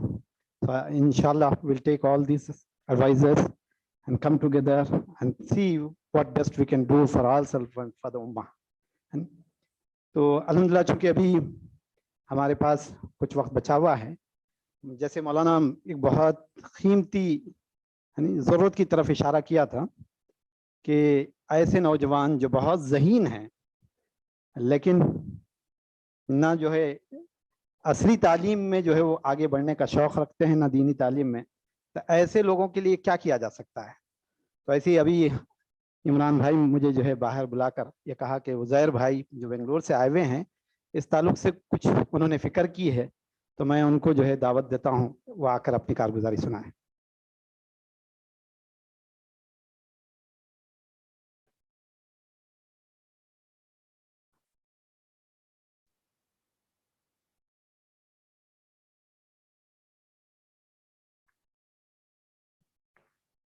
Assalamu alaikum wa rahmatullahi wa barakatuh. Inshallah, I would like to thank the. No, my presentation is not there. I would like to thank MFIRD team, mashallah, for giving me an opportunity over here to tell my karguzari. Mashallah, even my agenda is not mentioned in the brochure, and the topic on which I am going to talk is totally different from what we are hearing from morning, and it is totally non-IT. But what Maulana had said, mashallah, he has given some hint towards the youths of this nation, youths of this ummah, who have been left out. Mashallah, the fikr what we are doing as a whole to the educated youths, if I am not wrong, it might be only 15 to 12% of the youths what we are doing fikr over here, what we are thinking.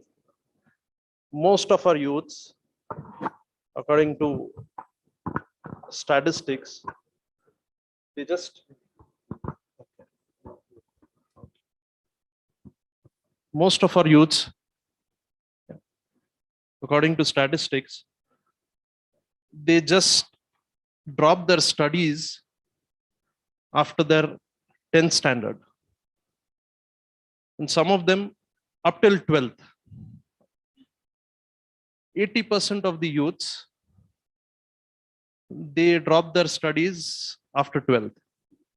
And where does this youth go? It is a point to ponder over. Most of the youths, they just roam around, create nuisance, जिससे घर वाले भी परेशान, मोहल्ले वाले भी परेशान, और पुलिस स्टेशन वाले भी परेशान. An example, a police station close to our locality, they called up our Zimedar Satis over there, and they handed over a list of 100 people, 100 youths, all of the age of 15 to 18. And they told, ये बच्चे हैं, इनको आप जमातों में लेकर जाओ, ये बच्चों को सुधारो. We are unable to handle them. So this youth are more in number and they are left out. किसी की फिक्रों में नहीं है. दावत की मेहनत में भी स्टूडेंट्स पर मेहनत होती है. जो ड्रॉप आउट्स होते हैं, we don't even care about them. घर वाले भी परेशान हैं. ये बच्चा कुछ नहीं करता, इसको ऐसे ही छोड़ दिया जाता है, और ऐसे ही बच्चे शिकार हो जाते हैं, गैरों की साजिशों में शिकार हो जाते हैं, जिससे उनकी सारी जिंदगी उनकी बर्बाद हो जाती है. Career, the whole career get spoiled. एक छोटा इंसिडेंट है, example, which gave rise to our fikr and gave rise to what we started. So last year, everything was in news. 1.5 years back in Bangalore, there was some news spread over that नबी सल्लल्लाहु अलैहि वसल्लम के ऊपर कुछ frame किया गया है कुछ गैरों ने. So there was a mob went to the police station and whatever happened, it was there in news. After that, hundreds of youths were put in the jail. Still, some of them are not out. Their families are struggling. Their parents are struggling, and they are struggling over there. The scholars and intellectuals of our city, they gathered, they sat. What is the reason these youths were targeted and these youths were misled? So they pondered over, they thought, ye naujawan, because they don't have any work to do. They are dropouts, no studies, no work. They are just free. Anyone can approach them and divert them and get benefited from them. So these youths were being utilized from everyone. So they were utilized in this scheme and their whole career was lost. So at this point of time, what we have to do? So that in future, these youths are gone. So that in future, we may safeguard our youths who are unable to go ahead in their studies. They have talents, like Maulana said, they have multiple talents, multi-talented, but they cannot go ahead in their studies. In that meeting, we had Assistant Director of Karnataka Skill Development Society. So his name is Abdul. So he came, he presented the skill development courses and skill development centers and skill development schemes that the Indian government and state governments are facilitating. We have around more than 2,500 schemes for the skills. Those students who have passed 10th or failed 10th standard, PUC, those who are dropouts. You name the scheme, you name the industry, we have the skill for that. In agriculture, in rubber, and in construction works, every skill. So what they do, they take up the dropout students under the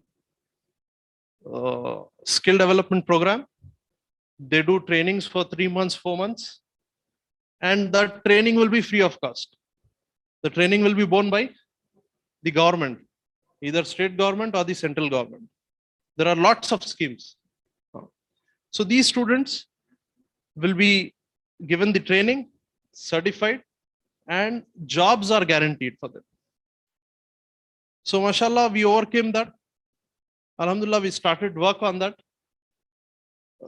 So in first month, we identified 6 students. They were like, they 10th failed. They just passed 8th standard. They were roaming around, looking out for some sales job. Then we told them, there is a requirement for construction workers, electrical field. We have a good company called Prestige Developers. They have their own skill development center over there. So they train students who are little bit, they have electrical background or they are interested. So we started with them. So 6 of them joined the course. They got placed in Prestige. They called another 6 people, mashallah. So 12 of them got placed. So this grew, mashallah. There was a need. there were many inquiries for different fields. Then we sat and decided that we should have our own skill development center, in which, based on the requirements and based on the demands, we should have our own job roles. Let it be for construction works, let it be for electrical works, let it be for, even we have schemes in skill development. We have schemes for engineering passed out students. So Alhamdulillah, with this we started with our own skill development center, in which we have 3 job roles as of now. Alhamdulillah. So one is for data analyst, data DA, that is called DA, data analytics. Data analytics, he does the accountant job, okay, for 12th passed out students. And for 10th or below passed out students, we have RACW, that is the home appliances and AC and everything, the repair and technician. So he can get into that. So, and one is for engineering students, like we had talks in the morning for AI and ML. So in that field also government they are encouraging, mashallah.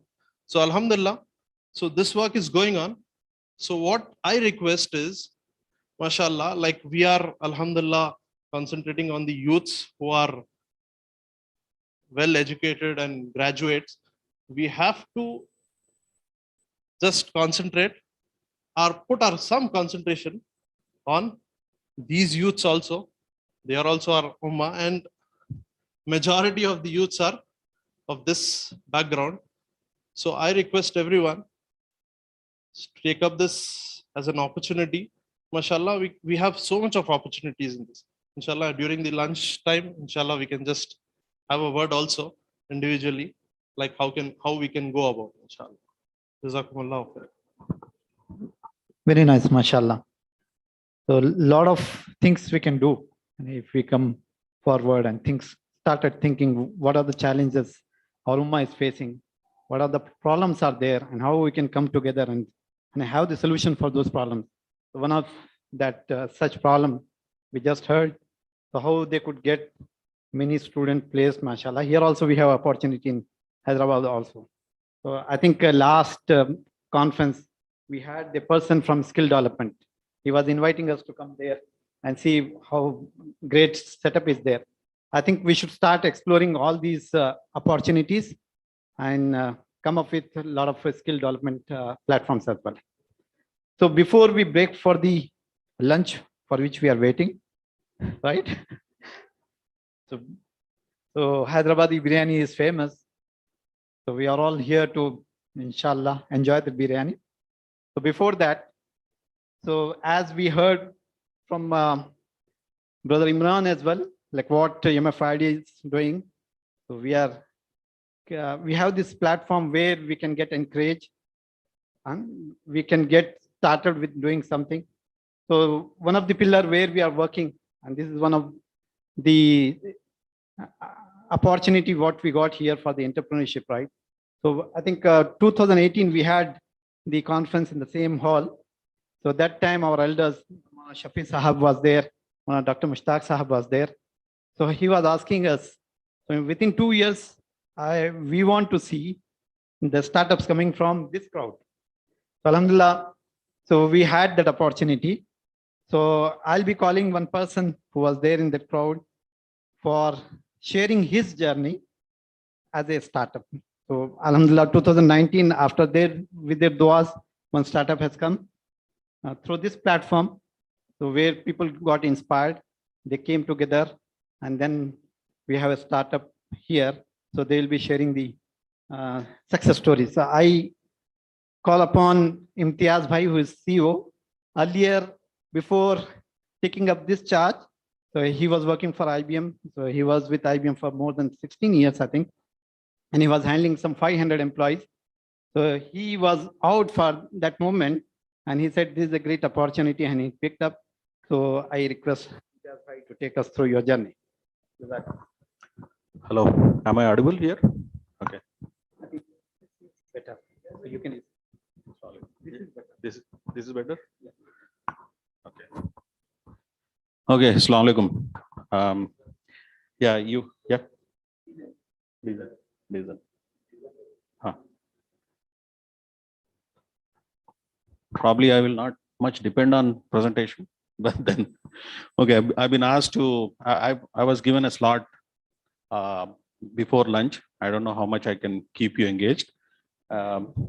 एक बड़ी नाइंसाफी ये है कि इमरान साहब को 55 slides थे, उनको 15 मिनट मिले, मेरे 6 स्लाइड है, मेरे को 10 मिनट मिले. So let's see how much I can cover. So as you heard, we were inspired from the MFIRD conferences that we need to start something on our own. As I said, I was working for IBM for a long time. I had a great career over there, and I came out to look for something else.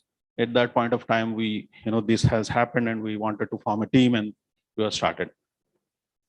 So when we have made the decision to go with this idea, it's we didn't had any plan, right? So we have to build backwards, right? I mean, we need to have a plan. What is that plan would be? What is the team would be? Which of the areas that we wanted to work, and all of that. So we started looking at. I think it is 2018 February. So we were first thing that we have done is we have registered our firm, and we started. So first thing that we did is we built a team, right? So there are a few criteria that we followed to build a team, right? The first criteria is like we wanted to have like-minded people who can understand each other, who can coordinate, who can talk well. I mean, not in from the marketing perspective, but they should be able to express themselves, and they should have, whether workable or non-workable, whatever the ideas that they should have. So that's how we started. Now we have to decide what is the way that we have to take. I mean, is it product development company or anything else, or what products if it is product development company, and all of that questions, right? So it is, and this decision is really, we have to take a decision and we have to go in that direction. So we have looked at, industry gaps and a lot of things that we have. Everywhere we found, whatever our knowledge, goes, right? Everywhere we found that some of the other products are already available. So what is the best way? We thought, let's go into services. Okay, that's where we started. Now, the challenge again, I mean, every step is a challenge, but that's how we have to grow, right? The first thing that we went to, what we need to concentrate. Okay, now we wanted to go into services. Let's look at the clientele. Let's work on. Now we have to get into the, selling ourselves in the market. So how do we sell it, right? We don't have any exposure. We haven't worked on any product or any services so far. We didn't had a client to present to somebody else and show that, okay, we are working with these people. So these are the challenges, right? So what we worked on, we have worked on our team. We have made each person's credibilities and said, this guy has so many years of experience and he is so-and-so, blah, blah, blah, he did that. And that is what the presentation we have started giving to the, the customers or the friends that we have. We have reached out everywhere across the world. Wherever we thought there is a friend, we reached out to him. So that's how we started. And slowly we got some kind of, in couple of weeks, months, we started to hear from people, can you do this? And then we have worked on it and, presented him a roadmap. How can we do that? In how many months we can do that, or how many weeks we can do that, and so on. Our approach was completely agile. We didn't take, okay, this is what we wanted to do it, because we didn't had a big choice, right? We have to take whatever it comes onto us. That's what we did. And we started from there. Alhamdulillah, we grown, right? So we grown in what sense? When we are calling, when I'm asked to present the success, what is success? Is it earning huge money, or Is it the big clientele or big number of products that we need to have? What is it, right? So I made some notes, maybe. So one thing is intellectual property and also your products, right? So again, the challenge from the products is, where is the gap in the industry? It is very difficult to find, right? If somebody knows here what is the gap, that's excellent. That's an opportunity, correct? But most of us doesn't know. So how to build? And if there is any gap over there, for example, the technologies that we were looking at, that needs funding and a lot of other things, engaging great minds and so on. So that is also something which we have to really ponder and look at. But the biggest challenge again is what products, right? So the products came out of our clients, right? There is a great ERP which is running, maybe SAP, maybe Oracle applications, or maybe any other application, ERP application, or maybe a great CRM product, right? But some of the clients are there where they came up to us and said, okay, we know that there is a ERP, but it is too costly for me. Yeah. And I want something different than this. Okay, similar to this, but something, which is not there. Or I have to invest a lot to modify that to work for my company. Customization, basically. Customization cost is too high. So we have given them a solution based on that gap, and we have built the product for them, the customized product for them, and given for them. I mean, like, this is how. So from there we started. I think around 3 to 4 applications that I have, which are in this criteria right now. So can we call it as a success? Yeah, I think for me it is success, right? So, but as a team, as a decent team, for us, the success is basically, if I can automate a business process or a function, or I can make a product, I mean, a entire life cycle of a business seamlessly happening without intervention of people. And if I can eliminate the human errors, this is what I think is a success, right? I can build a product which can tell you when you have to send an email to your customer, or when you have to go and ask for a invoice to a customer. What is the time? If you have 100 customers, for example, I mean, you are a store, you are a big store, and you have to go and ask for a invoice to your customers. Keeping track is a huge, huge task, and you need to employ so many people. So we have given some solutions over there, right? So these are the things that we have built over the period.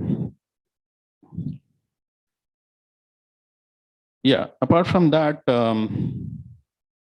a couple of things I wanted to cover here is, though we missed the opportunity, just I want to speak about it, because in the last 2.5 years that we have had an opportunity to deal with these people, though we haven't got the opportunity, but it gives you an immense kind of strength and your encouragement for you to work further, right? So one is Al Bilal, Saudi news agency. They wanted to digitize the entire spectrum of their products across. They have a very old, 2090 sort of site. They wanted to completely, transform themselves into a great digital company. And they need to have the OCR system where you can read all the 100 years of news and convert that to AR sort of stories, and also there should be various programs which can engage every age group with them. whether every industry, every age group, every other, geographical area, right? Maybe you talk about schools, colleges, universities, and so on, and other areas like, other areas, businesses, investments, and all of that, right? I mean, I'm just giving you some of them. So we have built a program for them, and we were top 2 companies who have finally shortlisted that that they might grant this project to us. And finally, we couldn't. It went to one of the company in, I guess it is England, a London-based company. So we were, among them. So we lost it, but then, I mean, that's, and another company is Palkilmer. I mean,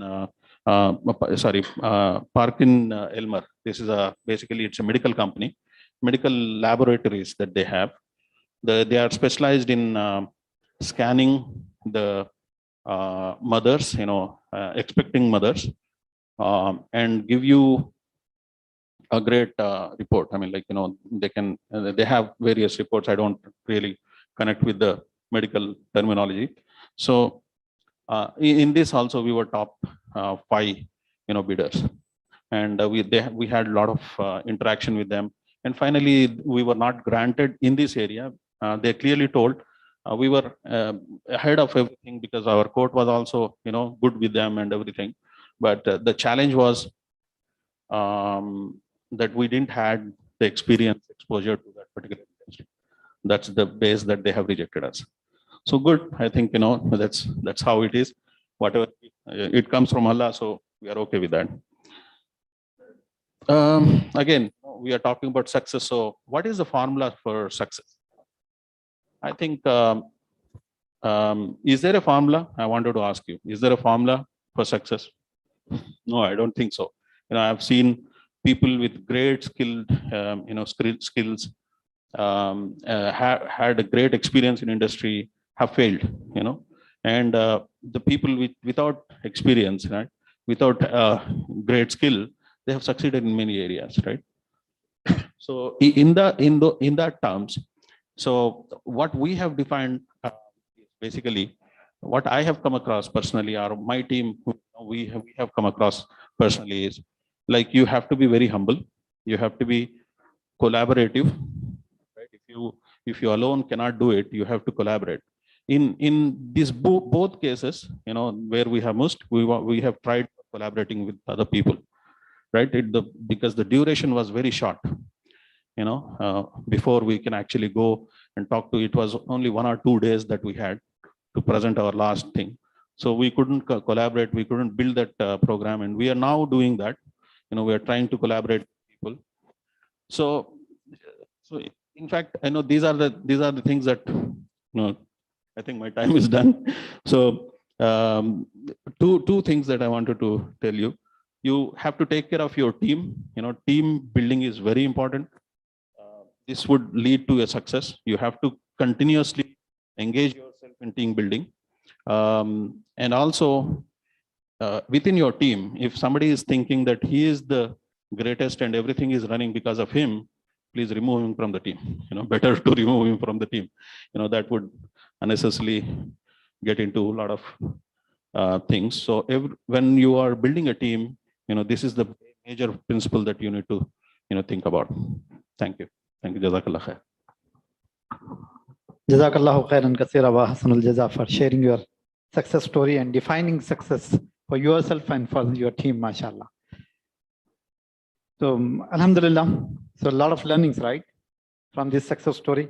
We have success story post lunch as well, and we have many more interesting topics that are coming. And to keep us sitting till Maulana is also listening to us and enjoying these sessions.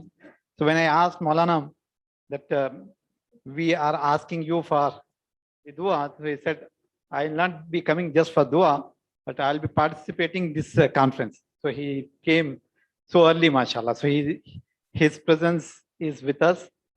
So alhamdulillah, a lot of good thoughts has been given to us by Maulana Abdul Khawi Sahab. If some of us couldn't follow because of the language, I think it's a good time now during the lunch. So those who have followed, so you can learn from them. है ना? तो जानने वाले ये हदीस का मफहूम है कि हुज़ूर अकरम सल्लल्लाहु अलैहि वसल्लम फरमाए कि जो है वो अशरी कौम को क्या हुआ कि जो जानने वाले हैं नहीं जानने वालों तक वो क्यों नहीं पहुंचते और जो है उनको दीन क्यों नहीं सिखाते। और इसी तरह जो नहीं जानते उनके लिए भी जो है ज़रूरी है कि जानने वालों से जुड़ें और जो है वो सीखें। अब अगर जो है कभी ऐसा मौका हो जाता है तो लैंग्वेज हम नहीं जानते तो ऐसे मौक़ों पर जो है जानने वालों से हम जो सीख लेंगे। तो अभी जो है नेटवर्किंग का टाइम है, खाने का टाइम है और फिर जो है नमाज का टाइम है। तो अभी इसमें हम ये करेंगे कि खाना तैयार है माशाल्लाह, तो इससे पहले कि वो ठंडी हो जाए उसका इस्तेमाल हम कर लेना चाहिए। ये 2 ग्रुप्स यहाँ पर होंगे इंशाल्लाह। ये एक ग्रुप जो है खाना खाते रहेगा और दूसरा उस वक्त जो है रूहानी ग़िज़ा हासिल करते रहेगा। तो नमाज के लिए जो है एक जमात वहाँ चली जाएगी। नमाज का इंतज़ाम जो है दूसरे हॉल में है। वज़ू का इंतज़ाम जो है इसी जो है ये डोर के पीछे बिल्कुल वज़ू खाना है, तो साथी यहाँ पहुँचे और फिर कैफेटेरिया में खाने का नज़्म है। तो इंशाल्लाह जो है मस्तूरात ऊपर पहले नमाज पढ़ लें, फिर थोड़ी देर के बाद जो है वो लोगों का भी नज़्म खाने का होगा। जज़ाकल्लाह। साथी जो है अब वापस हमको जो है 2:10 वापस आना है, 1:30 हो रहा है, तो we should come back by 2:20. So we have the schedule with us. Just keep track of that schedule. We have very small day. Jazakallah khair.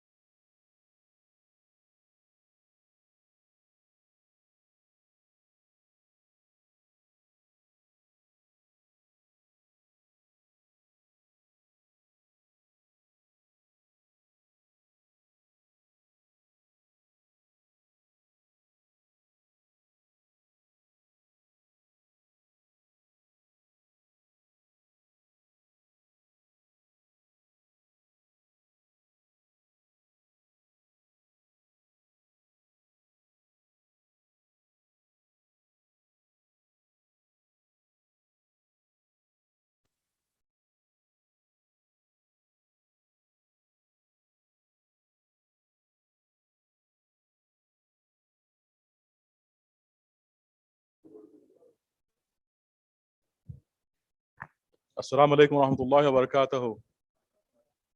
Brothers and sisters, you are requested to please come to the conference room. Yeah, the session is going to start very soon. So request your presence over here. Thank you so much.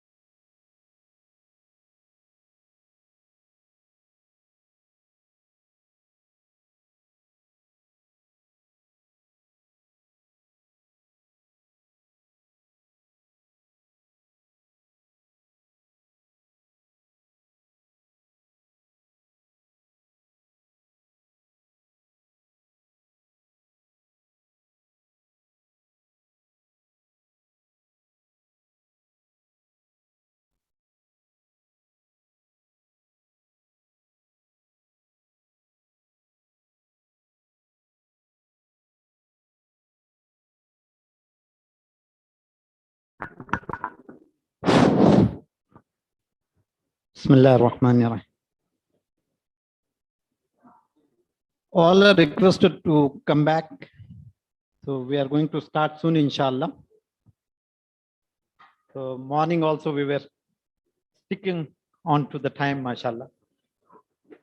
So that shows our seriousness for the cause which we have come here. Alhamdulillah. Brothers who have finished their lunch and salah are requested to come back to your seat.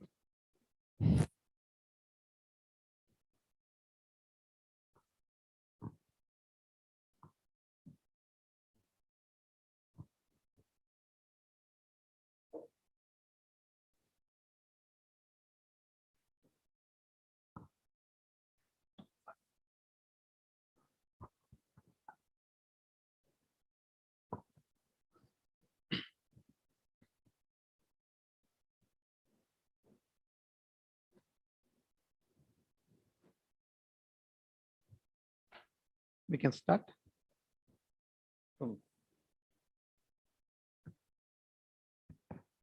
माशाल्लाह जो है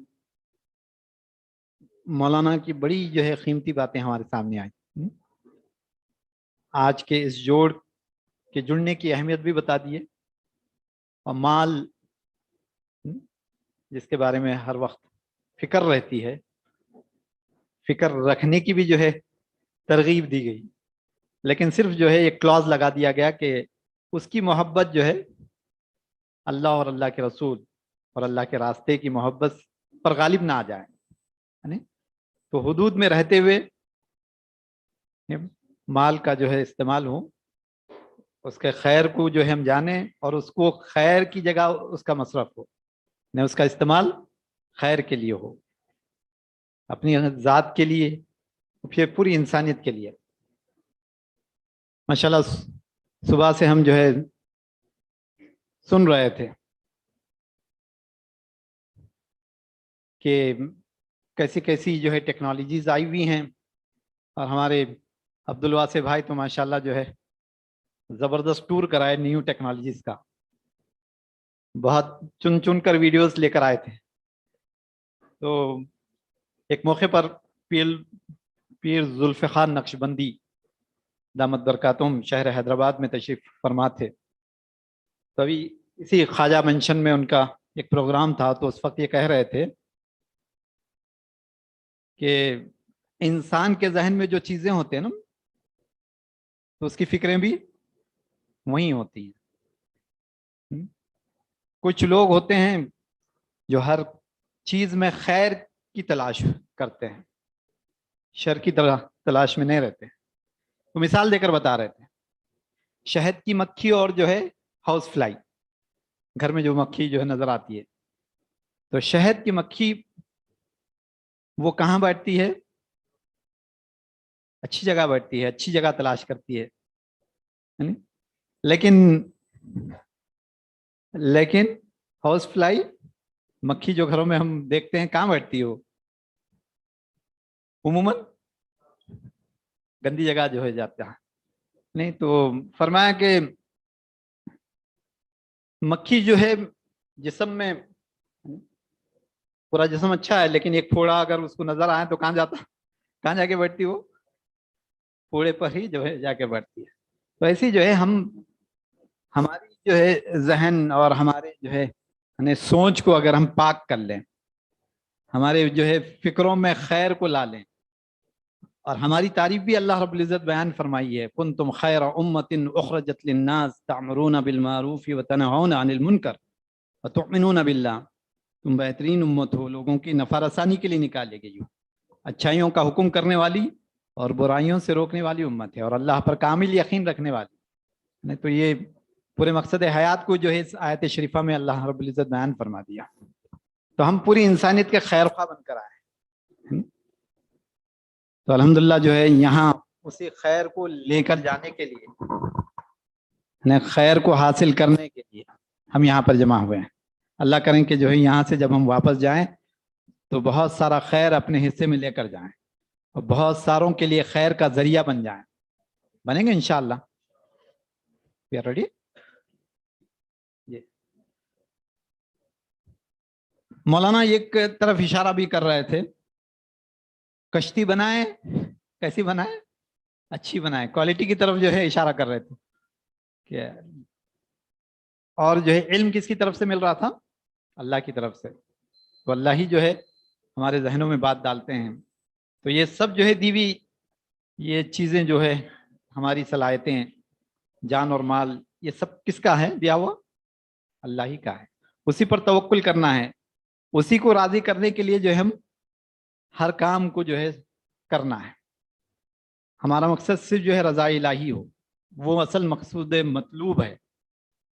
फिर जितने भी जो है अल्लाह की तरफ से अहकामात हैं वो सब हमको उसको राजी करने की यानी फिक्र में जो है दिलाने वाली है। रमज़ान का महीना, तक़ुल्लाह लअल्लकुम तत्तक़ून, अल्लाह फरमा रहे हैं कि तक़वा इख्तियार कर लें। एक बड़ी जो है अच्छी मिसाल बयान फरमाए थे मुंशी मुनव्वर साहब, एक सिराजुल उलूम बेंगलोर में एक मदरसा है, तो वो ये तक़वे को डिफाइन कर रहे थे। तक़वा क्या है, फरमाए कि जो है तक़वा बंदे का वो हाल है जिस हाल को देखकर अल्लाह खुश हो रहे हो, वो हाल हरगिज ना हो जिस हाल को देखकर अल्लाह नाराज हो रहे हो। अल्लाह हमारी हिफाजत फरमाए। तो जो भी करें हम अहसन जो है तरीके से करें।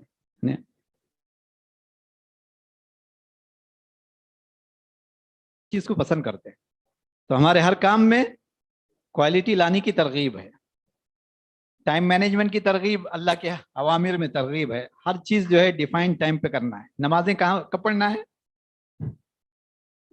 नमाजें अपने वक्त पर फर्ज हुई हैं, तो नमाजों का एहतमाम कैसे हो, क्या पूरे मिला के एक साथ ऑफिस का वक्त खत्म होने के बाद रात में पढ़ लेंगे, ऐसा नहीं, बल्कि जो है हर नमाज को उसके अपने वक्त पर पढ़ेंगे। ठीक है इंशाल्लाह। Are we ready? माशाल्लाह जो है प्री लंच हमारे पास सक्सेस स्टोरीज का जो है सिलसिला शुरू हुआ था, तो इतना भी वक्त नहीं है कि सिर्फ उसी को सुनते रहें, यानी उसमें से जो है और एक हैदराबाद शहर को मौका दिया गया, बेंगलोर से मेहमान आए हैं तो बेंगलोर वालों से भी हम कुछ उनकी जो है कारगुजारी सुन लेंगे। हमारे सोहेब भाई, तो he was working for Amazon company and he was playing a great role there. He got associated with this forum and he started thinking to come on his own. So mashallah jo hai, he ventured on multiple startups, and now during the pandemic I think he has taken a U-turn. That's why he has kept his company name Market U. So we'll try to understand what and why. So he has named his company Market U. So what does that U mean? I request Sohaib bhai to come and share your. Assalamu alaikum warahmatullahi wabarakatuh. MashaAllah. So that U doesn't mean anything actually. We can take a lot of meanings out of it, but so can we have the slides? So this the beautiful thing about MFIRD, okay.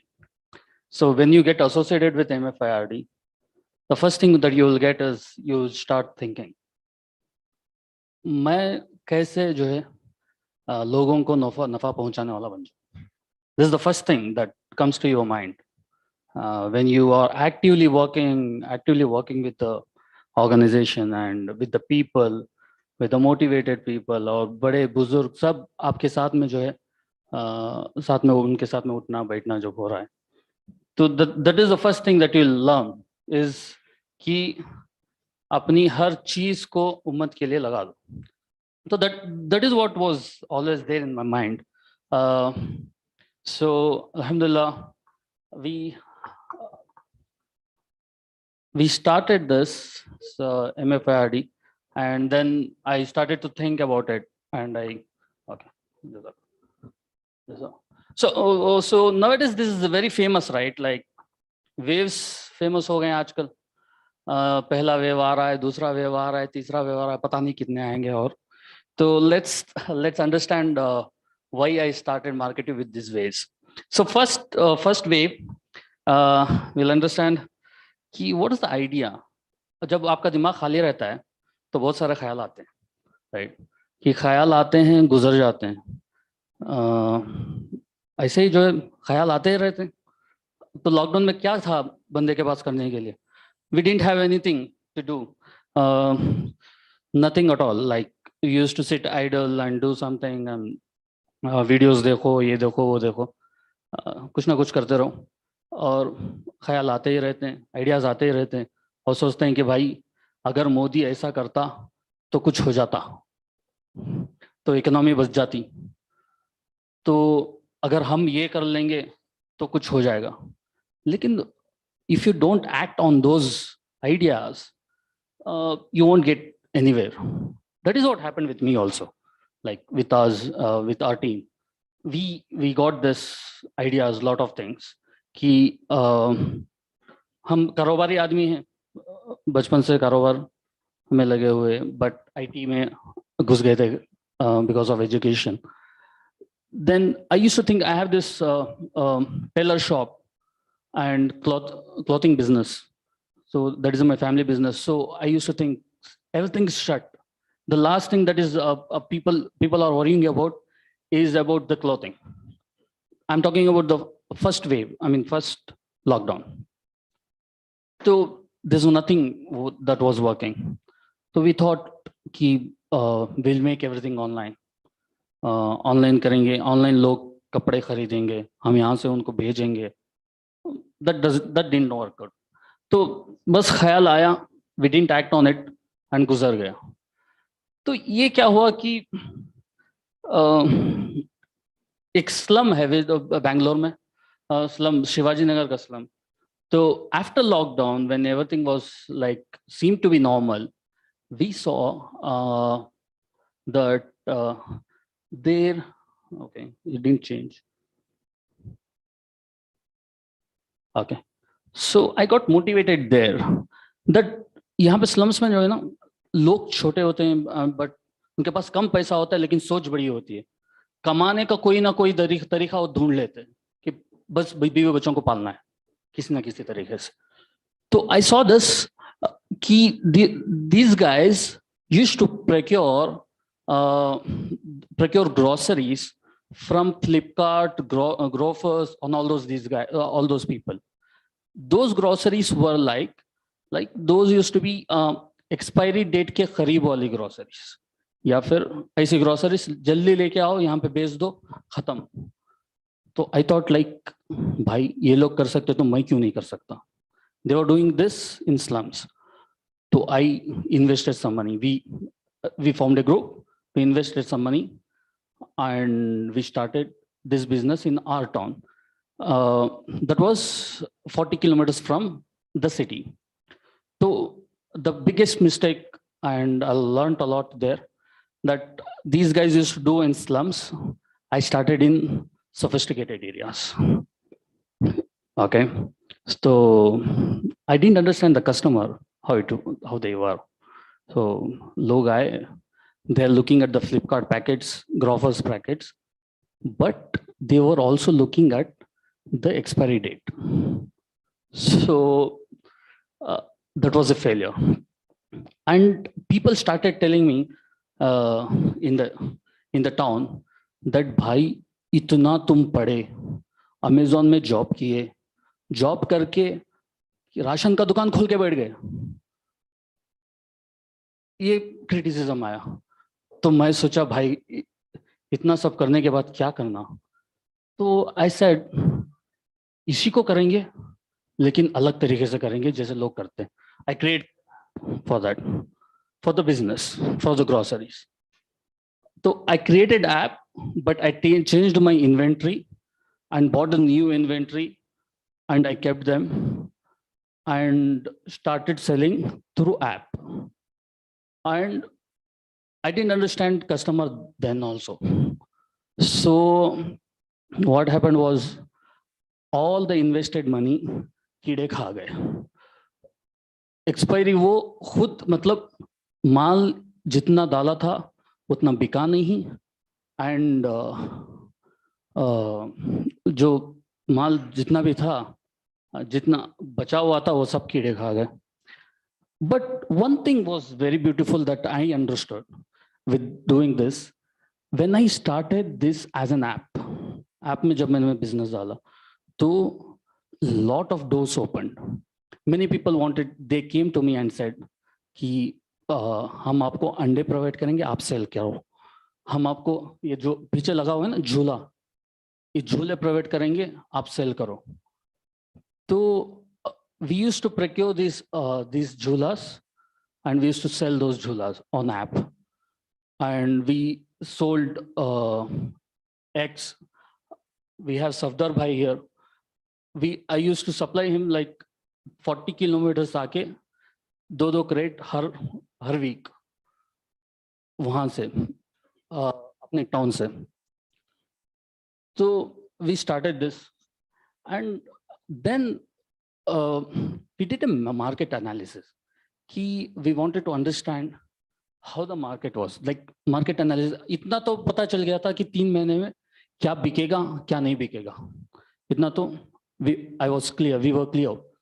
So, but the app which we were using, that was a rental app. We didn't create. हमने coding नहीं की.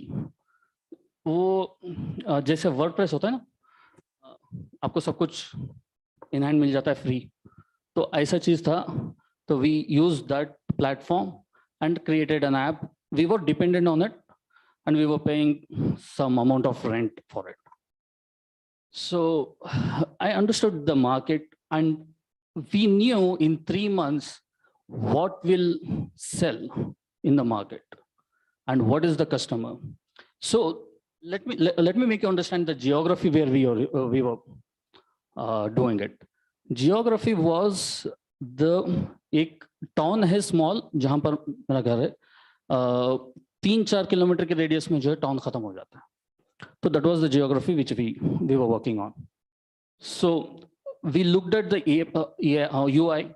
It was not that good. And business हमारा groceries जो वहाँ का पूरा mindset है, that mindset is that village kind of mindset only. They go परख कर पसंद करते हैं. तो and एक और चीज थी कि हम लोग lot of दूसरे वेंडर्स को उसके अंदर ऑनबोर्ड नहीं कर सकते थे. These were the difficulties that we were facing. So we updated it. Next step, we updated it to another thing, and that was also not coded. It was also a jugaad. Online we got the template, WordPress में गए, and we created that thing. Okay. Then came the second lockdown. जब तक हम लोग बनाए, see, whenever you have this opportunity, whenever there is a crisis, you have a lot of opportunities. And I was wanting this second lockdown, to be frank. बहुत लोग कह रहे थे कि बिजनेस ठप हो जाएंगे, ये हो जाएंगे. But आज भी मेरे सिटी में, मेरे टाउन के अंदर लोग कहते हैं कि जितना बिजनेस हमने लॉकडाउन में नहीं किया, लॉकडाउन खुलने के बाद बिजनेस ही नहीं है. लेकिन लॉकडाउन में बहुत अच्छा बिजनेस किया, बिकॉज 2 घंटे 3 घंटे खुला रहता था, बिजनेस हो जाता था, आराम से जाओ, बीवी बच्चों के साथ मजे रहो, ऐसा था माहौल. सो that's why when whenever there's an opportunity, you should grab it. Okay, so this came like a blessing for marketing. That was a big blessing, the second lockdown. So the time, because that time, it was like everyone in the town wanted to get associated with marketing and with the app. They wanted to open their stores, they wanted to open their kitchens, they wanted to sell services. One person came, भैया मैं एक lady call करके बोली भैया मैं chocolates बनाती हूँ, क्या आपके मार्केटों में डाल सकती हूँ? ऐसे डालो. एक और बंदी बोली कि मैं बिरयानी अच्छी बना लेती हूँ, क्या मैं बिरयानी डाल सकती हूँ? मैं बोला डालो. एक और बंदा बोला भाई मेरा सर्विस स्टेशन है, मुझे एक काम कर तू, तो बस इतना बुकिंग का एक ऑप्शन दे दे, लोग बुक करेंगे, मैं जो है जाकर पिकअप करके गाड़ी धो के लेके जाके घर पे छोड़ दूंगा. मैं बोला इतना तो ऑप्शन अभी तक नहीं है, ठीक है उसके बारे में सोचेंगे. देन पीपल केम, वो कहते हैं ना देखा देखी चुल्ला फूकी, आप जानते होंगे मुहावरा. तो बस ऐसा ही माहौल था कि मैंने कुछ लोगों को पंप किया. एक मेरा कजिन था, ही वाज शेफ, जो शादियों में पकाते हैं, दैट गाय. तो ही वाज बेकार, कुछ काम था नहीं, शादियां तो हो नहीं रही थी. तो आई टोल्ड हिम भाई डू अ थिंग, एक काम कर, तो होटल खोल, मतलब अपने घर पे ही कर, होटल खोल, शीखा फाला अच्छा बनाता तू, बना के डाल. तो ही स्टार्टेड हिज बिजनेस. जैसे मैंने उसका क्लिक हुआ, समझो कि he got a queue in this place, हर रोज 100 लोग उसके पास से ऑर्डर ले रहे हैं. एंड तो जैसे इसका क्लिक हुआ, दूसरों की आंखें लाल हो गई. तो उन्होंने कहा, जो दूसरे शेफ्स थे उन्होंने कहा शोएब भाई एक काम करो, आप हमारा भी जरा डाला लो भी, हमें घर में खोल को देती हैं, आप लेकर जाकर हमारा भी कर दो. मैं बोला भाई क्या है उसमें, 15% दियो, डाल लो. तो शुरू कर दिया. Then we started this something called home chef. So any lady who wants to sell her food, she can sell on our platform. We gave this option to other people. So they started a lot of queries every day. भैया मैं ये पका कर दूंगी, भैया मैं वो पका कर दूंगी, भैया मैं रोटी अच्छा बना लेती हूँ, भैया मैं फाल अच्छा बना लेती हूँ. मैं बोला चलो भाई डालो, 15% दो, डालो, चलो ठीक. Then this were the figures. Okay, how it went. Obviously when lockdown खुल गया, फिर sales drop हो गया. This was like only 3 months. Feb में हम लोगों ने नया ऐप लॉन्च किया, and it went on. Every day we used to get, and the most beautiful thing about the business is, ऐसे लोग कॉल करते थे लॉकडाउन में, रात में कन्नड़ा में बोलते थे, ಅಣ್ಣ ತಿನ್ನಕ್ಕೇನು ಇಲ್ಲ, 10 घंटे OPDs है, ಸ್ವಲ್ಪ ಏನಾದ್ರು ತಿನ್ನಕ್ಕೆ ಸಿಗುತ್ತಾ, मतलब खाने के लिए कुछ नहीं है, खाना है क्या, कुछ खाने के लिए मिलेगा. That time I used to feel very bad कि मैं इन लोगों को खाना नहीं प्रोवाइड कर सकता, क्योंकि वो 10 घंटे हो गए और सारी चीजें बंद हैं, everything is closed. और कुछ लोग, now here we are not only selling food, हम लोगों ने फूड जस्ट लॉकडाउन के पहले शुरू किया था. नाउ वी आर सेलिंग, बैठ जा शाहिद भाई, ठीक है. सो थिंग इज कि we started food just before lockdown. तो we retain that grocery thing also. तो ग्रोसरी वॉज गोइंग. तो कुछ ऐसे फैमिलीज अभी भी हैं कि बेवा है या फिर डिवोर्सी है या फिर कोई बूढ़े हैं, दे कांट गो आउट. तो we supply, they buy each and every, छोटी कोरिएंडर लीव्स की काढ़ी भी वो हमारे पास खरीदते हैं. उनको टैबलेट्स चाहिए, they contact us. They want food, they contact us. They want milk, they contact us. Everything goes from market, अल्हम्दुलिल्लाह. सो अभी पता नहीं थर्ड वे में क्या होगा. तो ये चीज जो है मैं कहना चाहूंगा कि कोई भी डिलीवरी बिजनेस हो उसका फ्यूचर जो है वो ईवी से लगा हुआ है. And guys, if you want to start something in EV, please, this is the right time you start. If you want to start delivery business, get in contact with marketing. Okay. So these are the three things that we are trying to expand. Get the EV electronic vehicles for deliveries in under market two, and expansion of a business in different towns, and build a strong community of entrepreneurs. So how is up हमारे साथ हो जाए? We have everything tested and ready. You get connected with us, and let's make a wonderful community with out of this business what we have created. So inshallah, if you know anyone who is who wants to start their business, and and to be honest, it doesn't take a penny. आपके पास bike है, so you can start this business. Bus, if you have a bike, you can start this business. If you don't have a bike, so inshallah EV vehicles हम लेकर आएंगे, then we'll supply the EV vehicles for you. Inshallah. This is it for now from Market 2. So one announcement that I wanted to make, I missed that slide, that on 28th and 29th of this month, that is August 28th and 29th, MFIRD National Conference is going to happen. National Conference, ये तो सिर्फ AP और तेलंगाना का है जो अभी चल रहा है यहाँ पर. National Conference is going to happen on 28th and 29th. So of August, this month, yes, this month. So I invite every one of you to be present in this big cause of MFIRD and take part in it. Okay, Jazakallah khair. If someone wants to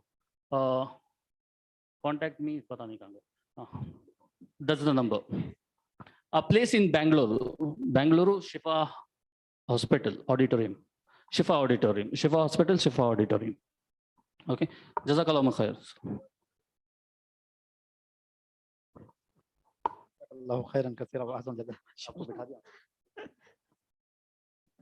Mashallah. So you have helped brothers as well as sisters, mashallah. Sisters are also listening. Hope, I think some might contact you, Shoaib bhai. So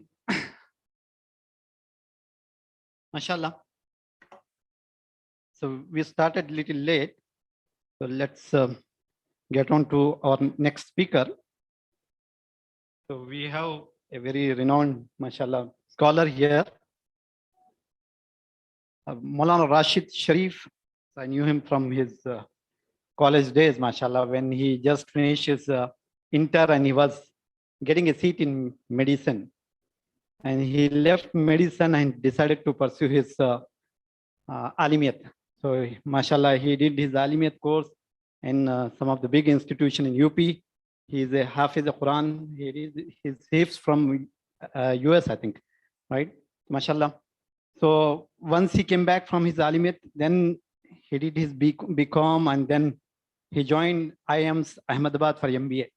He finished the IIMS as well, means MBA as well. And then he started his entrepreneur journey. So he's the first employee of Rahbar Financial Services, which has become synonymous with Islamic finance in the country. He's also a co-founder of ECW Consultants, which is the first NBFC to offer Sharia compliant vehicle finance to consumers on a large scale.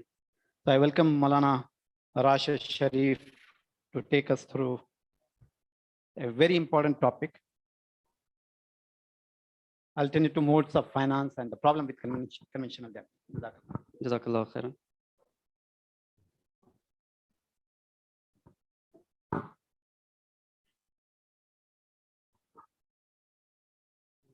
This is enough, no? Okay. Okay. Assalamu alaikum wa rahmatullah. Ahmadu wa nasalli ala rasulil kareem amma ba'd. So it's a pleasure and a privilege to be with you here today and join MFIRD in their very important mission. So as you can see, I wanted to speak about alternative modes of finance and the problem with conventional debt. And I have a very short presentation, but I wanted to make it more of an interactive session where I would like the audience also to participate and answer some questions so that it's better for understanding the topic, inshallah. So before we get into the presentation, I wanted to talk a little bit about Rahbar Financial Services, which is the company that I work for and I'm representing. Rahbar Financial Services is an Islamic finance consultancy, a service provider. And what we do is, it was started in 2013 in Bangalore. What we do is we connect investors who want to invest in Sharia compliant opportunities and businesses who want to raise funds on a Sharia compliant manner. So, Alhamdulillah, in the last, in the last, we can say 7-8 years, we have helped over 100 businesses to raise funds and over 1,000 investors to invest in profitable Sharia compliant opportunities, alhamdulillah. So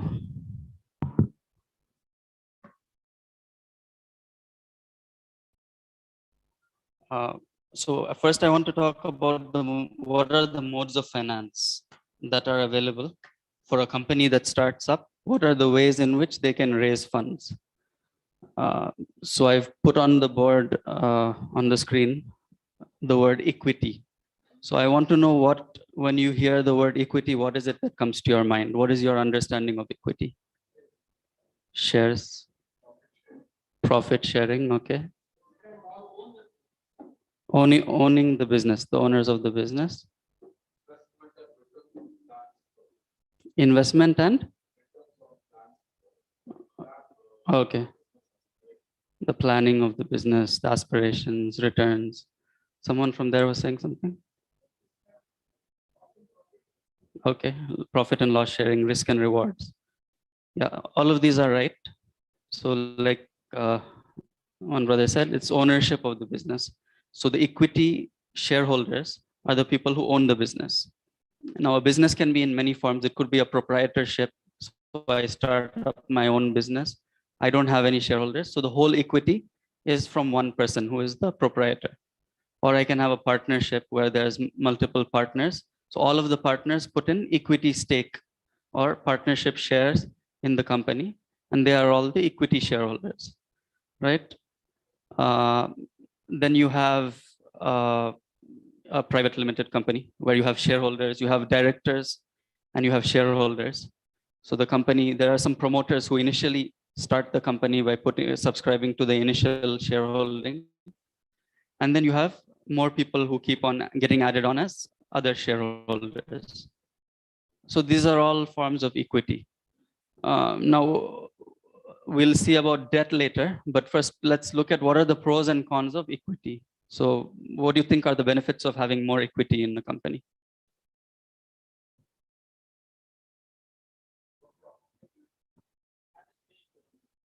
Okay, if there's more profit, you get the whole profit. You have a say in the company, control of the company.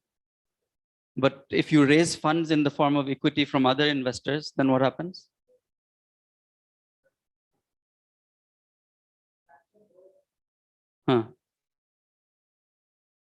You can expand by getting on more shareholders who share the risk with you, but you also lose control over the business, right? So it's a double-edged sword that way. So some of the pros of raising equity, one is there's no fixed obligations. So if I have all shareholders, the full amount that I am raising, I raise it only from equity shareholders. Then what happens is I don't have any fixed obligations to anyone that I have to repay. For example, if I take a loan in the company name, I have to repay the loan.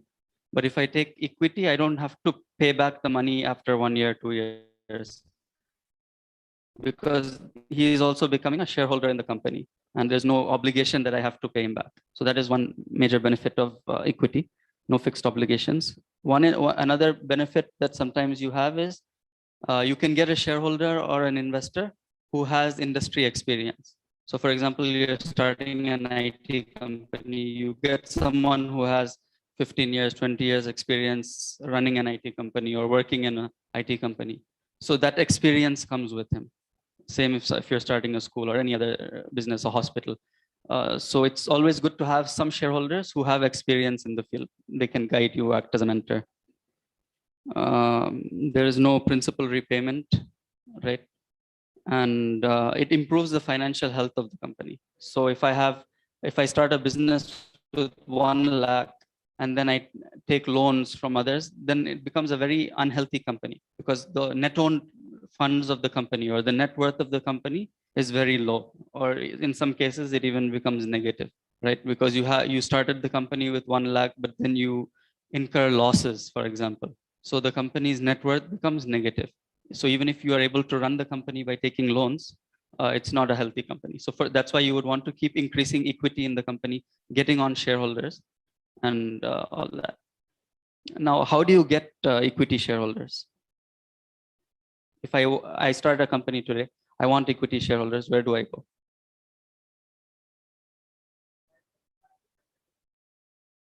Okay, primary market and secondary market. Okay.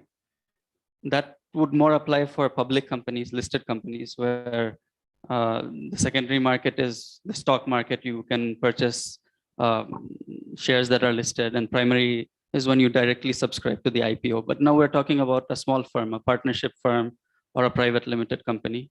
How do I get equity shareholders? Sorry? Chamber of Commerce, someone said something else? Angel investors, good. Consultants, investment bankers are there who can get you investors. Where else can I go? Well, no, I'll tell you why. We don't do, the reason is we don't do equity. We do alternate source of finance. Main 3 products I forgot to mention are operating lease, project finance, and profit sharing loans. So equity is not an option with us. But if you are starting a company, you want to raise equity, where should you go? Angel investors is one good answer. Venture capitalists is another option.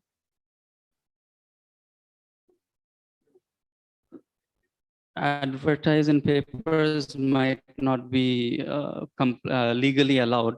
You're not allowed to advertise for private shareholders. It has to be through private placement. Individually, you have to approach them.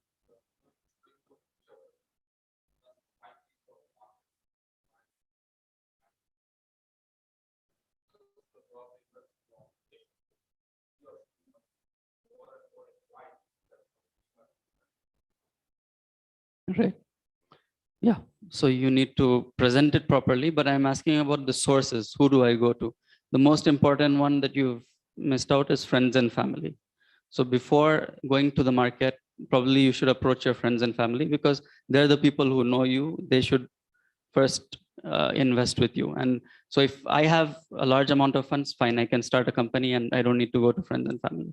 But if I'm starting in a small scale and I need to take it to the next level, first, the people who can trust you and who can put their money with you are your friends and family. Then only you can reach a certain size where angel investors, VC funds, etc. Can look at you. So there's a famous saying that the 3 Fs are the people who invest in startup: friends, families, and fools.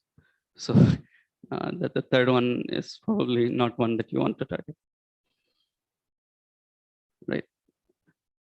So these are some of the sources.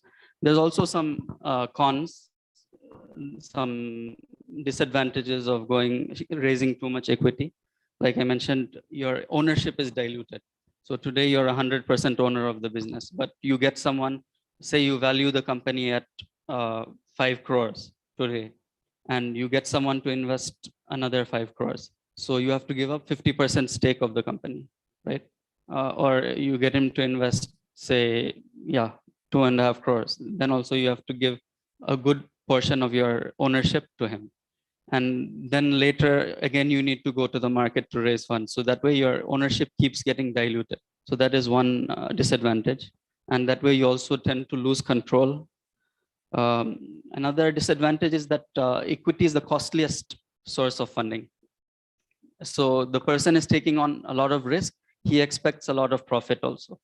So you have to make good profit and share that profit with them. Only then anyone will join as an equity shareholder, right? So it's also difficult to get equity shareholders because you need someone who can take up a lot of risk and believe in your idea.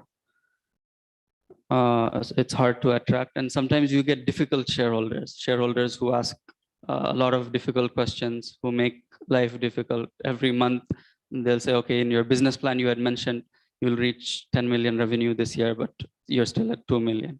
So why is that? Of course, there could be valid explanations. Things might not have gone well, but sometimes they'll not understand. They can make life very difficult for the entrepreneur. So these are some things about equity shareholding. VCs are important sources of equity funding. So especially for Muslim entrepreneurs, since debt is not really an option in India, because it's you won't get Sharia compliant debt very easily, especially as a startup. Startups generally also, they do not get debt, so they need equity to keep growing until they reach a certain stage. Equity generally is Sharia compliant. Most angel investors, they will agree to Sharia compliant terms, although there could be some terms that are not Sharia compliant, like compulsory buyback. They can give a clause that you will buy back at a 12% interest rate at the end of this period. You will buy back my shares if the company is not giving more profit than that. Or other terms are there in VC contracts which can be non-Sharia compliant. So that is one thing. There is a Sharia compliant venture capital fund by the name of Mount Judy Ventures. Some of you might have heard of it. It's a sister concern of Rahbar, and they have invested in 3 startups so far. Unfortunately, all 3 startups are not started by Muslim promoters. So that's also a reason that we feel that more Muslim promoters should come up with innovative ideas and become attractive sources or targets for VC funds. So generally, it's you have seed capital, which is the first what you have to put in. Then you get angel investors. There are professional angel investors. There are networks of angel investors. You have like the Chennai network. You would be having a Hyderabad network and so on. So they together study the deal and then circulate it. Whoever likes it, they can invest in it. Then you have the VC funds. And sometimes a VC funded company can directly go public by going for an IPO, or there's a PE fund, a private equity fund, which is larger, which can then invest the equity. So these are related to equity, a few points. Now coming to debt funding. So debt funding, first, what is the problem with debt funding? I mean, okay, let's start with the sources. Where can I get debt funding? Banks, then government funds, investors, private financiers, and BFCs. What is the problem with debt? Sorry? High interest. What is the problem?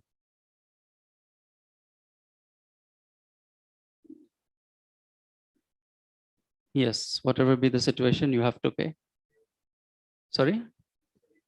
It is repayable, definitely. They will be looking for mortgage. They will want a security, collateral.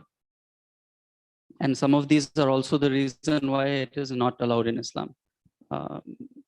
Riba or interest is forbidden in Islam. And the reason that is because it is a sort of a injustice. Whether the company does good or not, you have to repay the amount along with interest. And sometimes it is also injustice for the person who is giving the loan. because someone could take a loan and make excellent profits, but he only shares that whatever is fixed 8% interest, right? So either way, it's either a injustice to the investor or an injustice to the business, which is why it is not allowed in Islam. And it also makes it very risky. So if someone takes debt in the company, then it becomes risky, because if he's unable to repay the debt, then the debtors will still get back their full amount, but the business might have to wind up. So they will liquidate the business and they will take back their money. So it becomes risky for the business. It becomes risky for the promoter also, because if his own assets can be attached, he would have given a personal guarantee. So if the business is unable to repay, they'll go after his assets and ensure that they get the money back. The company could have to go bankrupt, and it makes business unattractive to investors. So if there is a company which has a lot of debt, businesses will not want to, investors will not want to associate with that company, because they'll see that first the company has to repay all this debt, and then only the investors will make any profit. So the equity investors are the one who share the residual value. Whatever is left after paying the debt investors is what the equity shareholders will get. So if there is excessive debt, then an investor will also not want to come to that company.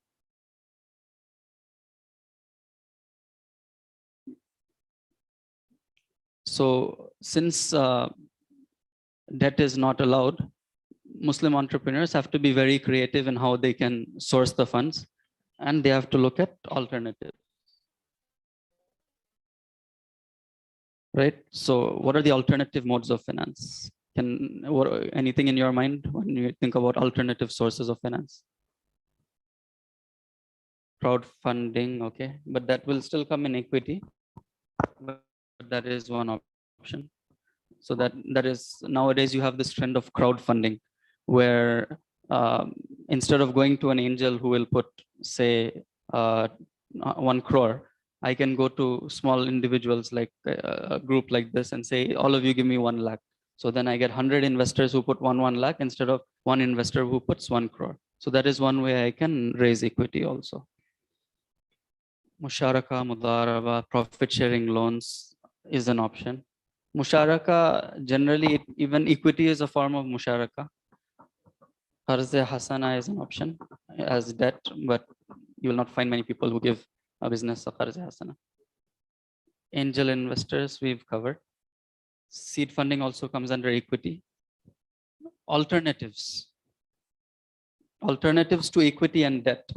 So one, like I mentioned in the beginning, we have operating lease.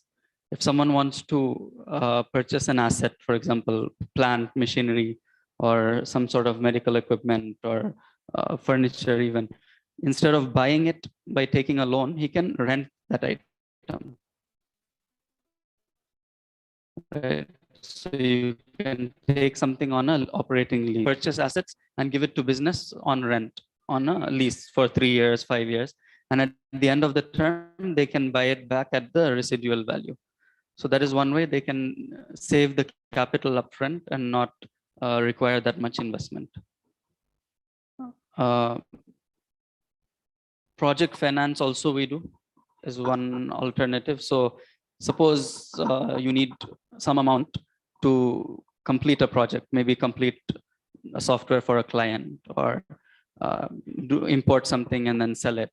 So you need it for a short period, 3 months, 6 months. So you can find an investor who will come in for a short period on a profit sharing basis.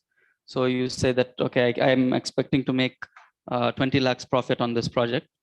I need 50 lakhs. So we'll share the profit at whatever, 40-60 or 60-40. And you get an investor who puts in the money. At the end of the project, you pay him back the principal along with the actual profit as per his share, what he is entitled to. So these are a couple of alternatives. Important alternative I want to also touch upon is bootstrapping. What is bootstrapping? Self-funding. But there's a little more to it. What do you understand when you hear the term bootstrapping?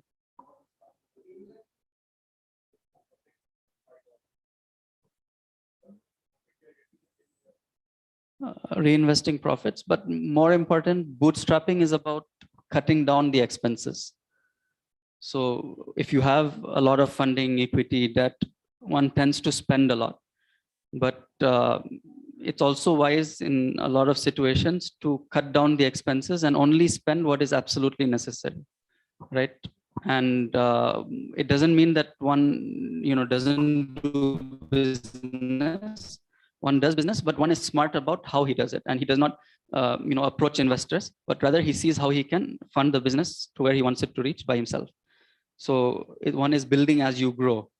So right now you don't need a team of 10 developers. You can do with one developer. You hire that one developer, and as you grow, as you get more requirements, you keep on adding stuff. Instead of making a investor pitch where you say that I'll get 10 developers and I'll reach this much revenue, rather you go there step by step, and as you grow, you try to reach there. And there's a few tips on how you can do that. One is that you understand the customer. So if what happens a lot with a lot of entrepreneurs is that they don't understand the customer, and they build something, and then later they find out that the customer doesn't require that, or there's not enough demand for what he has built. Then he has to go back and then start again. So this is where a lot of funds is generally burned up by entrepreneurs. So if you understand the customer, and it doesn't cost anything to understand the customer, you just need to pick up the phone, speak to a lot of your target customers, and that way you can save a lot of costs. So if you're in a B2C where you're selling to the customer, you should speak to at least 50 customers a day. And if you're in a B2B, at least 10, 15 customers a day. And understand their needs, understand what it is that they're actually looking for, and then build according to their requirements. Reduce the time to market. So if you can build a perfect product, but until it comes to the market, you'll not get feedback and you'll not be able to get revenues. So you reduce the time to market and start selling. There will be some deficiencies. You can improve it over time, and you can keep perfecting the product, but try to get out to the market as soon as possible. Find a mentor. So if you have a mentor who has done this before, who has been there, who has made money in this industry, then he will be able to prevent you from doing a lot of mistakes that you would otherwise do. He perhaps has made the same mistakes, so he can tell you to avoid certain things. Go with a simple business plan. So you don't need to have a 20-page business plan with all sort of projections and all that. Have a simple business plan that you can explain maybe in 2 pages. And because you're not looking at now approaching investors, you're looking at just doing business, right? We're talking about bootstrapping. So you don't need to have an extensive business plan for that. Once an entrepreneur came to me and he said he wants about 5 to 10 lakh investment so that he can prepare a business plan so that he can go to investors. So I said that doesn't make sense. I mean, if you have a good business, then you should be able to go to investors yourself with a simple business plan. Why do you need so much money to hire a professional consultant and then go to investors? So have a simple business plan, which is easy to explain, an elevator pitch, which you can in 30 seconds to 1 minute, you can explain the product and get investors if required. And alternate revenue streams are also important. When you're starting up a business, if you want to run your family, run everything from the business, sometimes it might not happen. So try to get alternate streams of revenue. It could be a consulting business. It could be some services that you provide. And that way it eases, you're able to pump in more money to your business and not have to pull everything out from the business. And understand why expenses are required. So for example, the goal is not to hire more employees or to do more marketing, but the goal is to build the product, or the goal is to sell the product. So see how you can do it in other ways without spending on marketing. There could be cheaper ways of doing what you are trying to do.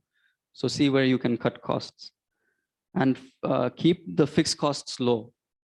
So you have certain fixed costs. Like for example, if I rent a building, that is a fixed cost. I have to pay that every month. See how you can keep those costs low. See if you can start in your own house, or see what can be done.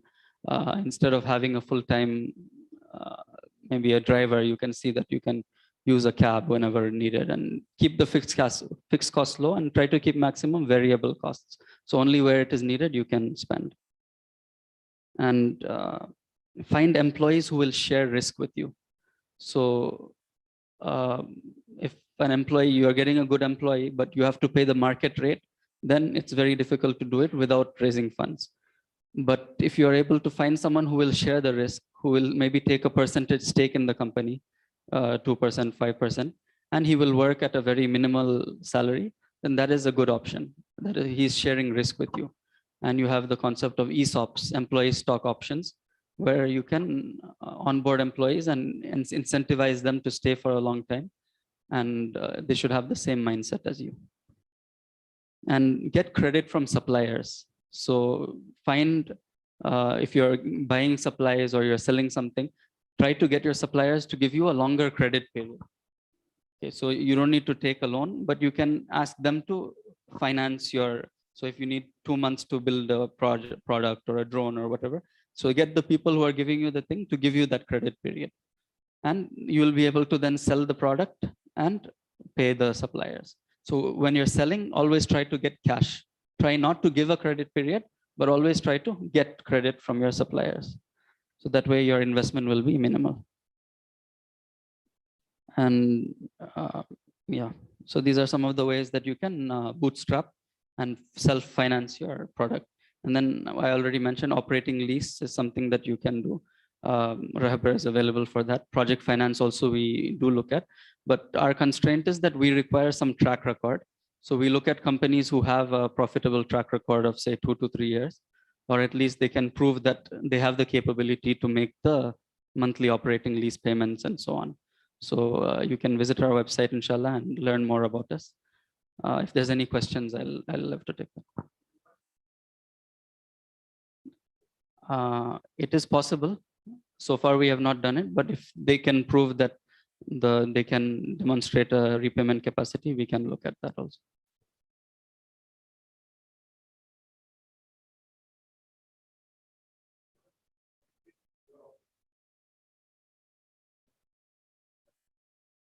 Sahulat is a cooperative society, whereas we are, that would be a not-for-profit, whereas we are a for-profit company.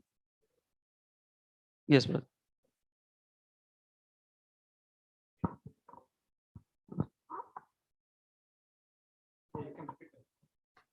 So do we offer technical support along with financial support?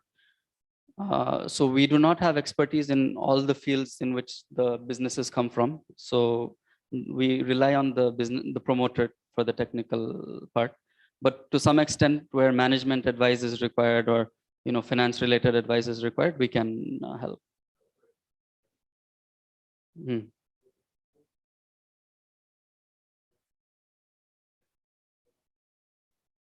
Right.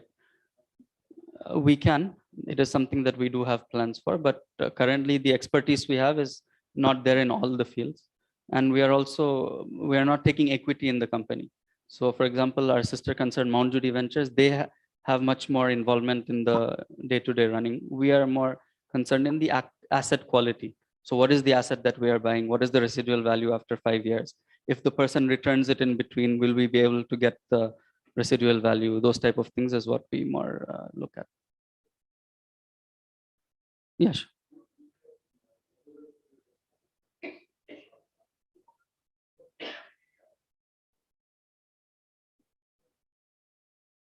So yeah, that point was more related to bootstrapping. So if someone wants to not approach investors, then there's no need for a lengthy business plan.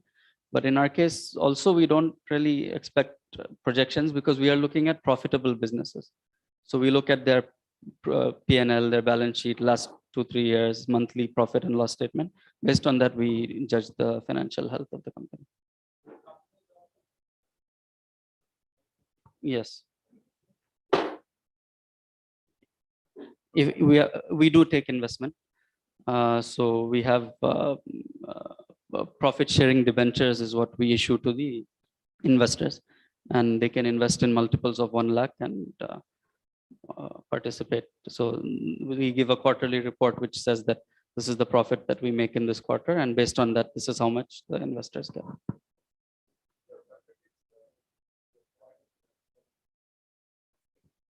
Yes. Correct. Existing businesses with some profitable track record. Walaikum salam.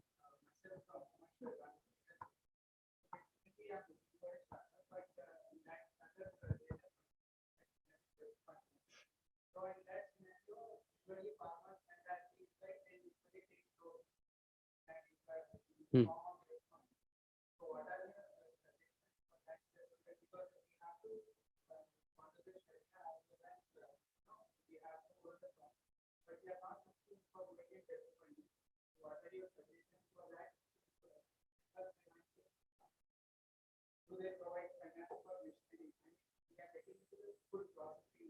Okay.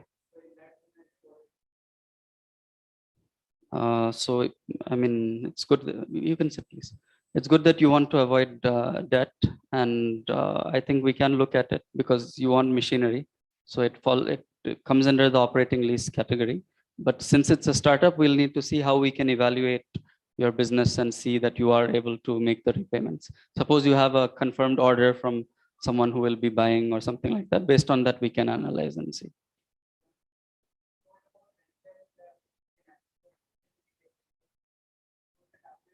Hmm. Correct. Right. We will purchase the machine, give it to you, and you pay the monthly rent for that. At the end of the period, you can buy it back from us at the residual value that we estimated upfront. Say it could be 20%, 15% of the original price. Yes, it's a rental, so you can pay a rent on the asset that you have. So we make a profit on that, but it's in the form of a rent, not interest. It's not a loan, it's a lease that we are giving. Yes, 10 lakh is the minimum, and maximum depends on the company, but we have done up to 10 crore also. Jazakallah. In the interest of time, I think we'll pause the questions, and during the tea time, I think you'll be here first. So that time we can go for further questions, inshallah. Jazakallah khairan kaseera. Jaza Mana Rashid Sahab. It's a very good insight into the topic that has been given to him. And he kept the entire session interactive and didn't allow us to sleep, right? After the heavy lunch and great sweet, mashallah. Jazakallah for keeping the crowd active, mashallah. So now, so we'll go back to our lockdown days or even the new normal way of listening to the topic. And many people, same time, we are here physically present, listening to the speaker physically. Now, let's go back to the new normal way of listening to the topic. So even the brother who is supposed to present the topic now was supposed to land in Hyderabad, but because of the second dose which he just took, so he has taken a little care about his health. So he will be presenting from Bangalore now. So we'll go online mode. So hope we are okay, right? So can we just stand up and relax ourselves? Yeah. Jazakallah. Maybe you can turn and then you can do some treatment to each other. Okay. It's a good exercise to keep us active for the other sessions that are coming, mashallah. Very interesting, great topics. All topics are great, right? Very relevant to the topic or the theme today for the conference. Startups, all these topics are normally we have the questions, and hope from these sessions we are getting our most of our questions answered. Jazakallah. We can take a seat.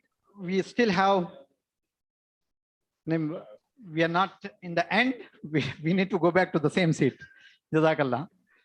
So sisters can also, they can also get up and then relax for some time and again come back to the seat, mashallah. So he's ready. Can we just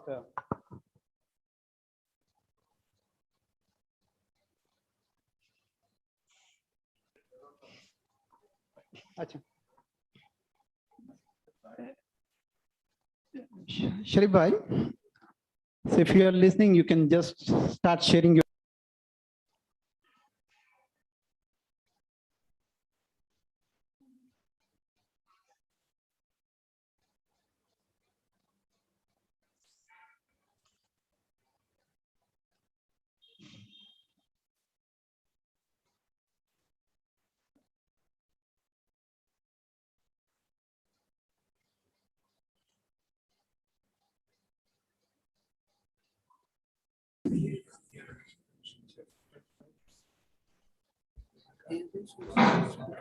Sharif bhai, you can speak now. Ibad bhai. Assalamu alaikum warahmatullahi wabarakatuh. Jazakallah khair, Shahid bhai and the MFIRD team for putting together this very important and relevant workshop or get together or whatever you're calling it. I think it's the need of the day that Muslims have to get into entrepreneurship. We have to not be job seekers. Sharif bhai, could you please switch on your video? I unfortunately have not, connected my external cam, and my laptop does not have a camera. So you'll have to excuse me on that. No problem. Yeah, what I was saying is that it's extremely important that we not be just job seekers, but be job providers to others. And the future really belongs to those who innovate. The future really belongs to those who are able to disrupt the current mode of operation and come up with much easier and breakthrough technologies and breakthrough innovations that's going to change the way people think. Ibad, who is a PhD in Islamic finance and has got an experience in the VC industry for a long time, will be making the presentation. Inshallah, I'll be here and I will be there to answer questions as and when they come up. I also wanted to make just two small comments on Rashid's presentation in Rehbar. Alhamdulillah, it was a great presentation. It was well delivered. If for your future presenters also, it would be nice if the speaker were to repeat the question before answering it. Otherwise, people on the live stream are not able to hear the question, and sometimes we may not be able to understand the context. Okay. In terms of the companies that we have, Mount Judy has invested in, there is one company which has a Muslim co-founder, but that is not a criteria as far as we are concerned. Our criteria is that the company has to be Sharia compliant, and whether it is run by a Muslim or a non-Muslim is not the major criteria that we use. Our primary responsibility is to our investors and to make sure that they get a good return on what they're investing, and they continue investing into various other initiatives which will create more opportunities. And we are coming up with something which will help Muslim entrepreneurs or minority entrepreneurs in a better fashion. And again, Dr. Ibad will cover that. One of the ideas that probably got missed out when Rashid was talking about bootstrapping or in general avoiding debt is also to try and take advance payments from your customers. Just like you try and get credit from your suppliers, you could try and get the payments in advance from your customers, which will help in the cash flow and reduce the requirement for debt. So that's another thing which the current entrepreneurs and the future potential entrepreneurs in the audience can look at. I'll hand over to Dr. Ibad for him to take it forward.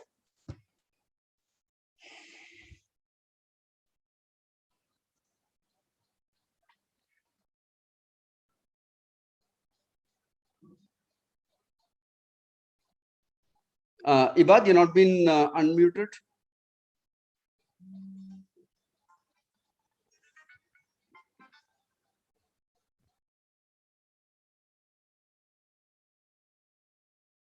I'll just start.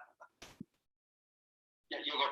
Yeah, if you could also switch on my video, I'll appreciate that, please.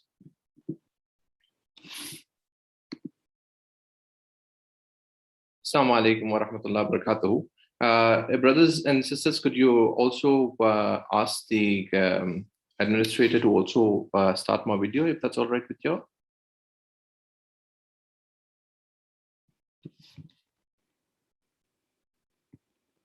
Well, I don't think it is, y'all have enabled that. Y'all haven't enabled the video, neither the screen sharing. Can y'all hear me all right? Logged in?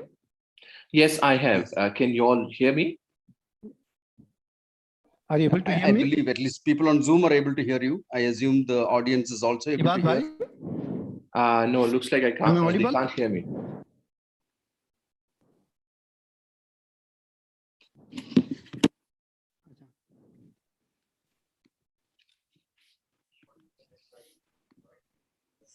Yeah. By which name you have joined, Ibad Bhai?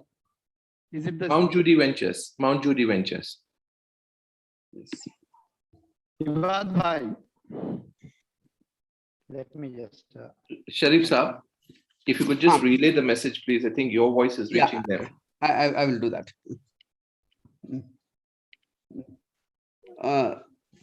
Shahid, it's by the name Mount Judy Ventures. You have to enable unmute as well as allow him to do screen sharing.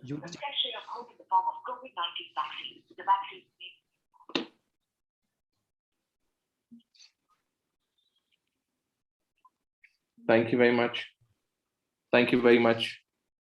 Yes, sharing is also enabled. Thank you very much. Thank you very much. Assalamu alaikum wa rahmatullahi wa barakatuhu. Brothers and sisters, my name is Ibad Momin. Thank you for making the time to listen to me. Understanding Hyderabad, I'm sure you must have had a great lunch. I will try my best to not put you to sleep, inshallah, and try and make it as value add for you all. When you all can see my presentation, if you all can just give me an affirmative, I'll appreciate that, please.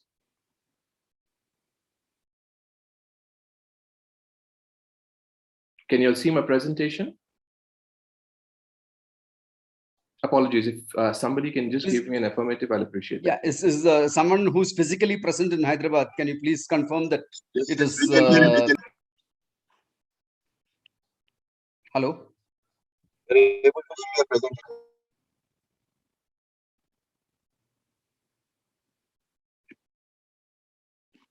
No confirmation as yet, Sharif Saab, right? No, no confirmation as yet.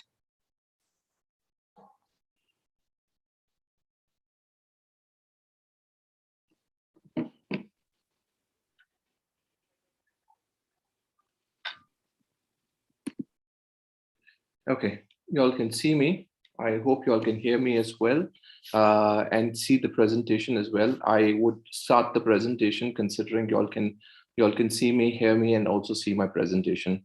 Azubillahi minash shaitanir rajim. Bismillahir rahmanir rahim. Wassalatu wassalam sayyidil mursalin sayyidina Muhammad sallallahu alaihi wasallam wa alihi ashabihi ajma'in. Bismillahir rahmanir rahim. Thank you, MFRD, for having us and allowing me to present on a topic which is extremely close to my heart and something which we've been working diligently for the last 5-6 years on to ensure that not only is entrepreneurship given the necessary push, but also that our minorities and our community and our society overall actually benefits from the ripple effect which is created.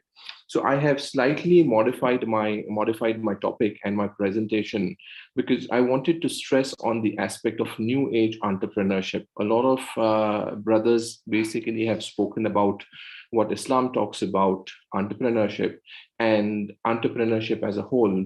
What I wanted to bring across to y'all is that we are in a new age of entrepreneurship. old entrepreneurship stays where it is. But really, the appreciation for new age entrepreneurship is something which will take us for the next 20, 30 years and lay the foundation for our children as we move ahead. So I'll explain to you why I say new age entrepreneurship. I'm sure you would have realized that life around us has changed, and especially during this pandemic, whether it is way we are our children are getting our education, we may argue till the cows come home whether it is the right kind of a thing which is happening or the wrong kind of a thing. The reality is this, that there is a change which is happening, and technology has disrupted a number of sectors, right? Whether it is education, whether it is just the way we catch our cabs has changed with Ola, Uber. The way we access our information in terms of our newspapers. I don't know, my father comes to my house and realizes that there is no newspaper, and he keeps telling me that get me a physical newspaper, get me a physical newspaper. I'm sure a lot of your homes do not have physical newspapers anymore. The kind of content which our children read, the way we invest our money, the way we make our payments, again, right, wrong, we shall see as we go along, but nevertheless it has changed. The way we shop has changed. The way we book our hotels, and the way these hotel models has changed significantly as well.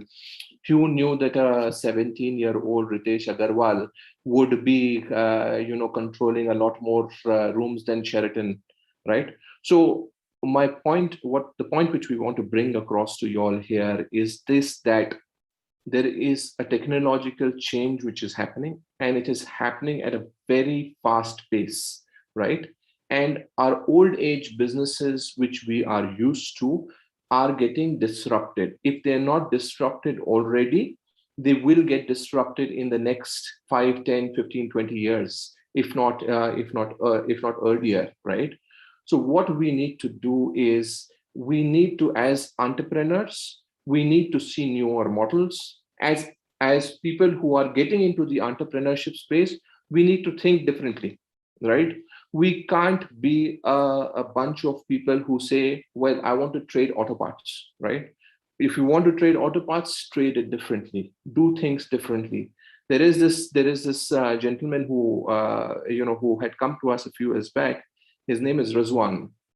He has started something called a portal called First You, right? And he's doing this car repairs and car auto parts and things like that differently. What I want you to do is think slightly bit more differently. If you are going to do things just the same way as your father was doing and the earlier generations have been doing, it may not work for too long. If it is working now, the margins are extremely low. What we want to do is bring you and appraise you of this new change which is happening across the world, right? Now, and this change really is being spearheaded by something which we call startups, right? It is a buzzword which is happening, and Brother Munir, I think, is addressing this in the next presentation. So I will not hog his limelight, but leave that to him. But I will keep touching on few aspects of startups as we go along. The Indian startup ecosystem, right? A lot of people think that the startups are something which is just a fad or something which is a fashion. Aaj hai, kal nahi hoga, right? But these are a few statistics which I want to bring to your notice, which will tell you that this is not a fad. It is a reality which is happening, and we need to be part of this reality. So I'd like to put across this figure, right? $70 billion of funding which has come through, which is 7,000 crores into 70, right?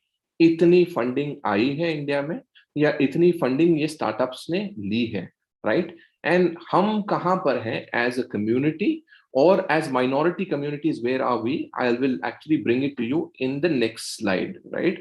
There are 51 unicorns. Unicorns are 7,000 crore rupee unlisted companies which have made themselves known. So when we talk about Ola, Flipkart, Baiju, ये सारे जो हैं ये unicorns कहलाते हैं, right? These are big companies, right? Now this is a statistic. If you pay attention to the right hand side of your slide, this is a statistics which is showing how much time some startups are basically taking to become unicorns or 7,000 crore rupee companies, right? So if you see the top lot of people, these are startups which were set up before 2010, right? And the lower ones have been started after 2010. And just see the number of years these ones have taken and the number of years which these startups have taken to become unicorns. What I want to highlight here is that ये जो startups हैं नीचे वाले 2010 में, they are moving at double the pace at which all of these startups have moved. What is the relevance to us as a community, us as a minority, and us as people? The relevance here is this, that there is a bus which is leaving, right? And if we do not catch this bus, we'll be still left in the same kind of economic strength which we have, and consequently the kind of social strength which we will have as we go along, right? So we want our young generations to look at these, right? Look at Big Basket, look at ShopQs, look at Lenskart, how they are setting up their business. Don't set up your business with the old school model, right?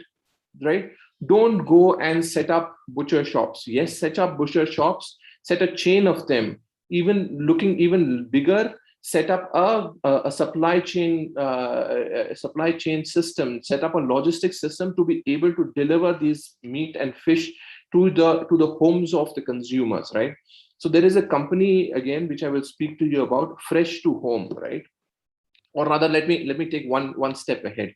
There was this company called Licious. Do you know who set up Licious? There's a Marwadi gentleman who set it up. Marwadis do not eat non-veg, right? And what were the lot of people who generally eat meat do? We order from these people, right? Or we go to the butchers and order and take our meat. Had we thought out of the box and set these up? No, we didn't, right? So what we need to do is think out of the box, think big, don't think small, right? Yes, small is good for a start, but think big. Let your vision be big. Go arrive to the bigger league, right? As we call it, step up when it is needed, right? So there is a company which basically we are very happy that it had actually come to us. Unfortunately, we did not have the necessary money to invest into that company. The company's name is Fresh to Home. You know what his valuation is today? He came to us, Sharif Sahib, if I'm not mistaken, they came to us in 2017, 18, when we started up. They are right. About a $600 million company. They deliver meat and fish. That's what they do, right? So think bigger, think out of the box, brothers and sisters, right? Yes, it's good. Micro entrepreneurship is good, but the time we think bigger, we'll be able to uplift a lot more people. Okay, so as I mentioned to you, let me give you a perspective of how many minority people are there in all these unicorns, as they call them, 7,000 crore rupee companies, right? All these blue ones signify that there is no minority representation. Only in these 5 are there any kind of minority representation. And minority I define as what our constitution says it is, right? So these are the ones. Forget Muslim and SC, ST, etc. All the minorities put together are only either one co-founder or some senior level person who is basically in these 5 companies, right? And there are 51 of these lovely large companies. Nevertheless, everything is not gloom and doom, right? There are some very inspiring stories. Jaspreet Singh, who was a co-founder of Dhruva, ID Fresh PC Mustafa, we are honored to have him as our general partner in our venture capital fund, and we are honored to have helped him in his business in this initial years of his struggle through Rehbar.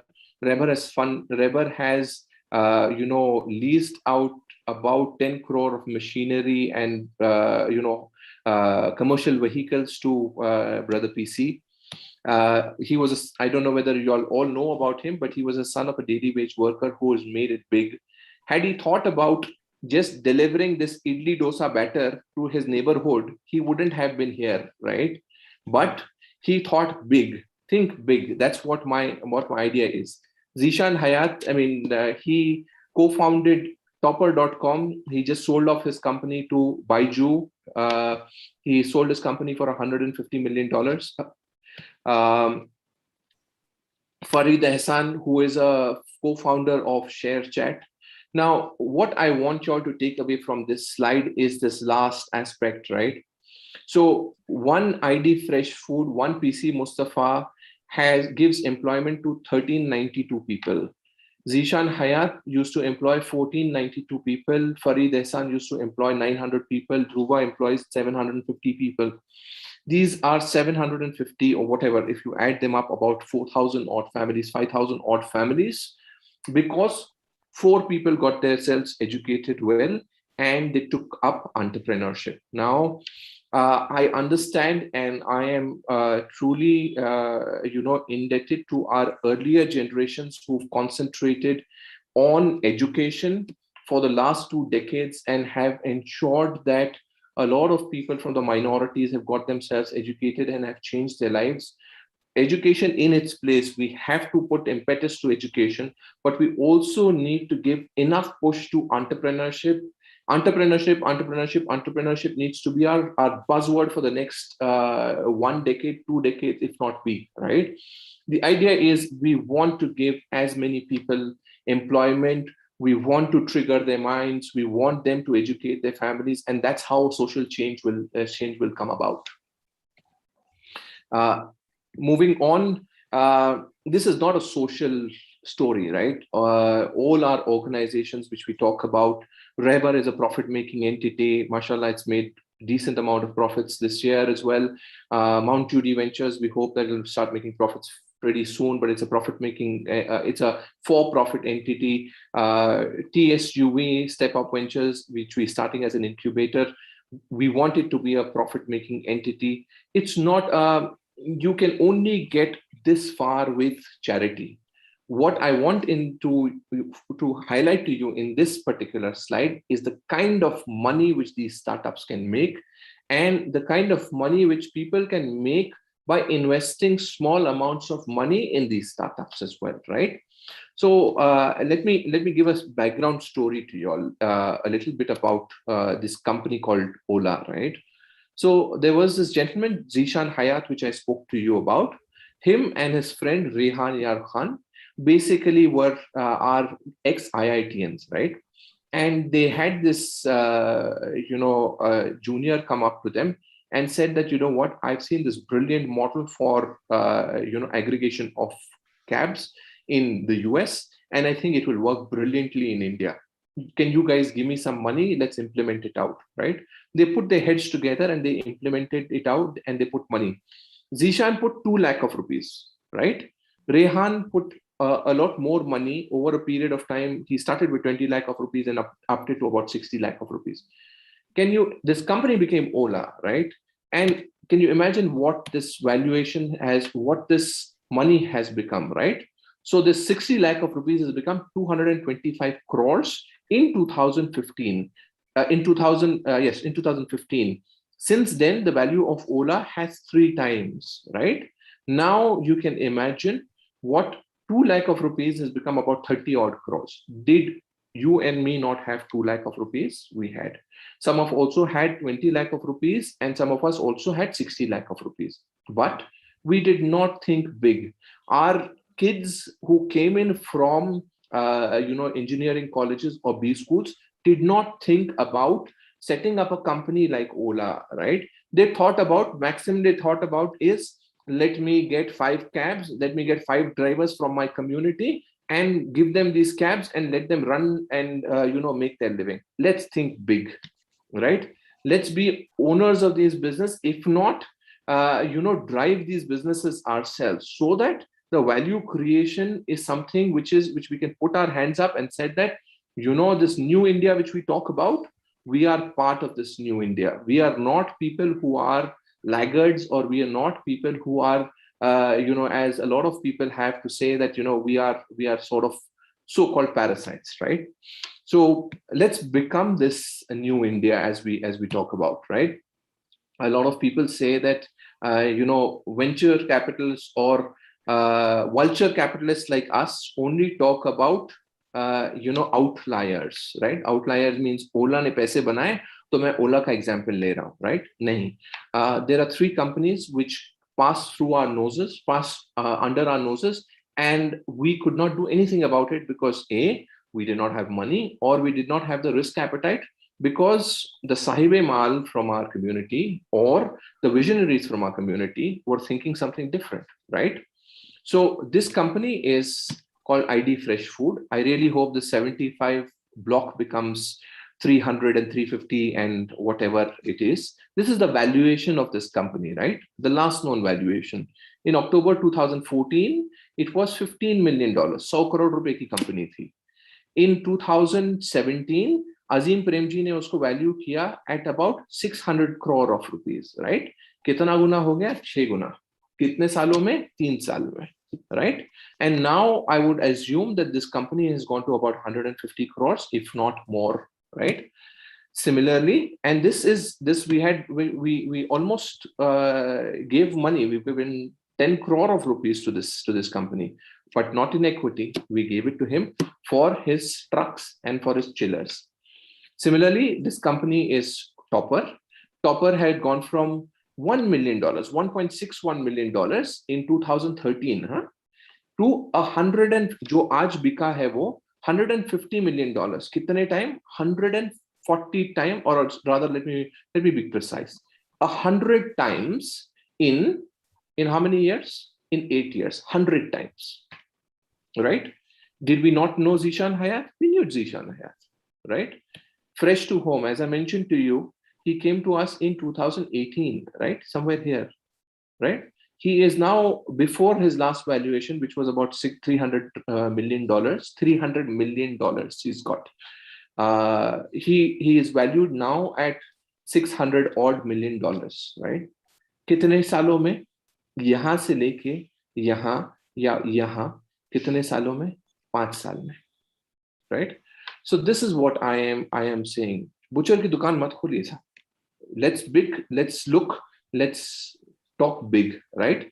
Let me break it down to you guys in terms of what a startup goes through, so you'll have an idea of what is in front of you all. The challenge is extremely steep, but it is extremely rewarding, not only for you but all the people around, right? How does it start? It starts with an idea generation, right? Okay, I want to create a cab aggregation company, right? So Bhavesh Agarwal comes up with this idea. He formulates this idea, does a little bit of homework, creates a sort of a prototype, right? With his own money, right? यहाँ पे कोई दूसरों का पैसा की जरूरत नहीं पड़ती, खुद के ही पैसे से काम हो जाता है. बहुत कम पैसा लगता है. अगर चाहिए तो बाजू वाला दे देगा या friends and family generally दे देंगे. Then you create something called a prototype, and this prototype gets tested somewhere, right? You give it to a few friends, family, आजू बाजू के लोगों को आप देते हो, ये ऐप चलता है क्या, ये फला प्रोडक्ट चलता है क्या, जरा चेक करके मुझे बताइए. This is called idea validation, right?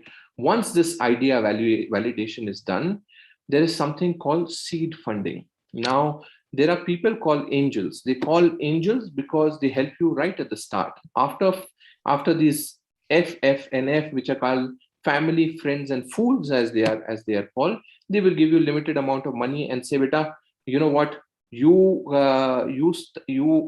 have a great idea. You know what? Take this money and you will try whatever your idea is, right?" Once you do that, some customers will come in, right? Once you have some bit of customers or whatever it is, you can go to this angel investors and say, you know what, I have created this app for cab aggregation. You know what, Mr. Angel, please give me money, right? And this guy would give you some amount of seed funding, right? There are also funds which do seed funding, but generally here, these are people who risk their own money, and hence they call angels. Moving on, this is where people like Mount Judy Ventures basically come in, whereby, you know, after taking money from seed money from angels and family, friends, and fools, you basically set up a product. You've done some bit of early commercialization. People like me and Sharif Saab come and understand your business, see your potential in your business. You create a business plan. We help you, we handhold you. We say, you know what, you guys are great tech people, but you need the financial expertise. You need the branding, you need the marketing. Let us as venture capitalists come along with you and build the product. Now that's where, you know, your startup starts tearing apart. Isko bolte hain Series A, Series B. This is all technical jargon. इसमें कोई ये नहीं रखता है. It is just what level, what funding you are getting. Level 1, level 2, level 3, and so on and so forth. Now, level 4 पे जो है, scale up stage पे, यहाँ पे आपके पास में किसी ने $1-2 million डाल दिया है आपके अंदर कंपनी में, और now you are building the product, right? पहले आप खाली हैदराबाद में बेचते थे और बेंगलोर में बेचते थे. अब आपने जो है आपका ऐप को जो है वो India scale पे ले आए हो आप, right? And that's where once you've brought it to say probably 1 crore रुपए से, जहां पे ग्रोथ स्टेज में आपका 1 करोड़ रुपए का टर्नओवर हो रहा था, स्केल अप स्टेज में आपका 100 करोड़ रुपए का टर्नओवर होने लगता है हर साल. That's where something called Series C, Series D comes in, which are called private equity investors. These people invest in slightly more mature businesses, जहां पर वो बोला जाता है कि you know, regular cash flow आपके पास में आ रहा है, right? And यहाँ पर जो है जनरली ये जो एंजल्स होते हैं या फैमिली और फ्रेंड्स होते हैं, ये लोग बोलते हैं बस हमारे लिए जो है ये आपने 100 गुना बना दिया है, मेरा 100 रुपए का जो है वो 10,000 रुपया हो गया, मुझे निकाल दीजिए. तो यहाँ पे वो लोग बेचना चालू कर देते हैं 4th स्टेज के ऊपर. 5th स्टेज जो होता है वो मैच्योरिटी स्टेज होता है, which basically the company goes in for an exit through an IPO. जैसे आपने Zomato को देखा, right? It's gone in for an IPO as a startup. It's gone for an IPO. There are many more examples, but I'm just taking Zomato because it was started as a startup and then has scaled its this thing. कुछ M&A activity होती है, जैसे बाइजू जो है वो topper को खरीद लिया उसने, कुछ और 2-3 और कंपनीज को खरीद लिया, and so on and so forth. So this is the whole stage, right? It takes time. For some startups, this whole stage is very easy. It happens in 5 years, 6 years, right? Some even earlier. But on an average, this takes about 10 to 12 years of hard, diligent work and continuous activity in your startup, right? So this is what it takes. I shall be happy to take any questions which you all may want me to answer.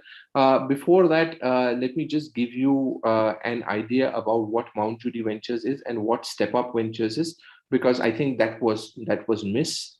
Mount Judy Ventures is a category 2 alternative investment fund, एक venture capital fund है, and unlike a lot of community driven enterprises, we are a registered entity, which is a regulated entity by the Securities Exchange Board of India. So what does that mean? That कल अगर हमसे कुछ शिकायत है तो आप सेबी के पास में जाओगे और हमारा लाइसेंस रद्द कर सकते हो, right? So that's what it means. What we do is we invest into startups like, I'm just taking these examples like Baiju, Flipkart, Ola, मगर not now. अगर ओला में अगर हम लोगों ने इन्वेस्ट किया होता तो हम लोगों ने 2012-13 में इन्वेस्ट किया होता. आईडी में अगर हमने इन्वेस्ट किया होता तो हम लोगों ने 2015 में इन्वेस्ट किया होता. So that's what we do. We search for great ideas. We search for great entrepreneurs and startups who have set up something called a product market fit. That means उन्होंने अपना product commercialize कर दिया है, बेचना चालू कर दिया है, और उनको growth capital की जरूरत है. Early growth stage we call ourselves funders, right? And we handhold the companies which we invest into till they grow big, right? We've invested in 3 startups, alhamdulillah. We have invested in a medtech company which manufactures or innovates and markets life-saving devices for children, for people, grown-ups, etc., and mother and child. We've invested into a company which is into precision oncology, which means it helps doctors treat cancer better through genetic testing. And the third company which we've invested into is a company called SP Robotics, which imparts education, new age education in the form of robotics, drone technology, IoT, virtual reality, and those kind of new age technologies to children. So this is what we do at Mount Judy Ventures. And moving on to Step Up Ventures. Step Up Ventures is culminated from this aspect that we, as Mount Judy Ventures, did not see enough startups coming in from the minority communities, right? And we were aghast at that situation where we said that we want entrepreneurship in the minority communities to be given a serious push, right? So we've created a sort of we call it an incubator, but it is really not an incubator like what MS Academy is set up. We are slightly bit ahead on the curve. We only incubate startups which have already created a prototype. Once you've created a prototype and have a few pilot studies underway, we would incubate you and we will help you go up and become ready for investors, for seed investors or for angel investors or private equity funds or venture capital funds as you go along. The Step Up Ventures is for minorities. So 50% of the cohort is reserved for the minority communities. So Alhamdulillah, Brother Rashid has already stressed on Reber Financial Reber Financial Services. Apologies for that. Mount Judy Ventures I've explained to you, and Step Up Ventures I've explained to you. I hope I have done justice to the time given to me. Would be happy to take any questions if you all want me to take. Bismillah. Thank you very much.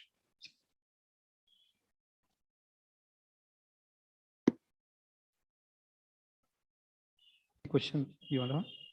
We can have 1 or 2 questions. Am I audible, Ibad Bhai? Yes, you are. Yes, you are. Okay. Yeah, Assalamu alaikum. It's really wonderful to hear about your ventures. But my only concern is that, you're talking about minorities. Like the 3 already, Zishan and Mustafa, they have already reached the place. But the problem with our community is once somebody struggles and reach a place, they don't look down. That is the problem. And the second thing is you are doing set up this Mount Judy Ventures, and you said set up ventures is for minorities 50%. In that also you put a condition that you need to have at least one, stage MVP stage sort of product. So why can't the set up ventures or our Muslim intellectuals come forward and invest in idea stage startups as well? Thank you. Alhamdulillah. Thank you, brother. Although situation, I agree with. So the point was this, that I hope the question was fairly clear to everybody. I think the audio is better, so I think I'll leave repeating the question. Yes, we want to do that. We want to get to the ideation stage, but everything has to be done in bits and pieces, right? Yes, as you mentioned that, although I agree partly, I don't totally agree with you that once a person goes up, doesn't look down, right? People like PC Mustafa, alhamdulillah, if he would not be looking down, he wouldn't have set up Mount Judy Ventures. So he was one of the first people who put the check there and said, set this up, set an institution up so that entrepreneurs like me do not struggle with their values, right? Values are very close to his heart. And he gave us almost our first check after Sharif Kotapurat to be able to say that, set this up, right? तो जैसे हर जगह अच्छे लोग हैं और बुरे लोग हैं, यहाँ पर भी अच्छे लोग हैं, बुरे लोग हैं, जो हाथ ऊपर करेंगे या हाथ ऊपर नहीं करेंगे. What we need to do is, as our earlier, narrator speaker basically said, let us concentrate on the good, right? Let's not concentrate on the bad. Yes, there are enough number of people who do not look back. Let's look at the people who look down in the sense that they are ready to help these people, right? All my partners, right? Let me put it this way. Sharif Kotapurat was the Chief Technology Officer of Sun Microsystems. What did he have to do after achieving such a great level to come back to India and work with Rehbar, with Mount Judy Ventures, and so on and so forth? Right? That's not nothing, right? PC Mustafa, he's very good. He's making crores of rupees. What does he have to do, right? There are good people. There is work which is happening, and it will happen in a phased manner, right? क्योंकि क्या होता है साहब, that Mount Judy Ventures was set up as a venture capital fund. अब मैं venture capital fund से जो है, मैं अगर minorities को अगर focus करने लगूं, जो दूसरे लोगों का अमाना पैसा है, वो लोगों ने किसी एक particular reason से मुझे ये पैसे दिए हैं. I can't use this money for startups which are ideation stage because they are extremely risky, right? So we have to create something called an angel network to be able to fund these startups at an ideation stage. क्योंकि अगर मैं अमाना पैसा लेता हूँ 100 लोगों का, right? ये पैसा is not the right, I'm not the right conduit to be able to put it into ideation stage startups. Let Sharif Kotapurat, who has the money, take his individual call and say, मैं इबाद मोमिन में पैसे डालना चाहता हूँ because this is a great idea. Because the failure rate is so high, कि 90%, if not 95% of the companies at an ideation stage fail, right? तो अगर मैंने अमाना पैसा ले लिया आप लोगों से, सबसे लाख रुपए ले लिए, और 95% of my startups fail, right? And अगर coincidentally 95% of my first few startups fail, right? मैं क्या मुंह दिखाऊंगा आप लोगों को? You all will say, Imad Momin, you're not worth managing money, right? So people need to have a larger heart. And that's what we're trying to do in a slow and phased manner. That के step up ventures में जो है लोगों को doses में दिया जा रहा है कि आपका पैसा जो है 50% जो है माइनॉरिटीज में लगेगा. Every webinar I do, people ask me, why are you doing this? You are going to compromise on my returns. I said, yes, I'm going to compromise on your returns. If you wish to invest with me, this is what I'm going to do. If you want to do it, you invest with me. You don't want to do it, you don't have the community and the minorities at heart, don't do it. Thank you very much. I don't need your money. Right? So we will do it in a phased manner, and inshallah, with Allah's help, we'll do it very quickly, brother. Bhai from MS Academy, alhamdulillah, and other brothers, they're already doing this ideation stage startup, and I'm very proud that they are doing this. We need at least 50 more such kind of people to put their hands up and say, hum log ye karenge, so that the people from our community, people from our minority communities, people from this thing have this, do not think twice before starting something big, right? Fail honge, let's face it, these are startups, fail hone hain. If you don't have the risk appetite, do not invest. We want you to pick up that risk appetite, inshallah. Just to add, Ibad here. Okay, so the way we are going about this is to, start an institution and create an institution, let it stand on its own feet, and then go into doing something else, right?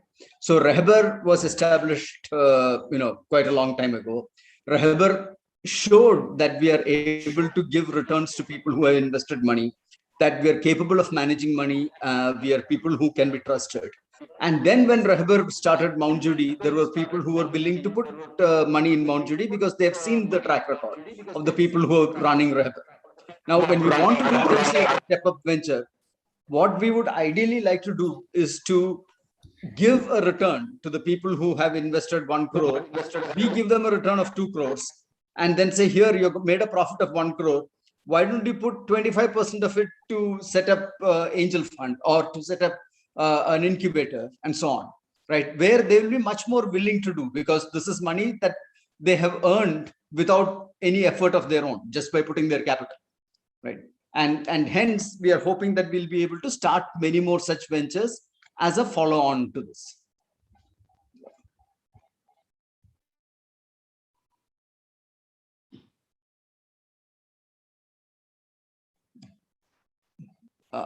Any more questions? Are we taking any more questions, or that's it?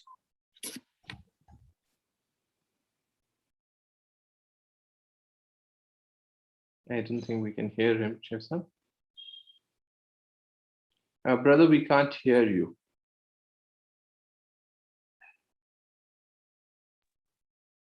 Yeah, so Jazakallah Ibad Bhai and Sharif Bhai, very informative, very mashallah, insightful presentation. So a lot of good figures you have given, and you have taken us through the startup ecosystem in a phased manner. Hopefully, I think most of our startups will go on to the various stages there, inshallah. So, and even the questions that was asked was very well answered. Hopefully, we all enjoyed. Jazakallah khairan kasira, Sharif Bhai, for joining us in spite of your busy schedule and guest with you. Let us move on to the next topic. If I have you leave, yeah, okay. Jazakallah khair. Thank you, brother. Thank you, MFID. Assalamu alaikum wa rahmatullahi wa barakatuh. We are back to physical mode now. Hybrid mode we have gone now. Most of the companies now they'll be following the hybrid mode, right? So working from home and working from office. Already few of the companies have started. Jazakallah. So most of us will have questions like how we are going to go for a startup. Whether to go for the privately limited or a proprietorship, or what all it requires to get to that. What all challenges we'll be having from the government, or what all legal policies we need to take care of, how we need to have our bookkeeping. So, mashallah, we have among ourselves a young entrepreneur in this field where he is mentoring lots of startups. He's a gold medalist in his economics. So he's running a Munir and Associate. Let's see a company, mashallah, CA Munir. So he has Munir and Associate in the Lakri Kapul. So very near to us, very near to our hearts as well. So he's, mashallah, helping a lot of startups to understand what it requires to get into this space. So step by step, he is mentoring us. So we thought today, since we are talking about startups, so we need to even get to know what it requires from CA to understand, and when we need him, and how to approach him. A lot of things that we need to worry about. So he will be taking us through that. Mashallah, he is not only consulting the people in India, I think he has reached to the other parts of the world as well. So I welcome Munir Bhai to take us through the CA part of it. Jazakallah.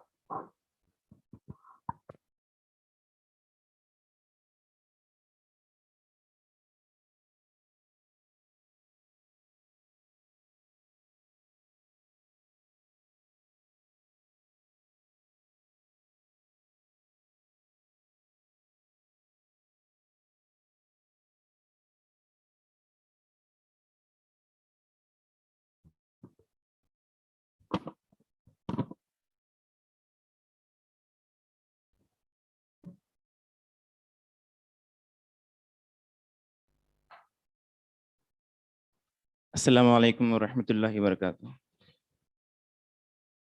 Thank you, Shahid Bhai, for giving me an opportunity to be here.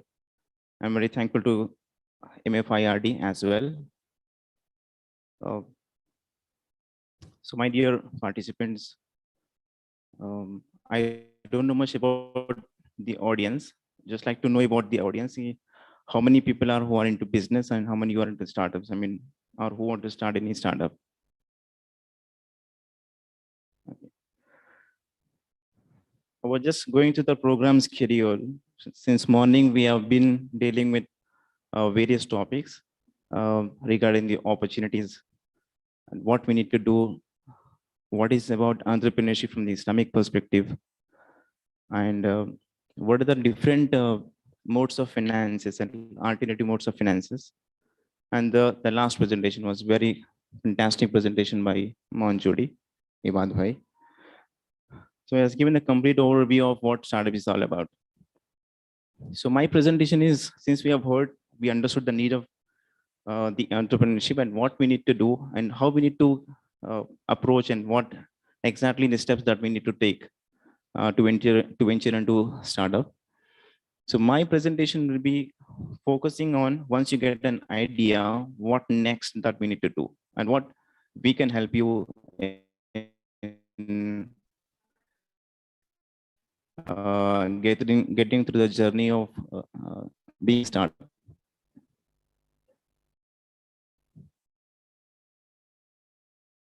So here is a presentation.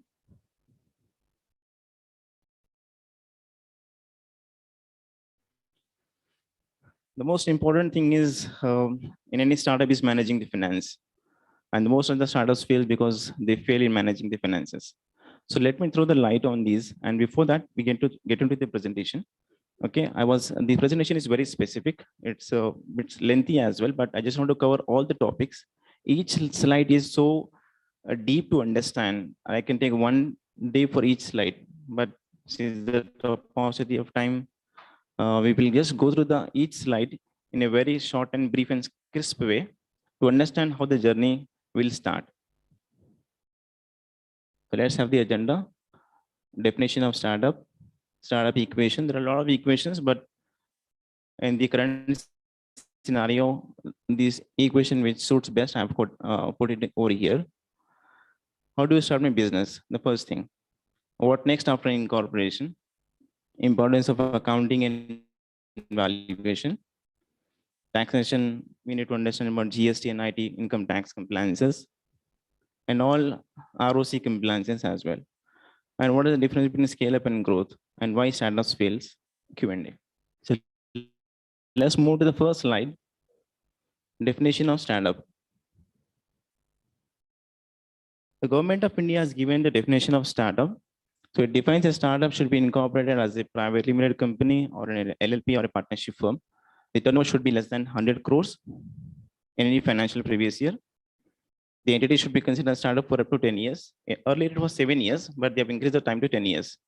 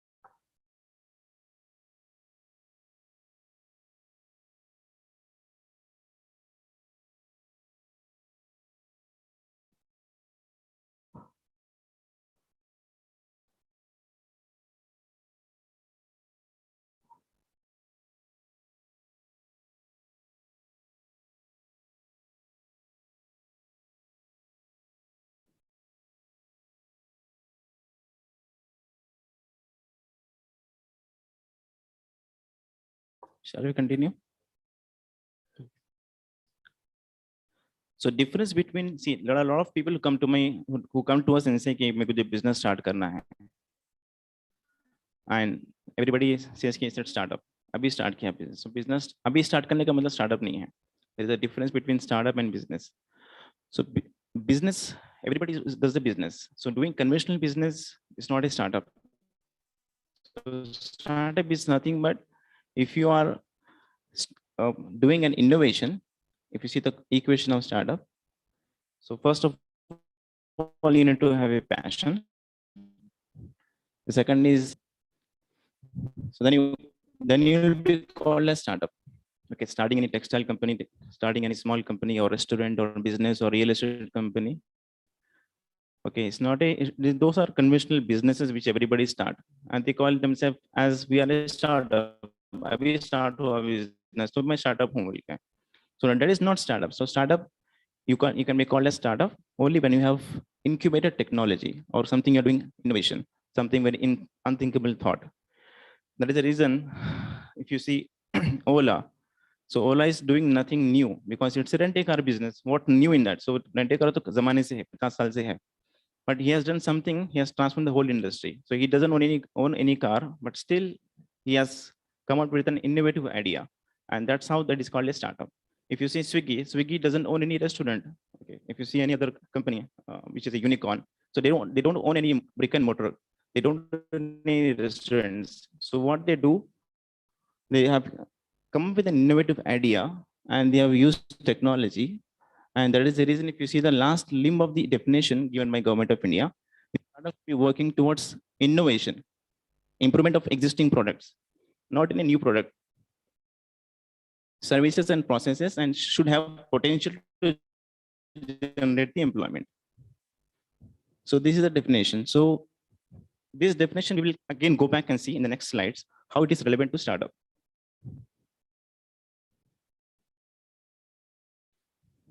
Now, what next? The first important thing that if somebody has a passion, somebody has validated his idea, somebody has a team as a founder and co-founder, and now he wanted to start accelerating. He wanted to give his idea shape. So how can he give an idea a shape? So he can give an idea a shape by having an entity. So without entity, you are no more recognized in the market. So what entity that you need to establish? If you see the definition, the first paragraph of the definition was, you can set up a private limited company, LLP, or a partnership firm. So to become a startup, you need to have a company. So what is a company? It's a private limited company. So what you need to do to start a private limited company? Because the most common form of startup is starting a private limited company. Because if you see the difference between LLP and private limited company, the people why we go for private limited company and why we suggest to go for a private limited company is because of the tax differences. In LLP, you will be charged at 30% tax rate, or in a private limited company, you will be charged at 25% tax rate. So what I need to do to incorporate a company? The first thing is you need to decide the name. You need to apply for a digital signature. You should apply for a DIN, that is Director's Identification Number. Then you should have a drafting of a Memorandum of Association and Articles of Association, and the PAN and TAN application. And then there are a few other registrations which are required to form a company.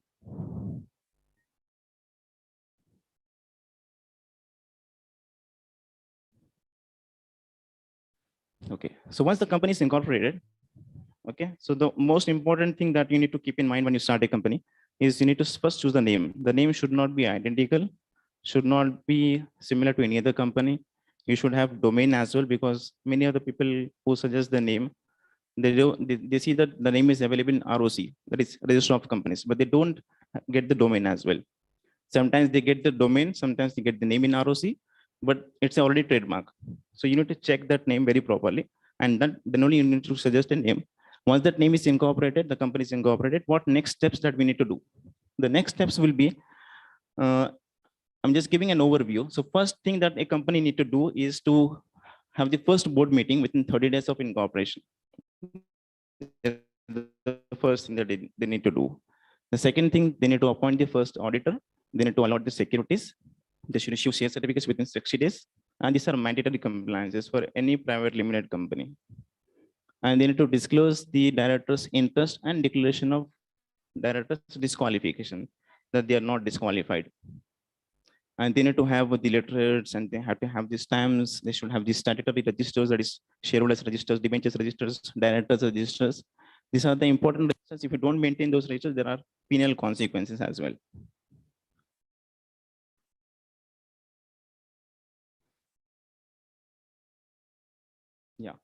Now the company got incorporated, and then we have also done the post-incorporation task, that is having the company got registered, having the PAN card application, having the TAN in place, and having the bank account in place, and also taking the certificate of commencement.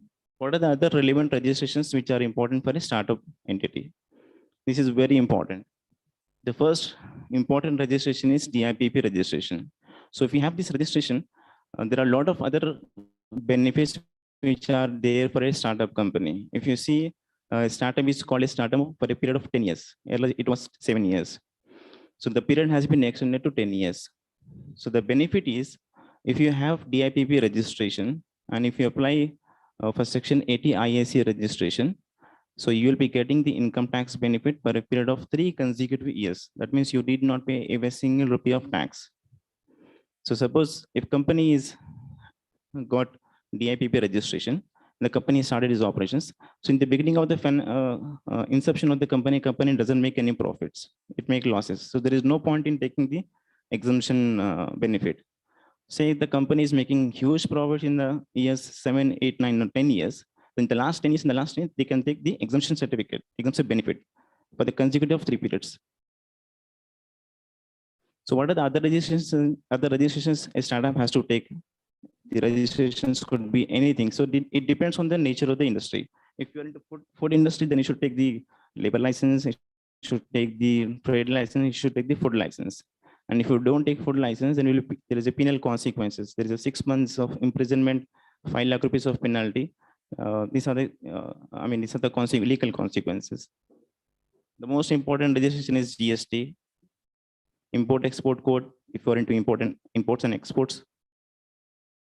Trademark registration. The most of the startups come with an innovative idea. They have a wonderful logo, but they don't get it trademark, and somebody come up with the same kind of idea, and somebody has done the trademark registration, then you will be losing the intellectual property. Copyright registration. So generally, copyright registration we do only when you come up with something called very innovative technology with a software. If you want, somebody doesn't want to copy your software, your code, so you should go for a copyright registration. So all softwares will be getting the copyright registration. The other one is patent registration. So if you have come up with a device which is very unique, you don't want other people to copy that device, so you should go with the patent registration. So other registrations are very common, which are professional tax, PF, that is provident fund. If an organization has 20 plus more employees, then you should go for a PF registration. If your organization has more than 10 employees, then you should go for an ESI registration. So these are the important registrations which one has to take depending on the nature of industry. Now, once the company got incorporated, once we know what is the post-incorporation task that we need to do, what are the other relevant registrations that we need to take, now the important things start. Once you start the traction, getting customers, getting money into the company, now the importance of accounting becomes more relevant. So what are the different advantages when you have a proper or immaculate way of maintaining books of accounts? I would like to highlight a few important benefits of it. So if you maintain proper books of accounts, you can know the growth and scalability. So what is the difference between growth and scalability? There is another slide which I have specially put it over here to understand the growth and scalability.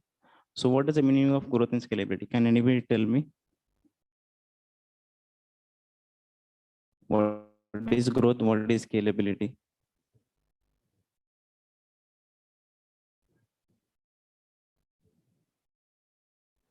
So increasing the top line, at the same time increasing the cost as well. There is blanket rate of increase in top line and the blanket percentage of increase in cost as well. So that is called growth. So you are growing, your top line is also growing, your cost also increasing. But in case of scalability, the top line is increasing, but the costs are not increasing. Or if it is increasing, not in the same proportion, that is called scalability. So most of the startups I have seen, they end up in paying heavy penalties because their focus was on business. They don't focus on there are a lot of statutory compliances. They don't file IT returns on time. They don't file ROC returns on time. They don't file TDS returns on time. There are a lot of PF, ESI, PT. There are a lot of compliances which they need to do. There are a lot of sections which have been introduced in the income tax, in the GST Act. But very often they don't highlight, I mean, they don't focus on those compliances. Okay. They focus on business, they focus on getting investment, they focus on getting traction on customers or technology. But very often they don't focus on the businesses, I mean, in terms of finance, in terms of compliances. So if you have proper books of accounts being maintained, if the accounting is proper, then definitely this can really help you in making your company compliant. So any investor, any bank who wanted to invest in your company, it doesn't come forward to invest in your company unless until you are a fully compliant company. So you can check the financial health of the organization. So most of the people come and say, "Ki bhai, business to ho raha, lekin I don't know where I'm standing. I don't know where the money is going is all about." So if you don't have the books of accounts in place, if you don't have proper accounting and bookkeeping, so you can't understand exactly where the money is coming and where the money is going. So you don't know what is the financial health of the organization. So there are a lot of government schemes which are available for the startups. They can get reimbursement for the wages, for the salaries, for the travel, for participating in the exhibitions. So those kind of schemes can be availed by the government, by the state government as well, by the central government as well. And there is a procedure to make an application, and then you can get the reimbursement as well. So what is the important thing that they look into? They wanted to see the books are prepared or not, the accounting is followed or not. Are they maintaining the books of accounts in an ERP system or not? So once the books are maintained, the financials are prepared, and the bills and vouchers are properly maintained, everything has to be uploaded, that they evaluate those documents, and then finally they approve the amount, and that amount will be given as a reimbursement. So if you don't have the accounting in place, then definitely you will not be able to get the reimbursement benefit.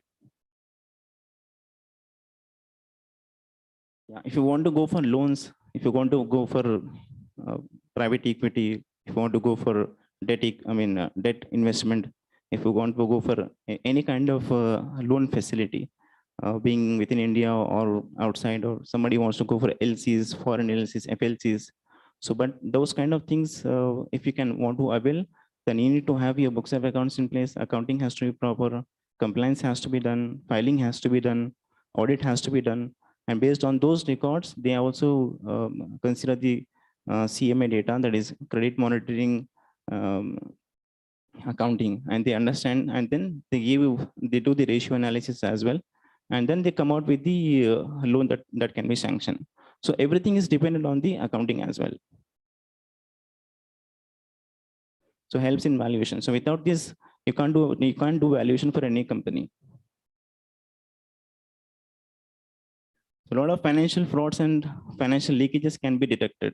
I want to give one example over here. 4 of friends, I mean, they are very close to each other.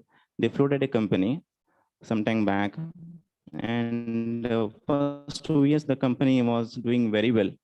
And after 2 years, the company was not doing well. So they were not focusing on the company, and they left the company, and 4 of them were left. They joined some companies. Somebody went to US, somebody went to Saudi Arabia, somebody was working in some MNC. So during those first 2 years, what happened? One of the friend, I mean, they were doing some renovation in the company. So they were not getting the funds. They were lacking in funds. So one of the friends said, "Bhai, we need an air conditioning unit to be installed in our office." So one of the friends said, "ठीक है, मैं कर लूँगा बोल के." So he made the payment through his credit card. And after 1 week, they said, "Chalo, yeah, this guy has made the payment on behalf of company. So it is our duty to refund the money." So they have written a check, a blank check, and they are given to that guy. And they were not maintaining any books of accounts. So after several years, this guy was, he was running short of funds, and he was looking for someone to help him, but nobody was helping him. Even parents were not supporting him. So finally, he got an idea that there was a check which I was taken from the company long back. So let me encash that check. So he's put it on that check. He has written an amount of 20 lakh rupees, and he deposited the check into the bank. And obviously, there was no bank account. The company was not into operation. So his check got bounced. So this guy smartly he filed a case in the High Court that this company is liable to pay me 20 lakhs and I need the money. And the legal notice has been sent to all those three people who are the directors then. Now, one other director who is known to me, he came to my office, he said, "Bhai, this is the problem." And we also fighting in the case in the High Court, but the High Court is asking to please submit the books of accounts. And there are no books of accounts. It was not audited. There was no ROC compliance for the last 6 years. And now they're in trouble. So unless and until we establish that we have given him check only to the extent of 24 or 30,000 of amount, and this guy is claiming 20 lakh rupees. So what we did, we prepared the complete books of accounts for the last 6 years, and we did the auditing, we did the backlog, ROC compliances, we paid huge penalty. And finally, we have submitted the complete set of books of accounts to High Court. And then High Court has gone through everything and they said, this is a fraud case and the company is not liable to pay and the company is not into operational, and the case was quashed. So imagine one small mistake, one small, it's not a small thing, it's a very big thing, because if we don't have things in place, we don't know how, what things are going to come back, because we don't know how the future is all about. And another important thing, one company was doing very well, okay, and they wanted to expand and they want to go for loan. So almost the loan processing was done. But in the next year, the banker was asking them to submit the provisional financials. So we submit provisional financials when it is not been audited. So once they came to me, the accountant has prepared the financials and they submitted the financials what the accountant has prepared. So in that, a small mistake has been done by an accountant. So what he has done, he has passed the entry from, for the repairs and maintenance through penal account. It was around 80 lakh rupees. The moment the 18 lakh rupees is debited to penal account, the company was into losses. And suddenly the chief manager said, we can't process loan because company is into losses. The company, last year it was into profitable situation. Now the company is into losses. So we can't sanction a loan. And they got really surprised because they have put everything, whatever they had in their pockets. And they are literally want some money and some funds, external funds, to kickstart their operations and to come into the market. So they came to me and they said, Munir, this is the situation, what we can do. So we were just analyzing the balance sheets of last year and last year, previous years. And we did the comparative analysis and we could able to find there is a substantial amount of repairs which are there in the books of accounts. That is amounting to 80 lakh rupees. So now we have diagnosed and we understood, we asked the management, why this much of repairs that you have incurred? Okay. So because repairs doesn't, it will be a very nominal amount, hardly 2-3 lakh rupees per year. So why it is 80 lakh rupees? They said, we have renovated our whole machinery and there's a reason the production capacity has been increased and those are the repairs which we have incurred. So the accounting standard 10 says if you have substantial repairs and those repairs are going to increase the life of the asset, should not be taken to revenue account. It should be capitalized. So the moment we took that 80 lakh worth of rupees amount and then we capitalized to asset, the company automatically turned into profitable company. Okay. So we don't know what people has to understand key difference between the revenue expenditure and the capital expenditure. On this aspect, there are 36 case laws which the Supreme Court has advocated. Which amount has to be considered to be a revenue expenditure or which amount has to be considered as a capital expenditure. A lot of case laws are there. So we need to understand how important the accounting is, and if you don't have the proper accounting in place, how things will get deteriorated. It also helps in costing and pricing. So most of the companies, they start the business and they start with a product or service and they launch the product without doing any costing. So they don't understand if they don't do the costing properly, whether they are making profit, whether they are making losses, that cannot be envisaged, they cannot be understood. So it's very important for every entity, whenever they want to launch any product or service into the market, they have to do costing so that they can understand how to do pricing as well, because pricing depends on the costing. Yeah. Another important aspect of any business entity, whether it is a startup or any business entity, is the income tax compliances. So every year we need to do income tax compliances. We need to file IT returns. Without filing IT returns, nobody will encourage you, nobody will come forward to invest, nobody will evaluate your company. Because if you are not honest to the government, then how can be honest to an investor? The basic perception investors carry.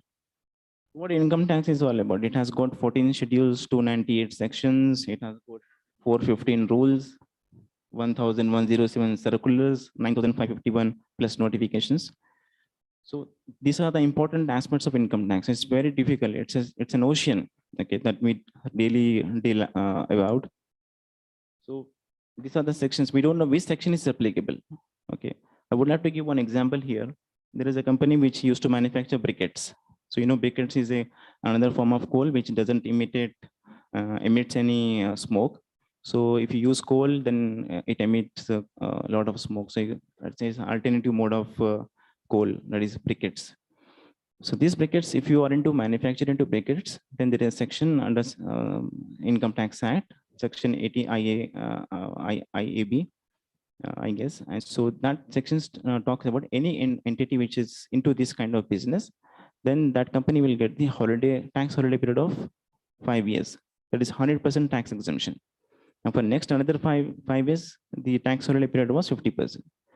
So most of the entities doesn't know what section applies to them, and if just without knowing it, they file the income tax returns. Although there are a lot of exemptions, deductions which are available, and we can take the advantage of it. So what are the important sections which are relevant to startups in Income Tax Act? So if you take the DIPP registration, then you will be so-called as a startup, registered startup. So if you have DIPP registration, then if you go for Section 80 ISC registration, then you will be getting the tax holiday period of 3 years in a span of 10 years. So, say example, the company is making huge profits in the year 7th, 8th, 9th year, and the company want to use this Section 80 ISC certificate, it can use this exemption, and it did not pay even a single rupee as tax. So all 100% profits can be taken to home. Section 56, this is another very important section in income tax, which has been recently introduced. There are a lot of companies, a lot of startups who raise funds, okay? And when they start the company with 1 lakh capital with face value rupees 10 rupees share. So they'll be having 10,000 shares and rupees 10. It's a 1 lakh capital company. So when they do the valuation and when they issue shares at premium. Say example, they have issued, they got a 2 crores of funding or 5 crores of funding. So imagine, and they want to dilute only 20% of equity. Say 2,000 shares, 20% of equity.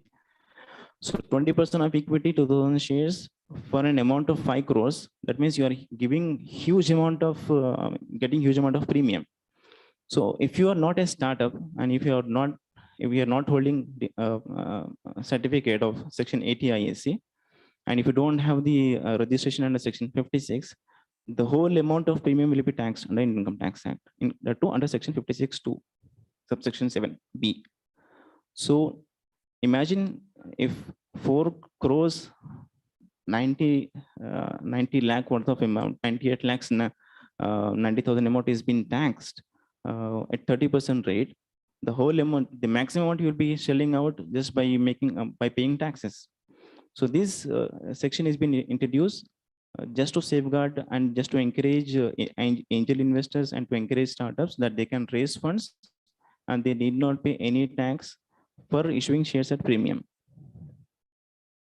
The other section is 54 GB. It's not 54 EE, it's a 54 GB. This is another section they have introduced recently. This section talks about that if you have sold any house property, if you have sold any long-term capital asset, and on long-term capital asset, we pay capital gain tax. Suppose if you have sold any house property, for 1 crore, and after doing indexation, you got a capital gain of 20 lakh rupees. On that, you will pay 20% tax. That is 4 lakh rupees you will pay tax. So if you, and so this section has been introduced by income tax, that is section 54 GB, which says if you have sold any long-term capital asset and there is a capital gain tax, you can take the exemption of the certificate, you can take the exemption under this section, and you can invest in startup and you need not pay any tax. So earlier this was not there. This another good new section has been introduced.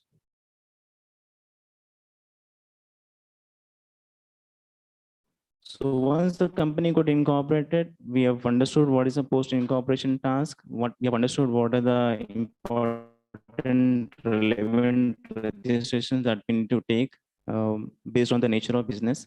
We understood how the importance of accounting and valuation. We understood the importance of income tax and the relevant sections which are attributable to startups. The last one will be the ROC compliances. So why a company has to do on an annual basis and to do all the ROC compliances. So ROC stands for Register of Companies. So the company has to conduct minimum 4 board meetings in a span of 1 year. And the company has to do the audit of books of accounts. The company has to do the AGM, that is annual general meeting. The company has to file ROC returns, that is MGT 7 AOC 4. And the company has to do the KYC for directors. Earlier it was not mandatory, now it is mandatory for every director to do the KYC. There is another form, that is DPT3 form. So if the company has taken any deposits, the company has to report those deposits to ROC. There's another form called MSME form. So if you are dealing with any MSME and if you're MSME registered, so anybody who's dealing with you, they cannot defer your payment beyond 45 days. So there's another important aspect. If you are MSME registered, so you can inform to your customers, your vendors that you are an MSME. So if somebody is liable to pay money to you, so they cannot defer beyond 45 days. So, and if you are dealing with MSMEs and if you are required to make payment to the MSMEs and there is a default or not made the payment within the 45 days, then you have to report to ROC with reasons. So this is another MSME form which has been recently introduced.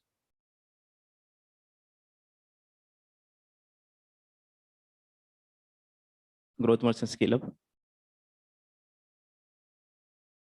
So adding revenue at constant rate and adding resources at incremental rate. The other scale up is adding revenue at exponential rate and adding resources at economical rate. So what are the challenges startup face? Compliances. We have seen a lot of our startup have paid 6 lakhs, 7 lakhs of penalties for not being compliant. They got the money from the investors and they use that money by making payment of penalties, and the investors were shouting at them, we are not given the money for paying penalties. We are given the money for the growth, for the scaling up. So why does most startup fail? It's lack of funds, poor financial planning, highly anticipated model, which is not sync the nature and lifestyle. Okay. So you need to understand the problem statement first, and then you have to come up with a solution. The poor customer service, and the lack of focus on legal disputes. So what happens when you do your own finances? पैसा आगे मैं पीछे रहता हूँ उसमें. So without finance, without a strategy, is just numbers. And strategy without finance is just dreaming. So this is the vision for 2024 by Government of India. So DPIT tax incentives. So they wanted to. They are aiming at setting up 50,000 new startups in the country by 2024, creating 20 lakh employment opportunities, setting up 500 incubators, 100 innovation zones in urban local bodies. I mean, 10,000 crores of funds have been assigned for this. The program tends to build a strong ecosystem for growth of startup business. And so far, 78,346 aspiring entrepreneurs have been recognized by the department.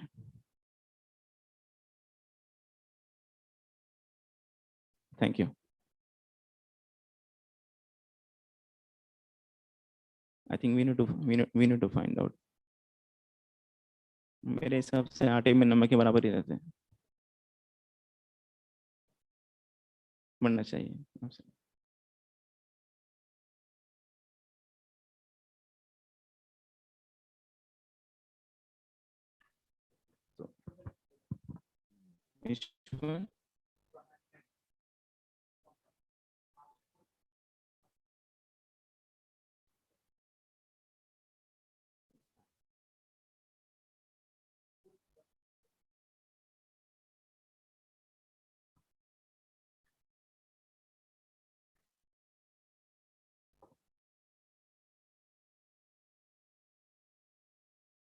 So any questions you can.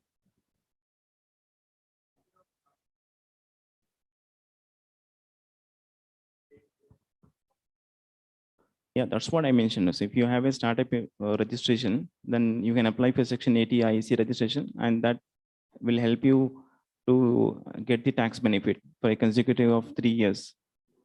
In a block of 10 years, you can choose any 3 years, and those 3 years you can apply this section, and you can take the income tax benefit. That means you need not pay even single rupee of tax.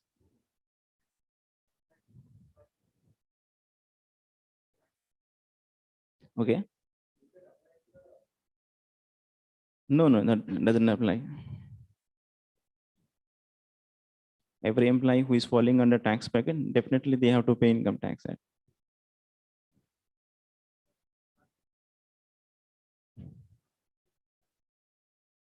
For all compliances.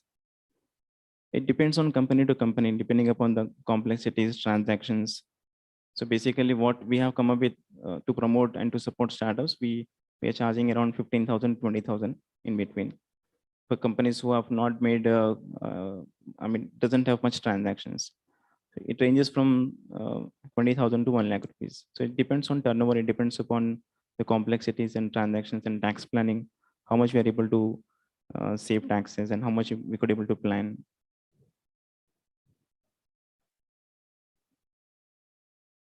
We need not take registration, all registrations. Okay, it depends on nature of industry. If you're into food tech, then you should take only trade license, labor license, and food license. If you are into IT industry, then you need not, should take only GST registration. And if you're into export of service, then you should take LUT, that is letter of undertaking. No, that is the first slide wherein what next? Once you have the passion, when you say have the technology, innovation, you have an idea, business you want to set up. So what is the next step that I need to do? So what the first step that I need to do is I need to start an entity. So to incorporate an entity, what are the different things that we require? So you might choose to incorporate a private limited company or LLP or a partnership. So why people go for a private limited company? Because there are a lot of advantages. One is the limited liability clause. That's another important aspect. Second is you will be taxed at a lesser rate. That is, if you go with LLP or partnership, you have a 30% tax rate. But if you are at going for a private limited company, you will be taxed at 25% tax rate. Yeah, to register a company, there are different people charging with different amounts. So we are charging 15,000 for starting up a private limited company. Some are charging 20,000, 25,000. So there are different rates in the market. But I think the most reasonable amount, at 15,000 rupees, you can start a company. Okay. No, it depends on what type of entity you want to start. You want to start a proprietor, or you want a proprietorship if you want to start up. So definitely that means you don't want to be a startup. So if you want to be a proprietor, then you can you need only GST registration, and with that you can go for a current account opening and you can start your business. Yeah. Mm-hmm.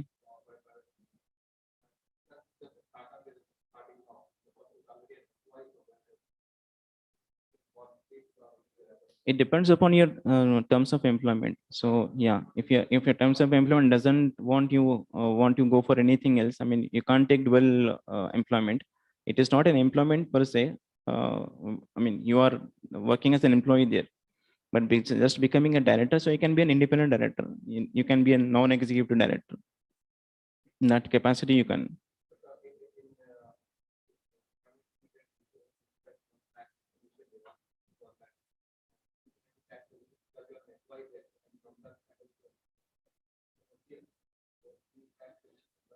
No, no. Yeah, there is no link. There is no link.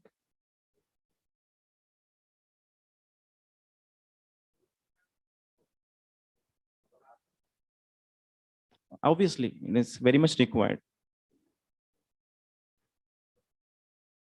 Even then also, because there are a lot of restrictions in saving account, because your saving account is only meant for savings, not for business transactions. So if you need to have a current account in place. And there are a lot of people who have done a lot of transactions in saving account, and they got the notices from income tax department, because any amount, I mean, there are a lot of people who have deposited 10 lakh rupees, more than 10 lakh rupees in a span of 1 year. And those accounts are highlighted by the branch bank. And those are the accounts which are being listed, and they'll be sent to Reserve Bank of India. And those accounts, again, they send the information to Department of Intelligence, which is another wing of Income Tax Department. From there, you get the notice that we could able to track a lot of heavy amount being transacted in a personal account. So why you are not filing the income tax return? And what is the show? This is the show cause notice. So we want to tax you, okay? So we suggest people not to do any transaction in saving account.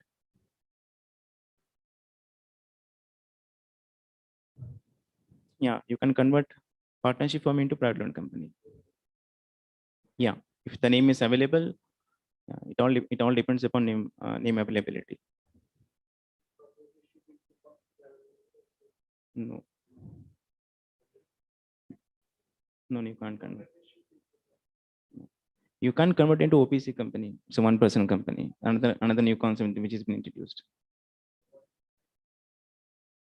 Society is a not-for-profit organization. So society and trust or Section 8 companies are registered as a not-for-profit organization. So if you don't want to have any commercial motive, so in that case, and if you want to have any social activity to be done, charitable activity, welfare activity, if you wanted to do, then in that circumstances, you can start trust, society, or Section 8 company.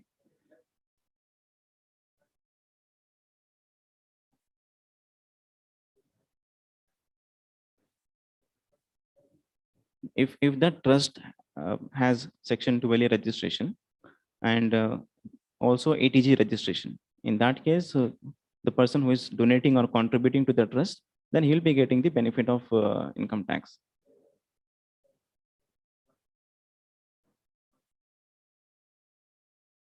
See, limit of contribution, you can contribute any amount, but the mode of contribution is more important here. You cannot contribute in the form of cash beyond 2,000 rupees.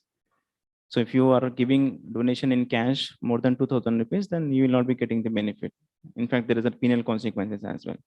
So if you're giving check or wire transfer, IMPS, NEFT, anything, if you RTGS, if you're doing, so you can do any amount. So there is no limit for that. Provided you should also have the source of funds. So without that, if you are giving the amount, then you will be questioned. Paisa kahan se aaya bolke.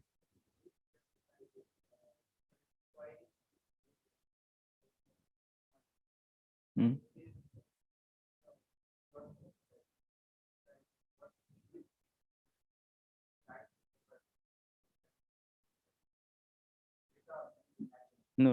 So see, Section 80G talks about there are different deduction slabs. 100%. If you're contributing 20,000 rupees, then 20,000 rupees will be given as a deduction from your taxable income. So it depends to which kind of trust you are giving. So if the trust is falling on a 100% category deduction, there you can get that much of deduction. But 90% of the trust doesn't have that much of deduction facility available. So if you go to central government schemes, those kind of schemes you will be having 100% deduction. But if you want to donate to a normal trust which is having ATG registration, those normal trusts will be having only 50% slab or 25% slab. So if you contribute 20,000 rupees, you will get 10,000 as deduction.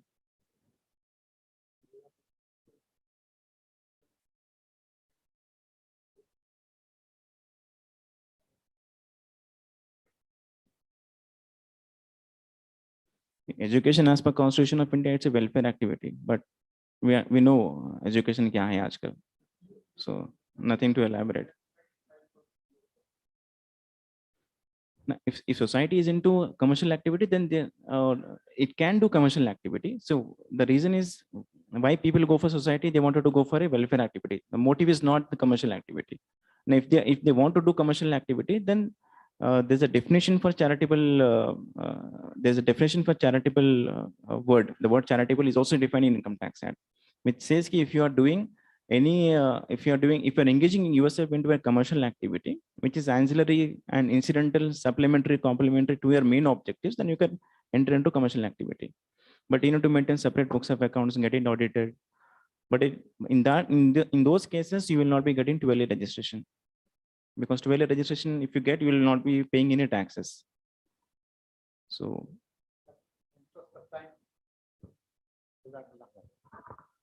So I think we need to have at least half-day workshop from Munir Bhai, because the questions that are coming here, so this time is not enough, right? So we'll plan some other day, Munir Bhai. You need to be ready.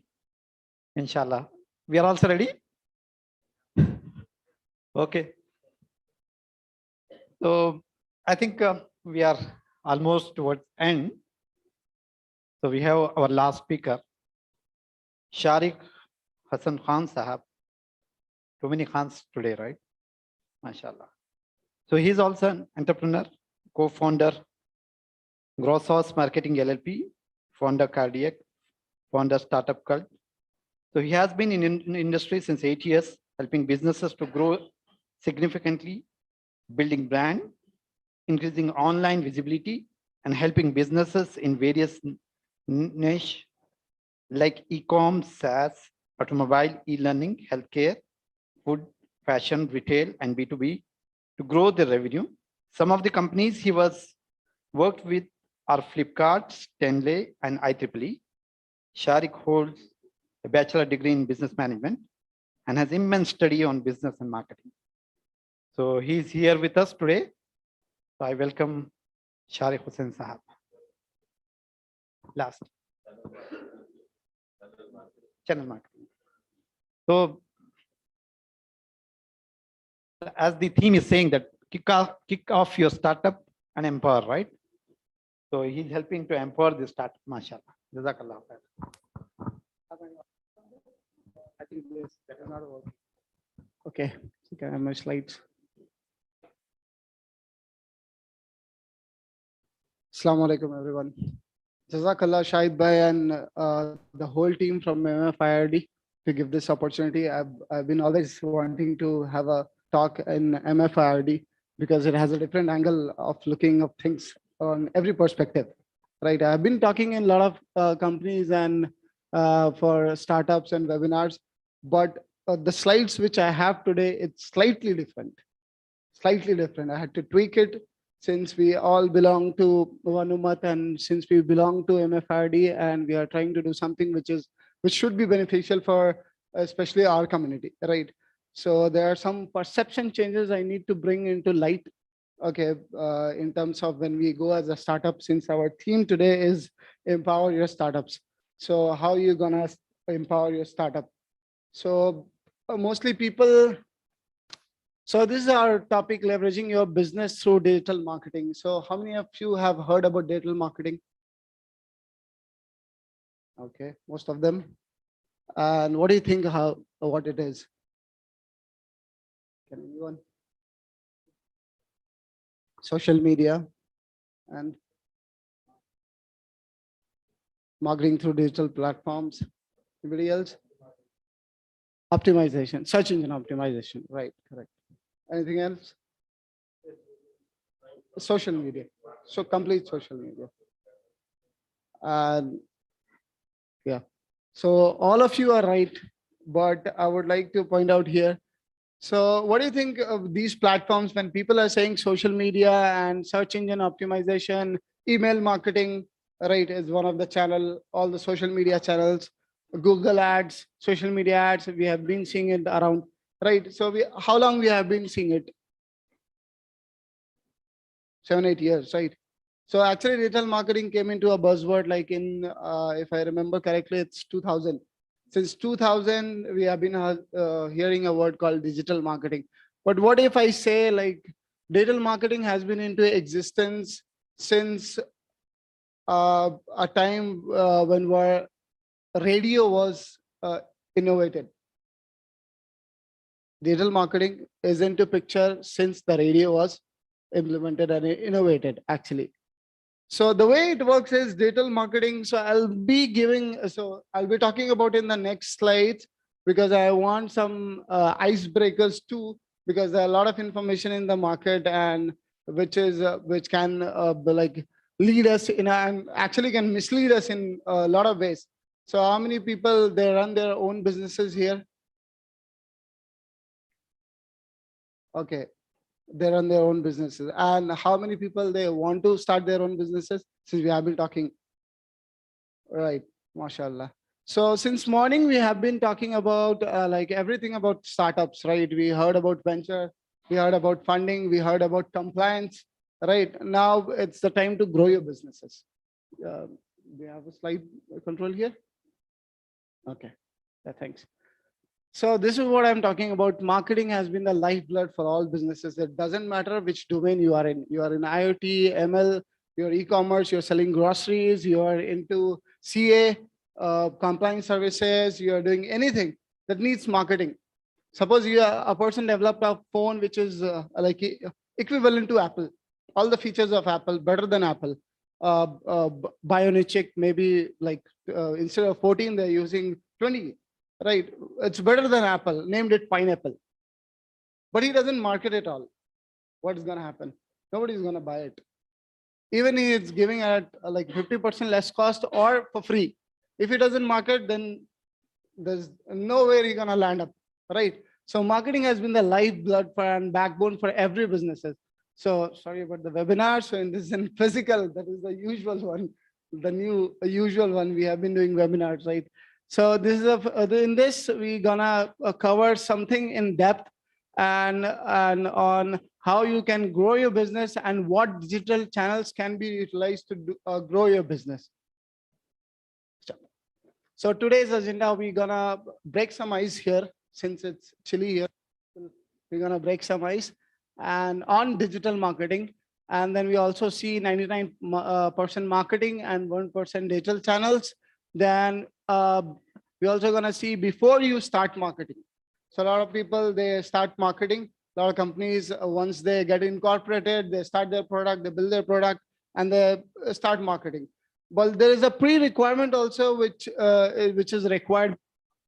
So we're going to jump into that also, and targeting the right audience, building buyers persona, which is very essential when you are looking at marketing, and selecting the right channel based on your audience. This is very critical, and a lot of businesses they go wrong here. Since we know like digital marketing has a lot of things, SEO, social media, everything, email marketing. But what channel is suitable for me, for my business, my product, and my type of audience? So we're gonna look into that. And some of again icebreakers, traffic, followers are bad matrices. So usually we have a perception like my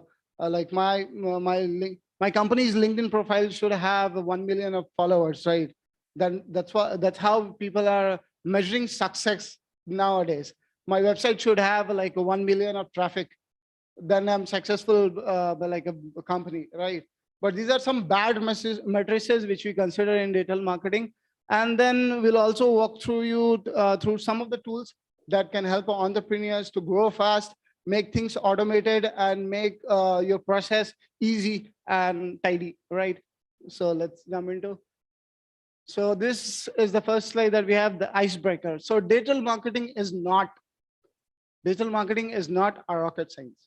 A lot of people, they think if they go for social media ads, Google ads, they put money, their business is gonna boom, they're gonna have a lot of sales. But this is not reality. This is truly not a reality. It's not a rocket science. It takes a lot of effort, a lot of research, a lot of analysis to do so. And then digital marketing is not only for e-commerce, online businesses, but also for brick and mortar business models. So usually people think that when I have an e-commerce store, when I'm selling something online, then digital marketing is is like a way out for me to get into my in front of my audience, but it's not. Actually, physical stores, like if you look at Google Maps these days, right? So a lot of Google Maps, when you get a direction, get a direction to a place, a lot of things, restaurants, schools, and medical establishments, they pop up within your direction range. So these are physical stores, right? The reason why they show up is you get notified of these things and you get interested. Okay, I'm traveling to this place, and there is a cafe on the way, and I can just step inside. So it's for physical stores too. So digital marketing can also be utilized for if you have a shop, if you have a clothes store, if you have a cafe, if you have anywhere which is physical. Then digital marketing is also, like I always said, about the channels. It's not about the channels. Like if I'm using SEO techniques or doing some social media, email marketing, or I'm on LinkedIn or using social media ads, then definitely I'm doing a digital marketing. It's not about a one channel. It's about the whole. Digital marketing is about the whole strategy, how we wrap around the strategy through all these digital channels, and what is more suitable to my business. And it's, as I said, it's 99% marketing and 1% is executing through digital marketing. So I guess you guys are pretty stressed since morning, right? So hopefully we'll have a good session. So this is what I was talking about. So usually when we are looking things from the MFIRD way, and what MFIRD wants us to look out is like we are Muslims, right? We need to see things where people not with Iman are looking at, right? We need to differentiate our perception from them. Today, we are working in a world where there is a lot of competition, cutthroat competition, what we call, and the same environment has built our perception and thinking that we all also are competitor there, right? But we need to change this perception as for Quran and Sunnah, right? We need to change this perception, and we need to say, try standing out among the, I guess, if you can go full screen, then everybody can see that. Can somebody read it out?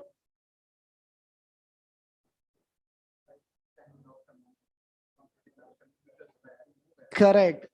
Try standing out among the competitors is crossed, and try standing out among the contributors by adding more value. So this is the perception we need to change. For example, organization in the same domain space are not competitors, but contributors, because all are trying to solve the same problem.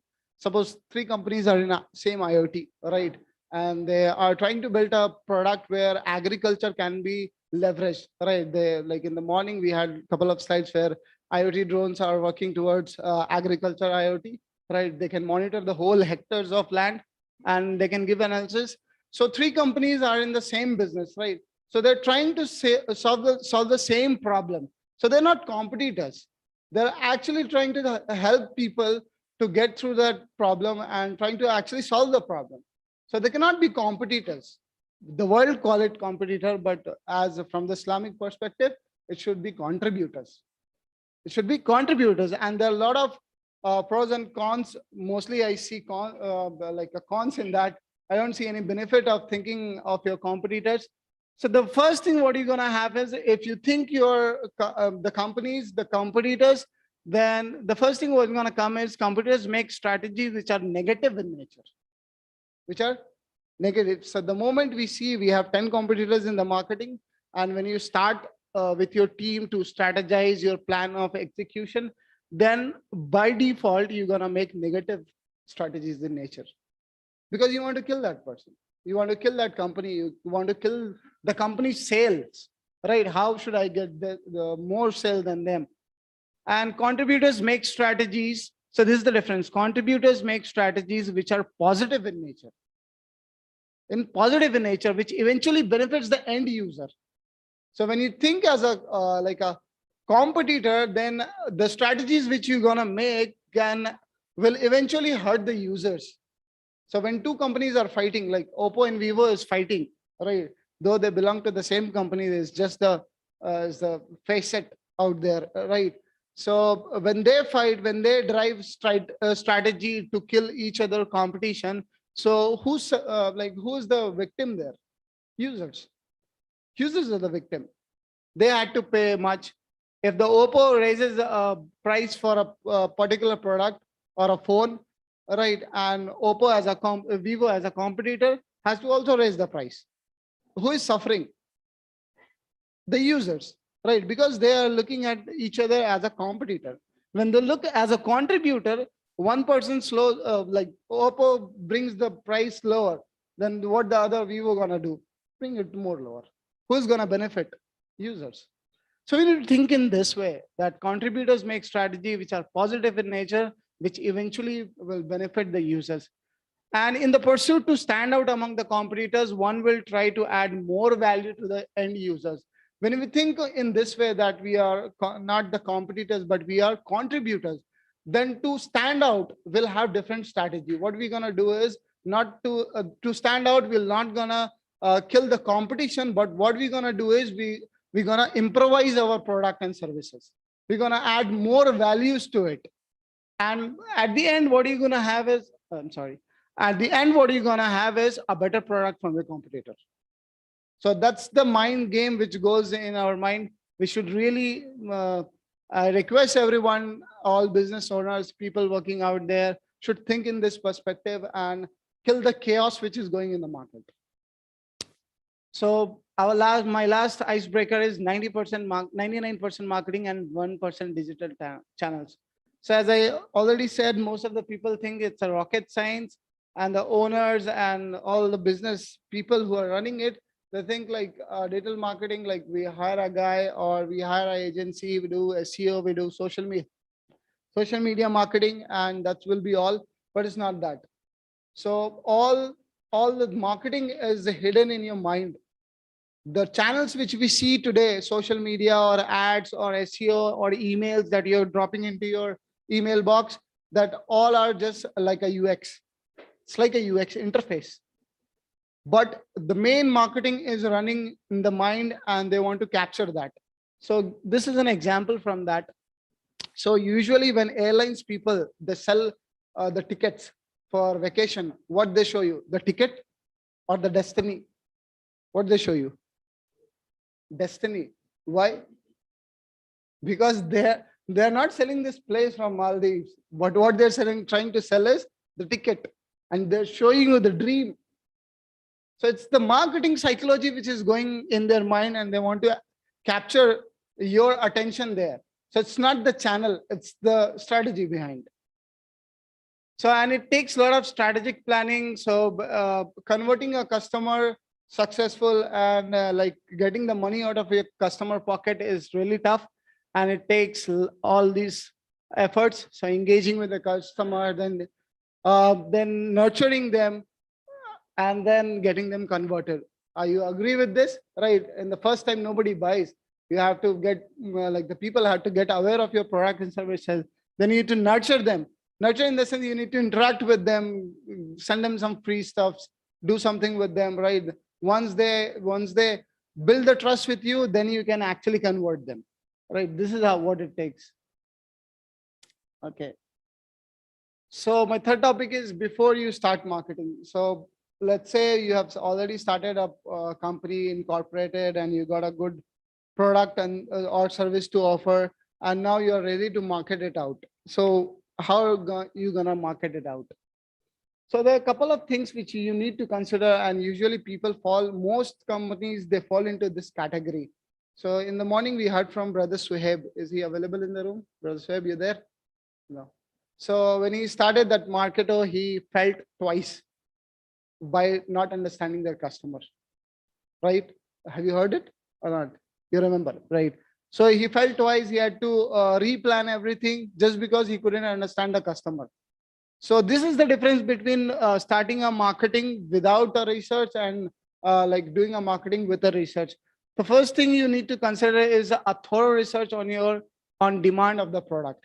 There could be a lot of products that you can come up with, right? But understanding the real demand of the customer, it's really tough, really tough. And you need to get it down, get your hand dirty in that, then only you will be able to understand your customer needs. Sometimes I remember when we first started this company back in 3 years back, this ad agency, So we were an ad agency, and people used to call up and say, do you build websites? So they thought we are like a building website. Of course, we have a developer end also where we cater this problem, and people come to us for their marketing. They also need sometimes website development. So we have this department, but we don't digress from our focus and scaling the business. This is our focus. So we didn't understand our customers actually. So they also wanted digital marketing services, and they are so on a startup mode that they need a website also, they need a web app also. So there we understood, like, no, our customer with our digital marketing services, they also need website and app to run all these things, right? So we understood the customer. So initially our offering was only digital marketing services, but we also now offer it collaboratively, agency plus development too. So this is what you need to do. And then you also need to have a thorough competitors analysis. The moment the moment you don't dive and understand your competitors, then you will not last for a long time in the market. Usually it happens. So I remember when this food delivery system, Swiggy and all started, so there was an older food delivery system, if you remember. Anybody remember before Swiggy and Zomato? Of course, there was a Food Panda. But they had the same thing. They had the same concept of delivering food. But due to market demand and their operations, how Swiggy and Zomato, they took over with the technology and micromanagement of their fleets, right? Food Panda couldn't do it. Just because they couldn't analyze the competition in the market, they were out. Still they're out. Last card they played, they wanted to collab with Ola. So must have somebody would have seen it. If you open Ola app, some like 2-3 years back, you get a Food Panda option there, but they removed it. It did not work for them. It was late in the market. So because of this competitor analysis, if you don't analyze your competitor and if you ignore them, definitely you will be not very lasting for a long time in the market. And then third thing is building buyer's persona. So you need to understand your audience, whom I'm selling, what I'm selling, and for which customers this product and service is appropriate. Right? We need to understand this. Your customer, the more you understand your customer, the better the products you can improvise, and the better marketing and brand building is there. Right? If you don't understand your customer, definitely your customer is gonna piss out very, very soon. Very soon. And finding the right place of your audience. So once you understand your customers, where are they, whom are they, then you need to figure out the right place where they hang up.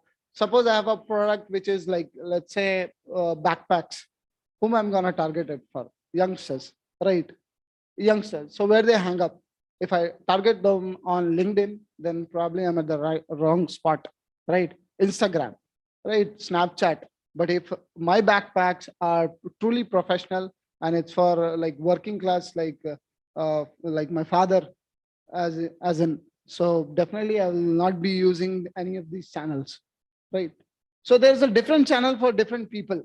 So you cannot just bluntly just go, okay, there are a lot of ads coming, and sometimes your competitors mislead you.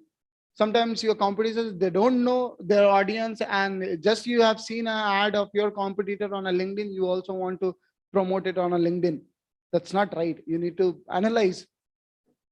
And then after that, you need to look at selecting the appropriate channel, and it should be rational. It should be very rational. Why you selected this audience? Why you selected this particular, this channel? Because digital marketing, as I said, there are a lot of channels out there. So you need to select the appropriate channel rationally, and at least make a short-term strategy for those channels. So the marketing is very dynamic, and like in time to time, you need to change, you need to rebuild your strategies. And whenever there is a, so usually what we do is every 6 months, we have a meeting where we sit together, the whole team, and we see what is working and what is not. If something is not working, you need to eliminate it. And the channels which are working for you, the strategies which are working for you, you need to nail it down. So 6 months back, I was working on like 4 channels. Now, you maybe after my review, after 6 months, I would be working on 3 channels because I eliminated 1 channel. This is not working for you. And maybe I can add 1 more channel, like 4 channels. So now after 6 months review, I'm working on 5 channels. So you need to be very sharp and mindful, at least make a short-term strategy. I'm using this channel based on my analysis, then how long I should be working on it.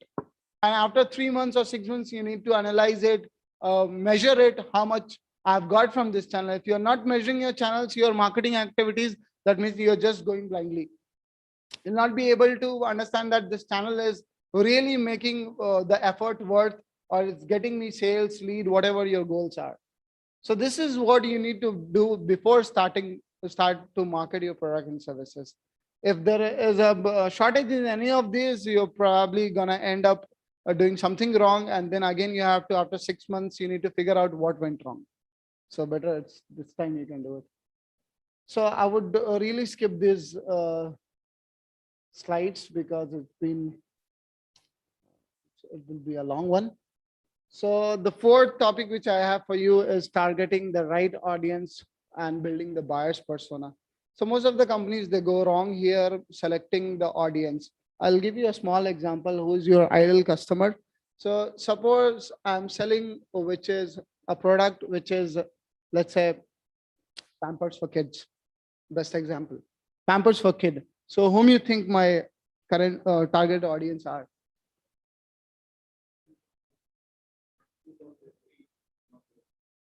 Correct. When I asked this question, like maybe 6 years back or 5 years, everybody said kids. Everybody said kids.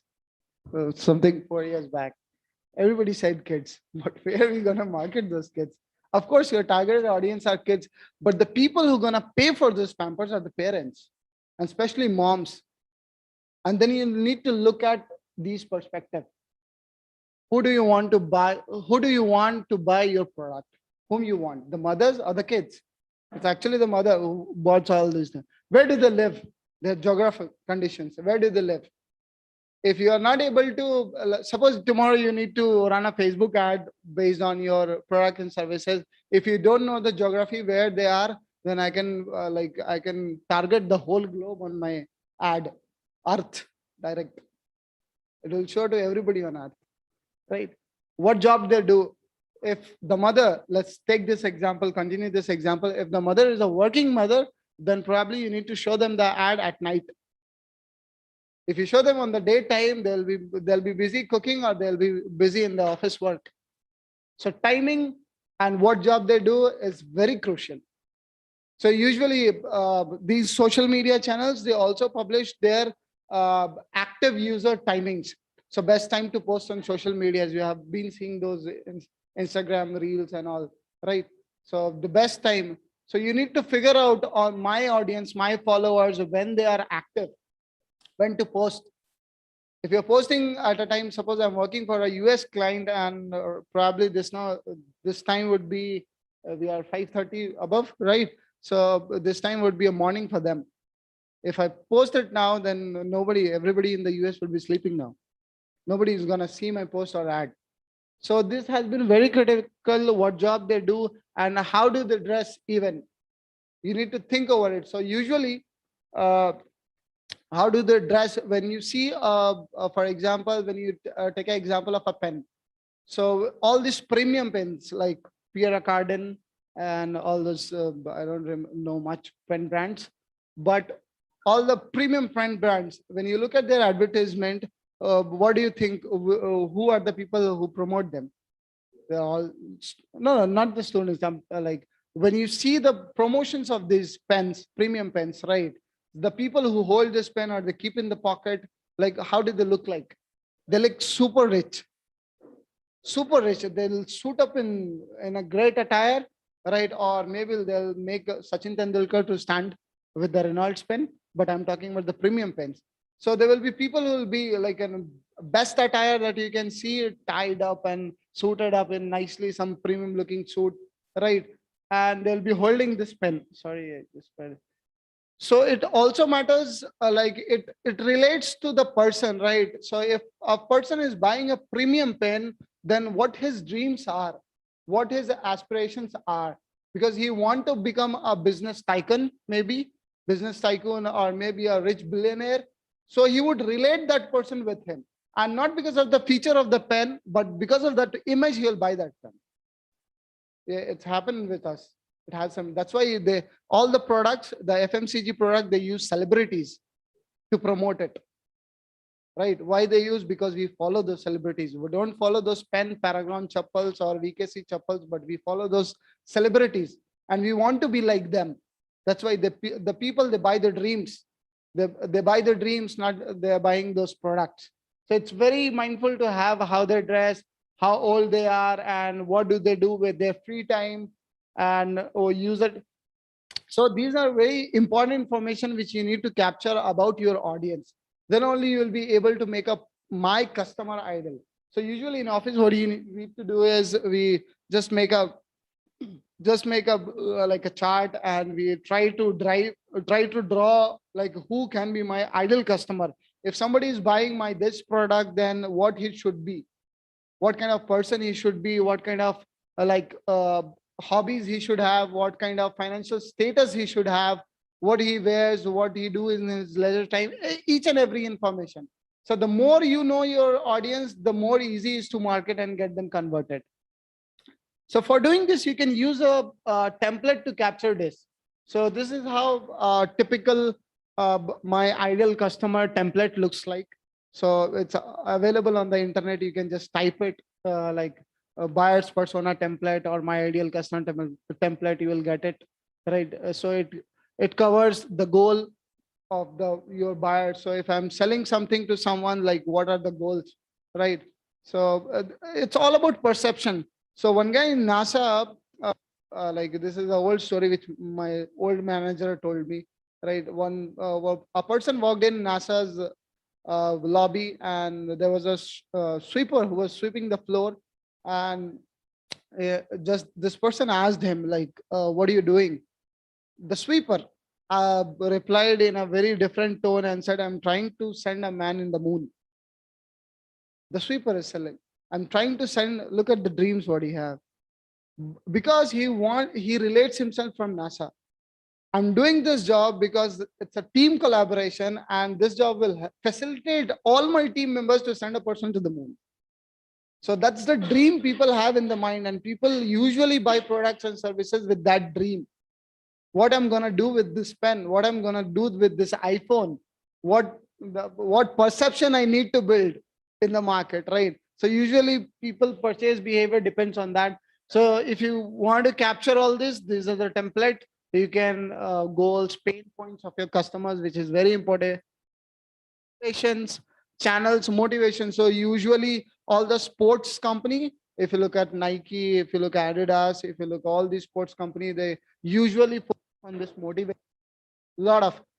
They bring, if you see their marketing, if you look at the Instagram or their profile, LinkedIn profile, you will see all the sportsmen telling their stories. You won't see any product, you won't see any shoes of Nike listed there. What you will see is all athletes and the people who have been suffering from some disabilities. They have become sportsmen. This is the story what they tell, because it's a motivation for them, right? That's how they sell.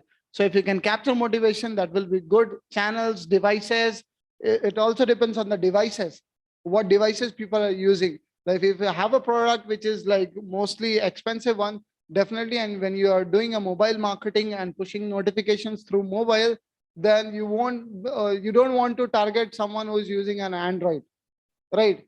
If you're selling, like if Mercedes-Benz is pushing out the marketing, right? So definitely it will not like target the people who uses Android devices. So devices are also important, and key strategies name. So all the information, even you can add some information which you think would be helpful for your business. So once you have decided your ideal customer, this is my ideal customer. Okay, I have only 5 minutes. Let me see how many slides I have. I don't have much. Okay. So this is how, so once you have decided your ideal customer and it fits in your mind, and the whole team should understand it. It's not the business owner should only understand it. Because most of the time, the business owner will only understand, okay, this is my ideal customer. And that is kept in the heart till he dies. Till he dies. So most of the companies which are have grown fast, like Twitter, Facebook, they have a concept called NSM, that is North Star metric. So every 6 months, the whole marketing and the business development team, they keep a conference where they call each and every person of the company, whether it's in marketing or whether it's in development or customer support or accounting, to share these ideas. Because every person in the company should know what my ideal customers are. Because the product development team will, if the product development team has this concept in mind, okay, we gonna sell this product to this kind of people, then there will be, you don't have to worry about like enhancing the product. If your UX developer knows what kind of customers we're gonna address, and my sales team is gonna sell this UX to which kind of people, definitely you don't have to work more on the design part, because they know their ideal customers, right? So this is very helpful. So selecting your channel is very important. Like I said, once you identify your ideal customer and your perfect customer for your products, then you need to decide the channel. So as we all people, most of them, they know the channels what we have in digital marketing. It's SEO, social media marketing. We have all the Instagram, Snapchat, everything, and then email marketing, content marketing, Google Ads. These are all channels in digital marketing. But what you need to think is which is applicable to my audience. So if you're going for SEO, then you should have a prior demand of the product. People should be searching things, those products and services in Google from before you came into existence. Otherwise, it will be not helpful if people are not searching them on Google. What are you gonna do with a site listing on first? But people are not searching. So one of my friend from Mallapuram, he called me. Mallapuram is a small town in Kerala. I guess most people, they know it, and called me and said like, bro, we want to start a company which is a co-working space. I said, in Mallapuram? He said, yes, in Mallapuram. I said, you just Google it. You just Google it. Co-working space in Mallapuram. How many people are searching monthly? I said, 0. Then why are you going to do SEO for it? No point of doing it. People are not searching about it. Right? So you need to pick your channel. If there is no demand in Google, you need to create demand. So if people are not searching in Google, then you need to make them search. In how you're going to do it, you need to go through other way, the other channels, maybe social media, email marketing, so that people can be aware of your product and start searching about it. That's how you're going to use it. If your target audience are more of professionals, should go for LinkedIn, Twitter instead of Instagram and Snapchat. It's very obvious these days, right? If you know your audience, where they are, where they hang, and what kind of thought they share, you should be targeting those kind of channels, and do not waste on the other channels your time, because marketing is very, very, very tedious and very strategically planned. So each thing what you're doing should be planned well. And then content marketing is an evergreen channel. So no matter, this channel is a huge channel, and this is a very critical channel, because content marketing has come into evolved in like after digital marketing came into existence. I remember when 2000, 2001, when we are talking about digital marketing, there was no concept or very less concept of content marketing. But nowadays it has become one of most critical channels. So, and does anybody know about the content marketing? You would have heard about social media and SEO, but content marketing, anybody? Content, yeah, it's one of it. Anybody else? Content marketing? No. So content marketing is basically, it covers all those kind of strategy which you use. So let's say content, right? Content could be anything. Can be an audio file, can be a video file, can be a image, can be blog, content, article, post, anything. So look, as I said in my previous slide, there has to be awareness and engagement with prior to closing your client or your customer. The customer, the day I found Ola, I won't book a ride. The day I found Swiggy, I won't like order a food. I need to get engaged with it first. Know that company, build a trust.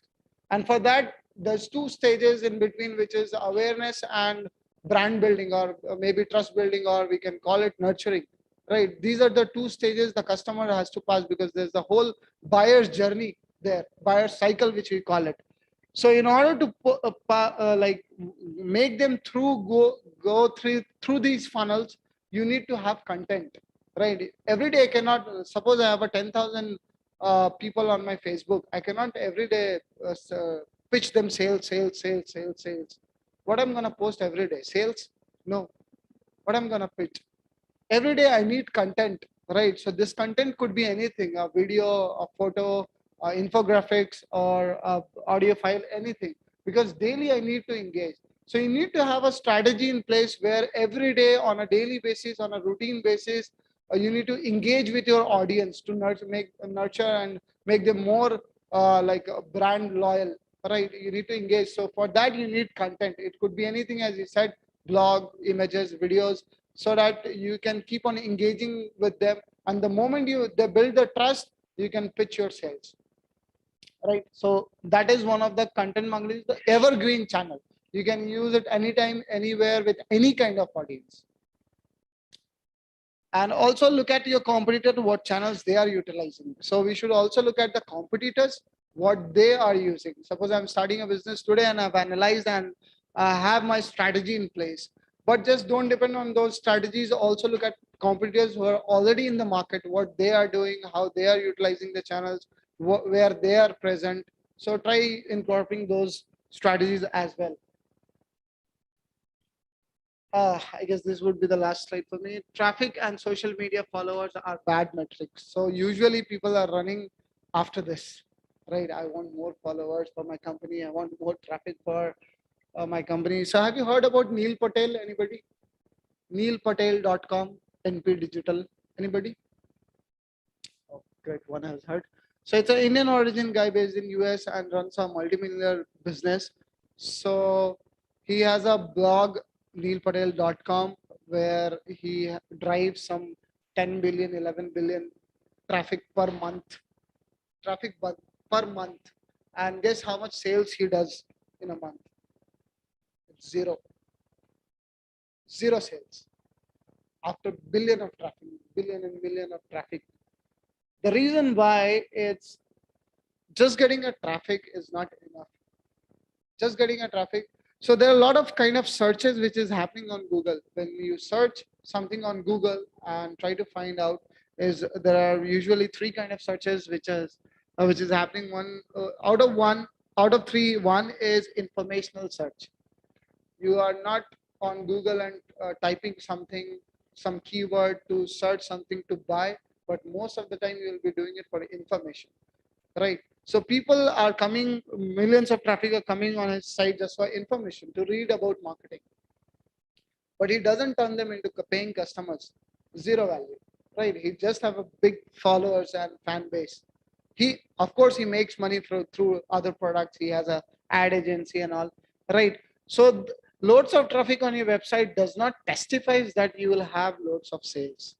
So stop running behind getting a lot of traffic on your website. But instead, if you can get, I remember like still we are working with a US client who have just 1400 traffic average, 1400 to 1600 traffic per month. I could have shown that metrics here from Google Analytics, but I'm sorry. So they have 1400 to 1600 people visiting per month. Guess how much the sales is? We make 1 million per month. Just from 1400 to 1600 people. We get 40, 60 orders. It's a apparel site, but all premium products.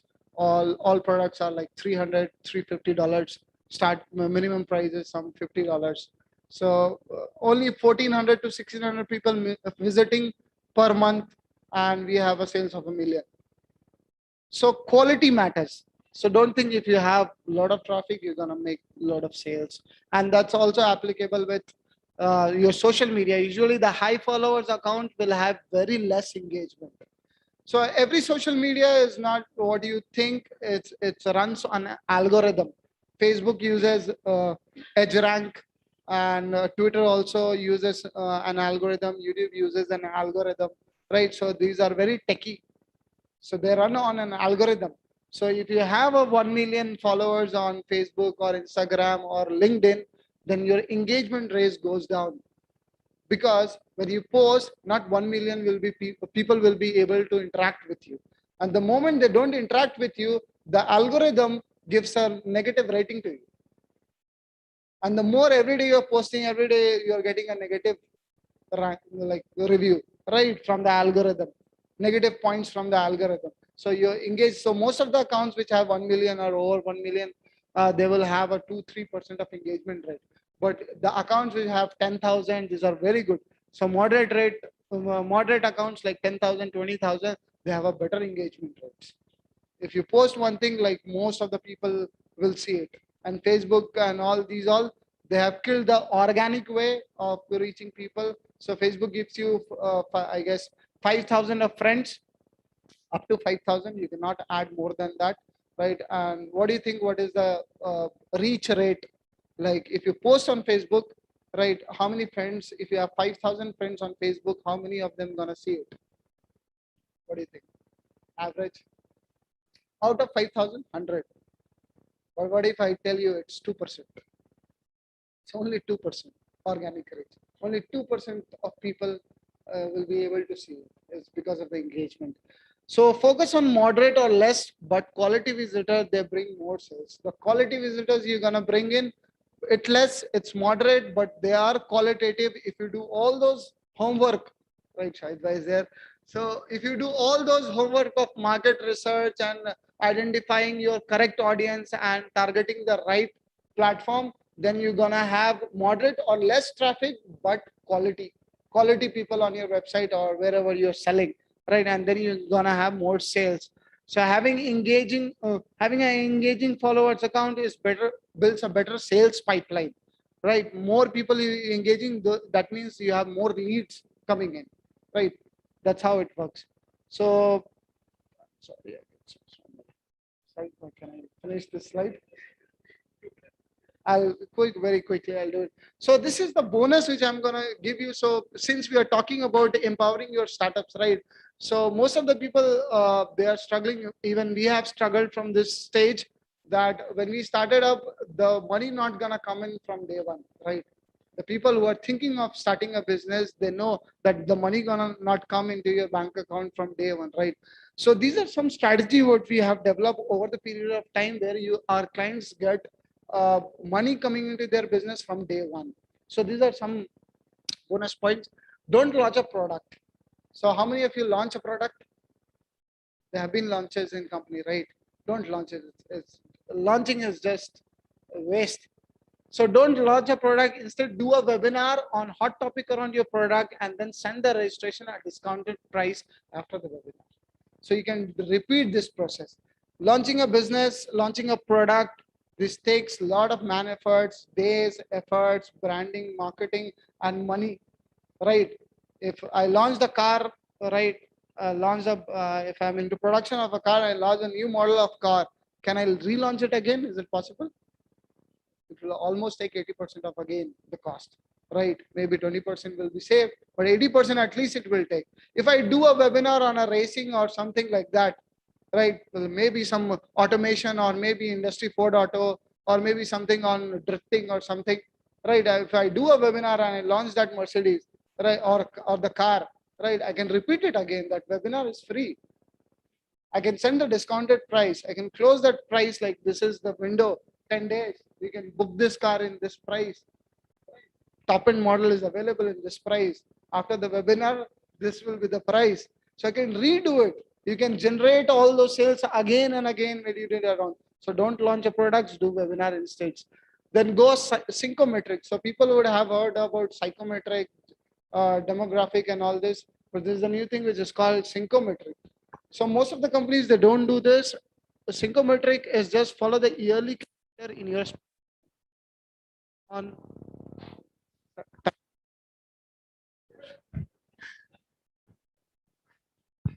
Follow the yearly calendar in your space, launch an offer on each events of the calendar. If you want to make sales from day one, suppose I'm a t-shirt manufacturing company, what is coming up? What you can relate to? 15th August. It's coming up.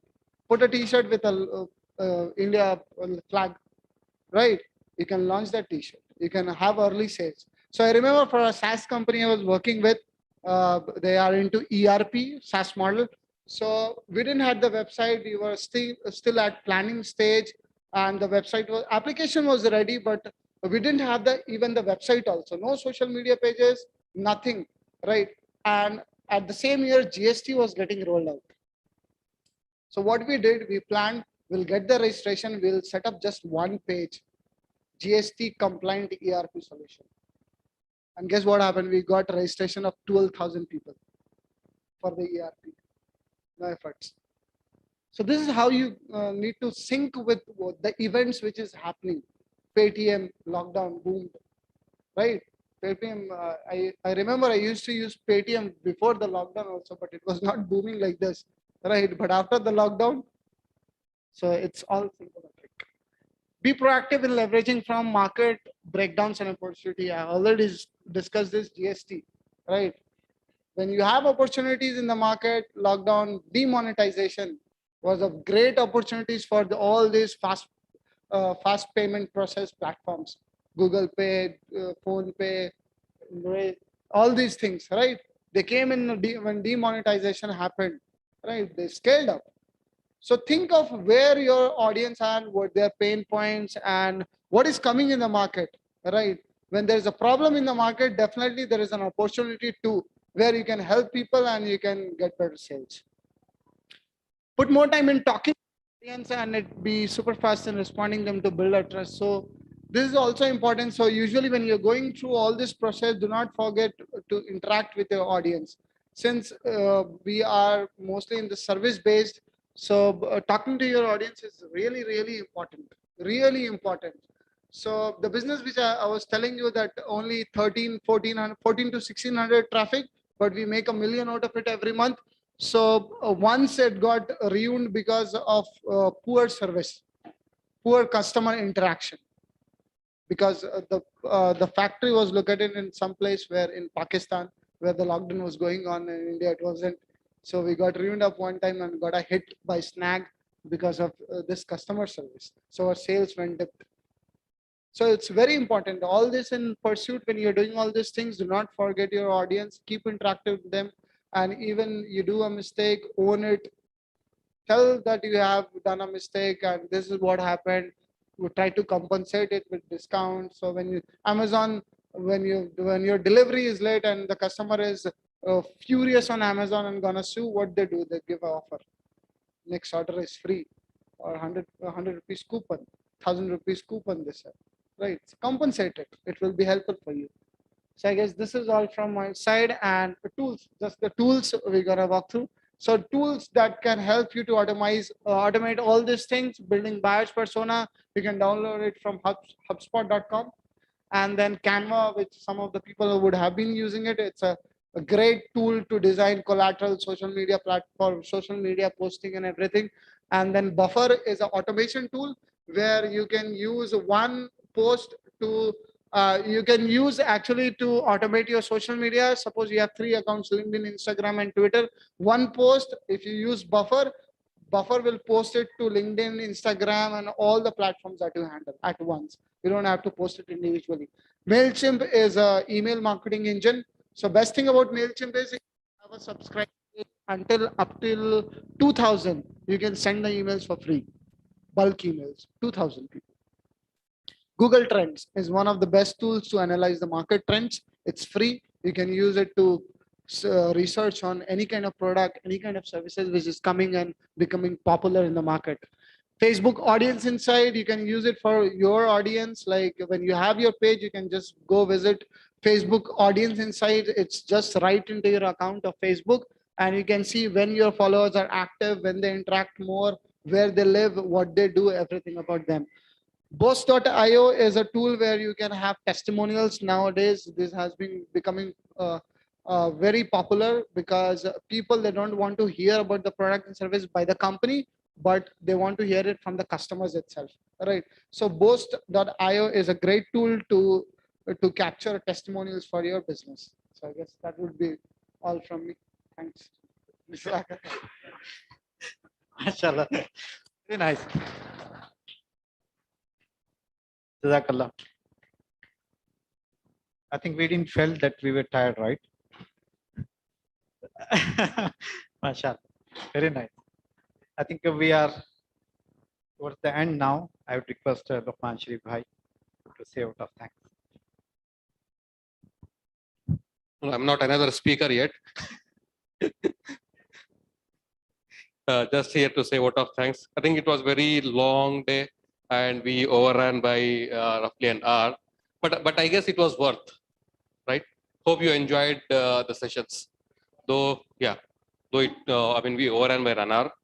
I would really I want to thanks everyone, and I'll start with basically the people who supported us in setting up this complete conference, especially the people from MS Corporate Office. They provided all the support right from the IT administration to cafeteria to our conference hall, cleaning, catering, everything. So they provided everything. We really thank them for their help. It was really great. And then our session today, we started with the adventure of Edventure. And then from there, we have gone through various, the IT startup ecosystems, and then how do we get the funding, the motivational talks, and then the examples, case studies, and then how do we get funding and how do we spend it? Rather, how do we save taxes on that? And finally, how do we market it? So all the sessions were really great. I really thank all the speakers from bottom of our heart. MFIRD thanks everyone for taking out their time, accepting our invitations, and then delivering these very useful sessions. And I thank all the participants. All participants from various organizations are here, and especially the people from Fahim who really contributed during the mashwara and helped, and then we were able to gather it. Actually, it was a very short notice. It was all done in last just 2.5 weeks. This was planned and organized, but Alhamdulillah, it was successfully organized. Every day, Shahid Bhai used to call almost everyone from the mashwara sathis and then get the things done. It was all effort of Shahid Bhai and then his team. All credit goes to Shahid Bhai, mashallah. And then especially during this session, the, Dr. Imad Bhai and Sharif Bhai, though they were not able to physically come here, but still the sessions were very good. Even though they were online, the sessions were very good. I guess we got a lot of very useful knowledge from those sessions, especially around the VC ecosystem. Usually what happens is when it's a startup, we think about marketing, product and everything, but VC is something that we need to know. We should be aware of how the venture capitalist, what are their criteria and how do they invest. So that was also good. Thanks a lot for that. And also thanks all the sisters who attended and then who spread the word and helped other sisters to know about it and register and come here.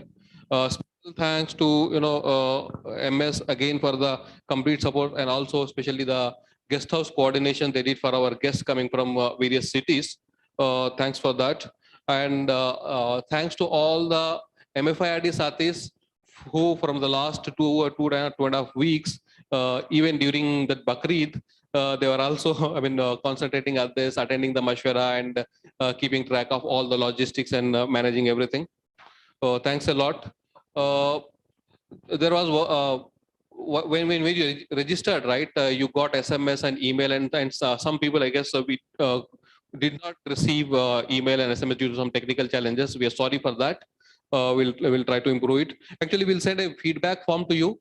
A link will be sent. Just provide your honest feedback. That will be very useful. Whatever the feedback you provide, so that will help us improve a lot. So send a feedback on your each and every session. What do you feel? How was it? And what areas of improvement you want to suggest? One important thing I want to mention is this conference was specially focused on Andhra and Telangana states, but there will be a national MFID conference this month, which is on 28th and 29th of August, and it will be in Bangalore.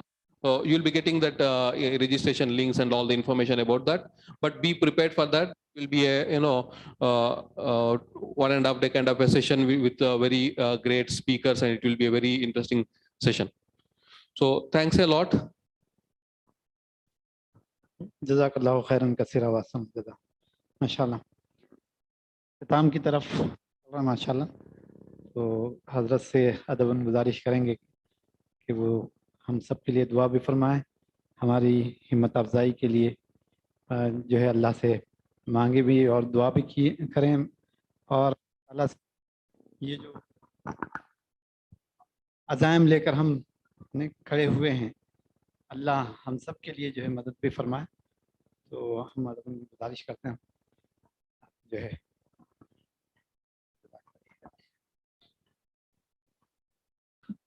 दुआ से इस मजलिस का इख्तिताम करें इंशाअल्लाह।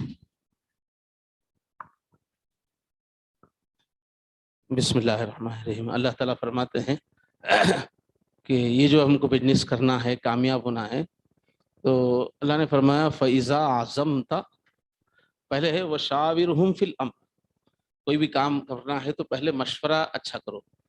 तो सुबह से अब तक जो आप जो कर रहे हैं ये फील्ड का नॉलेज हासिल कर रहे हैं, तो शरीयत में हुक्म पहले नॉलेज फुल हासिल करने का है। फिर उसके बाद है वशाविरहुम फिल अम्र, हुजूर से कहा गया है कोई मामला है तो एक्सपर्ट से मशवरा कीजिए। और फिर उसके बाद है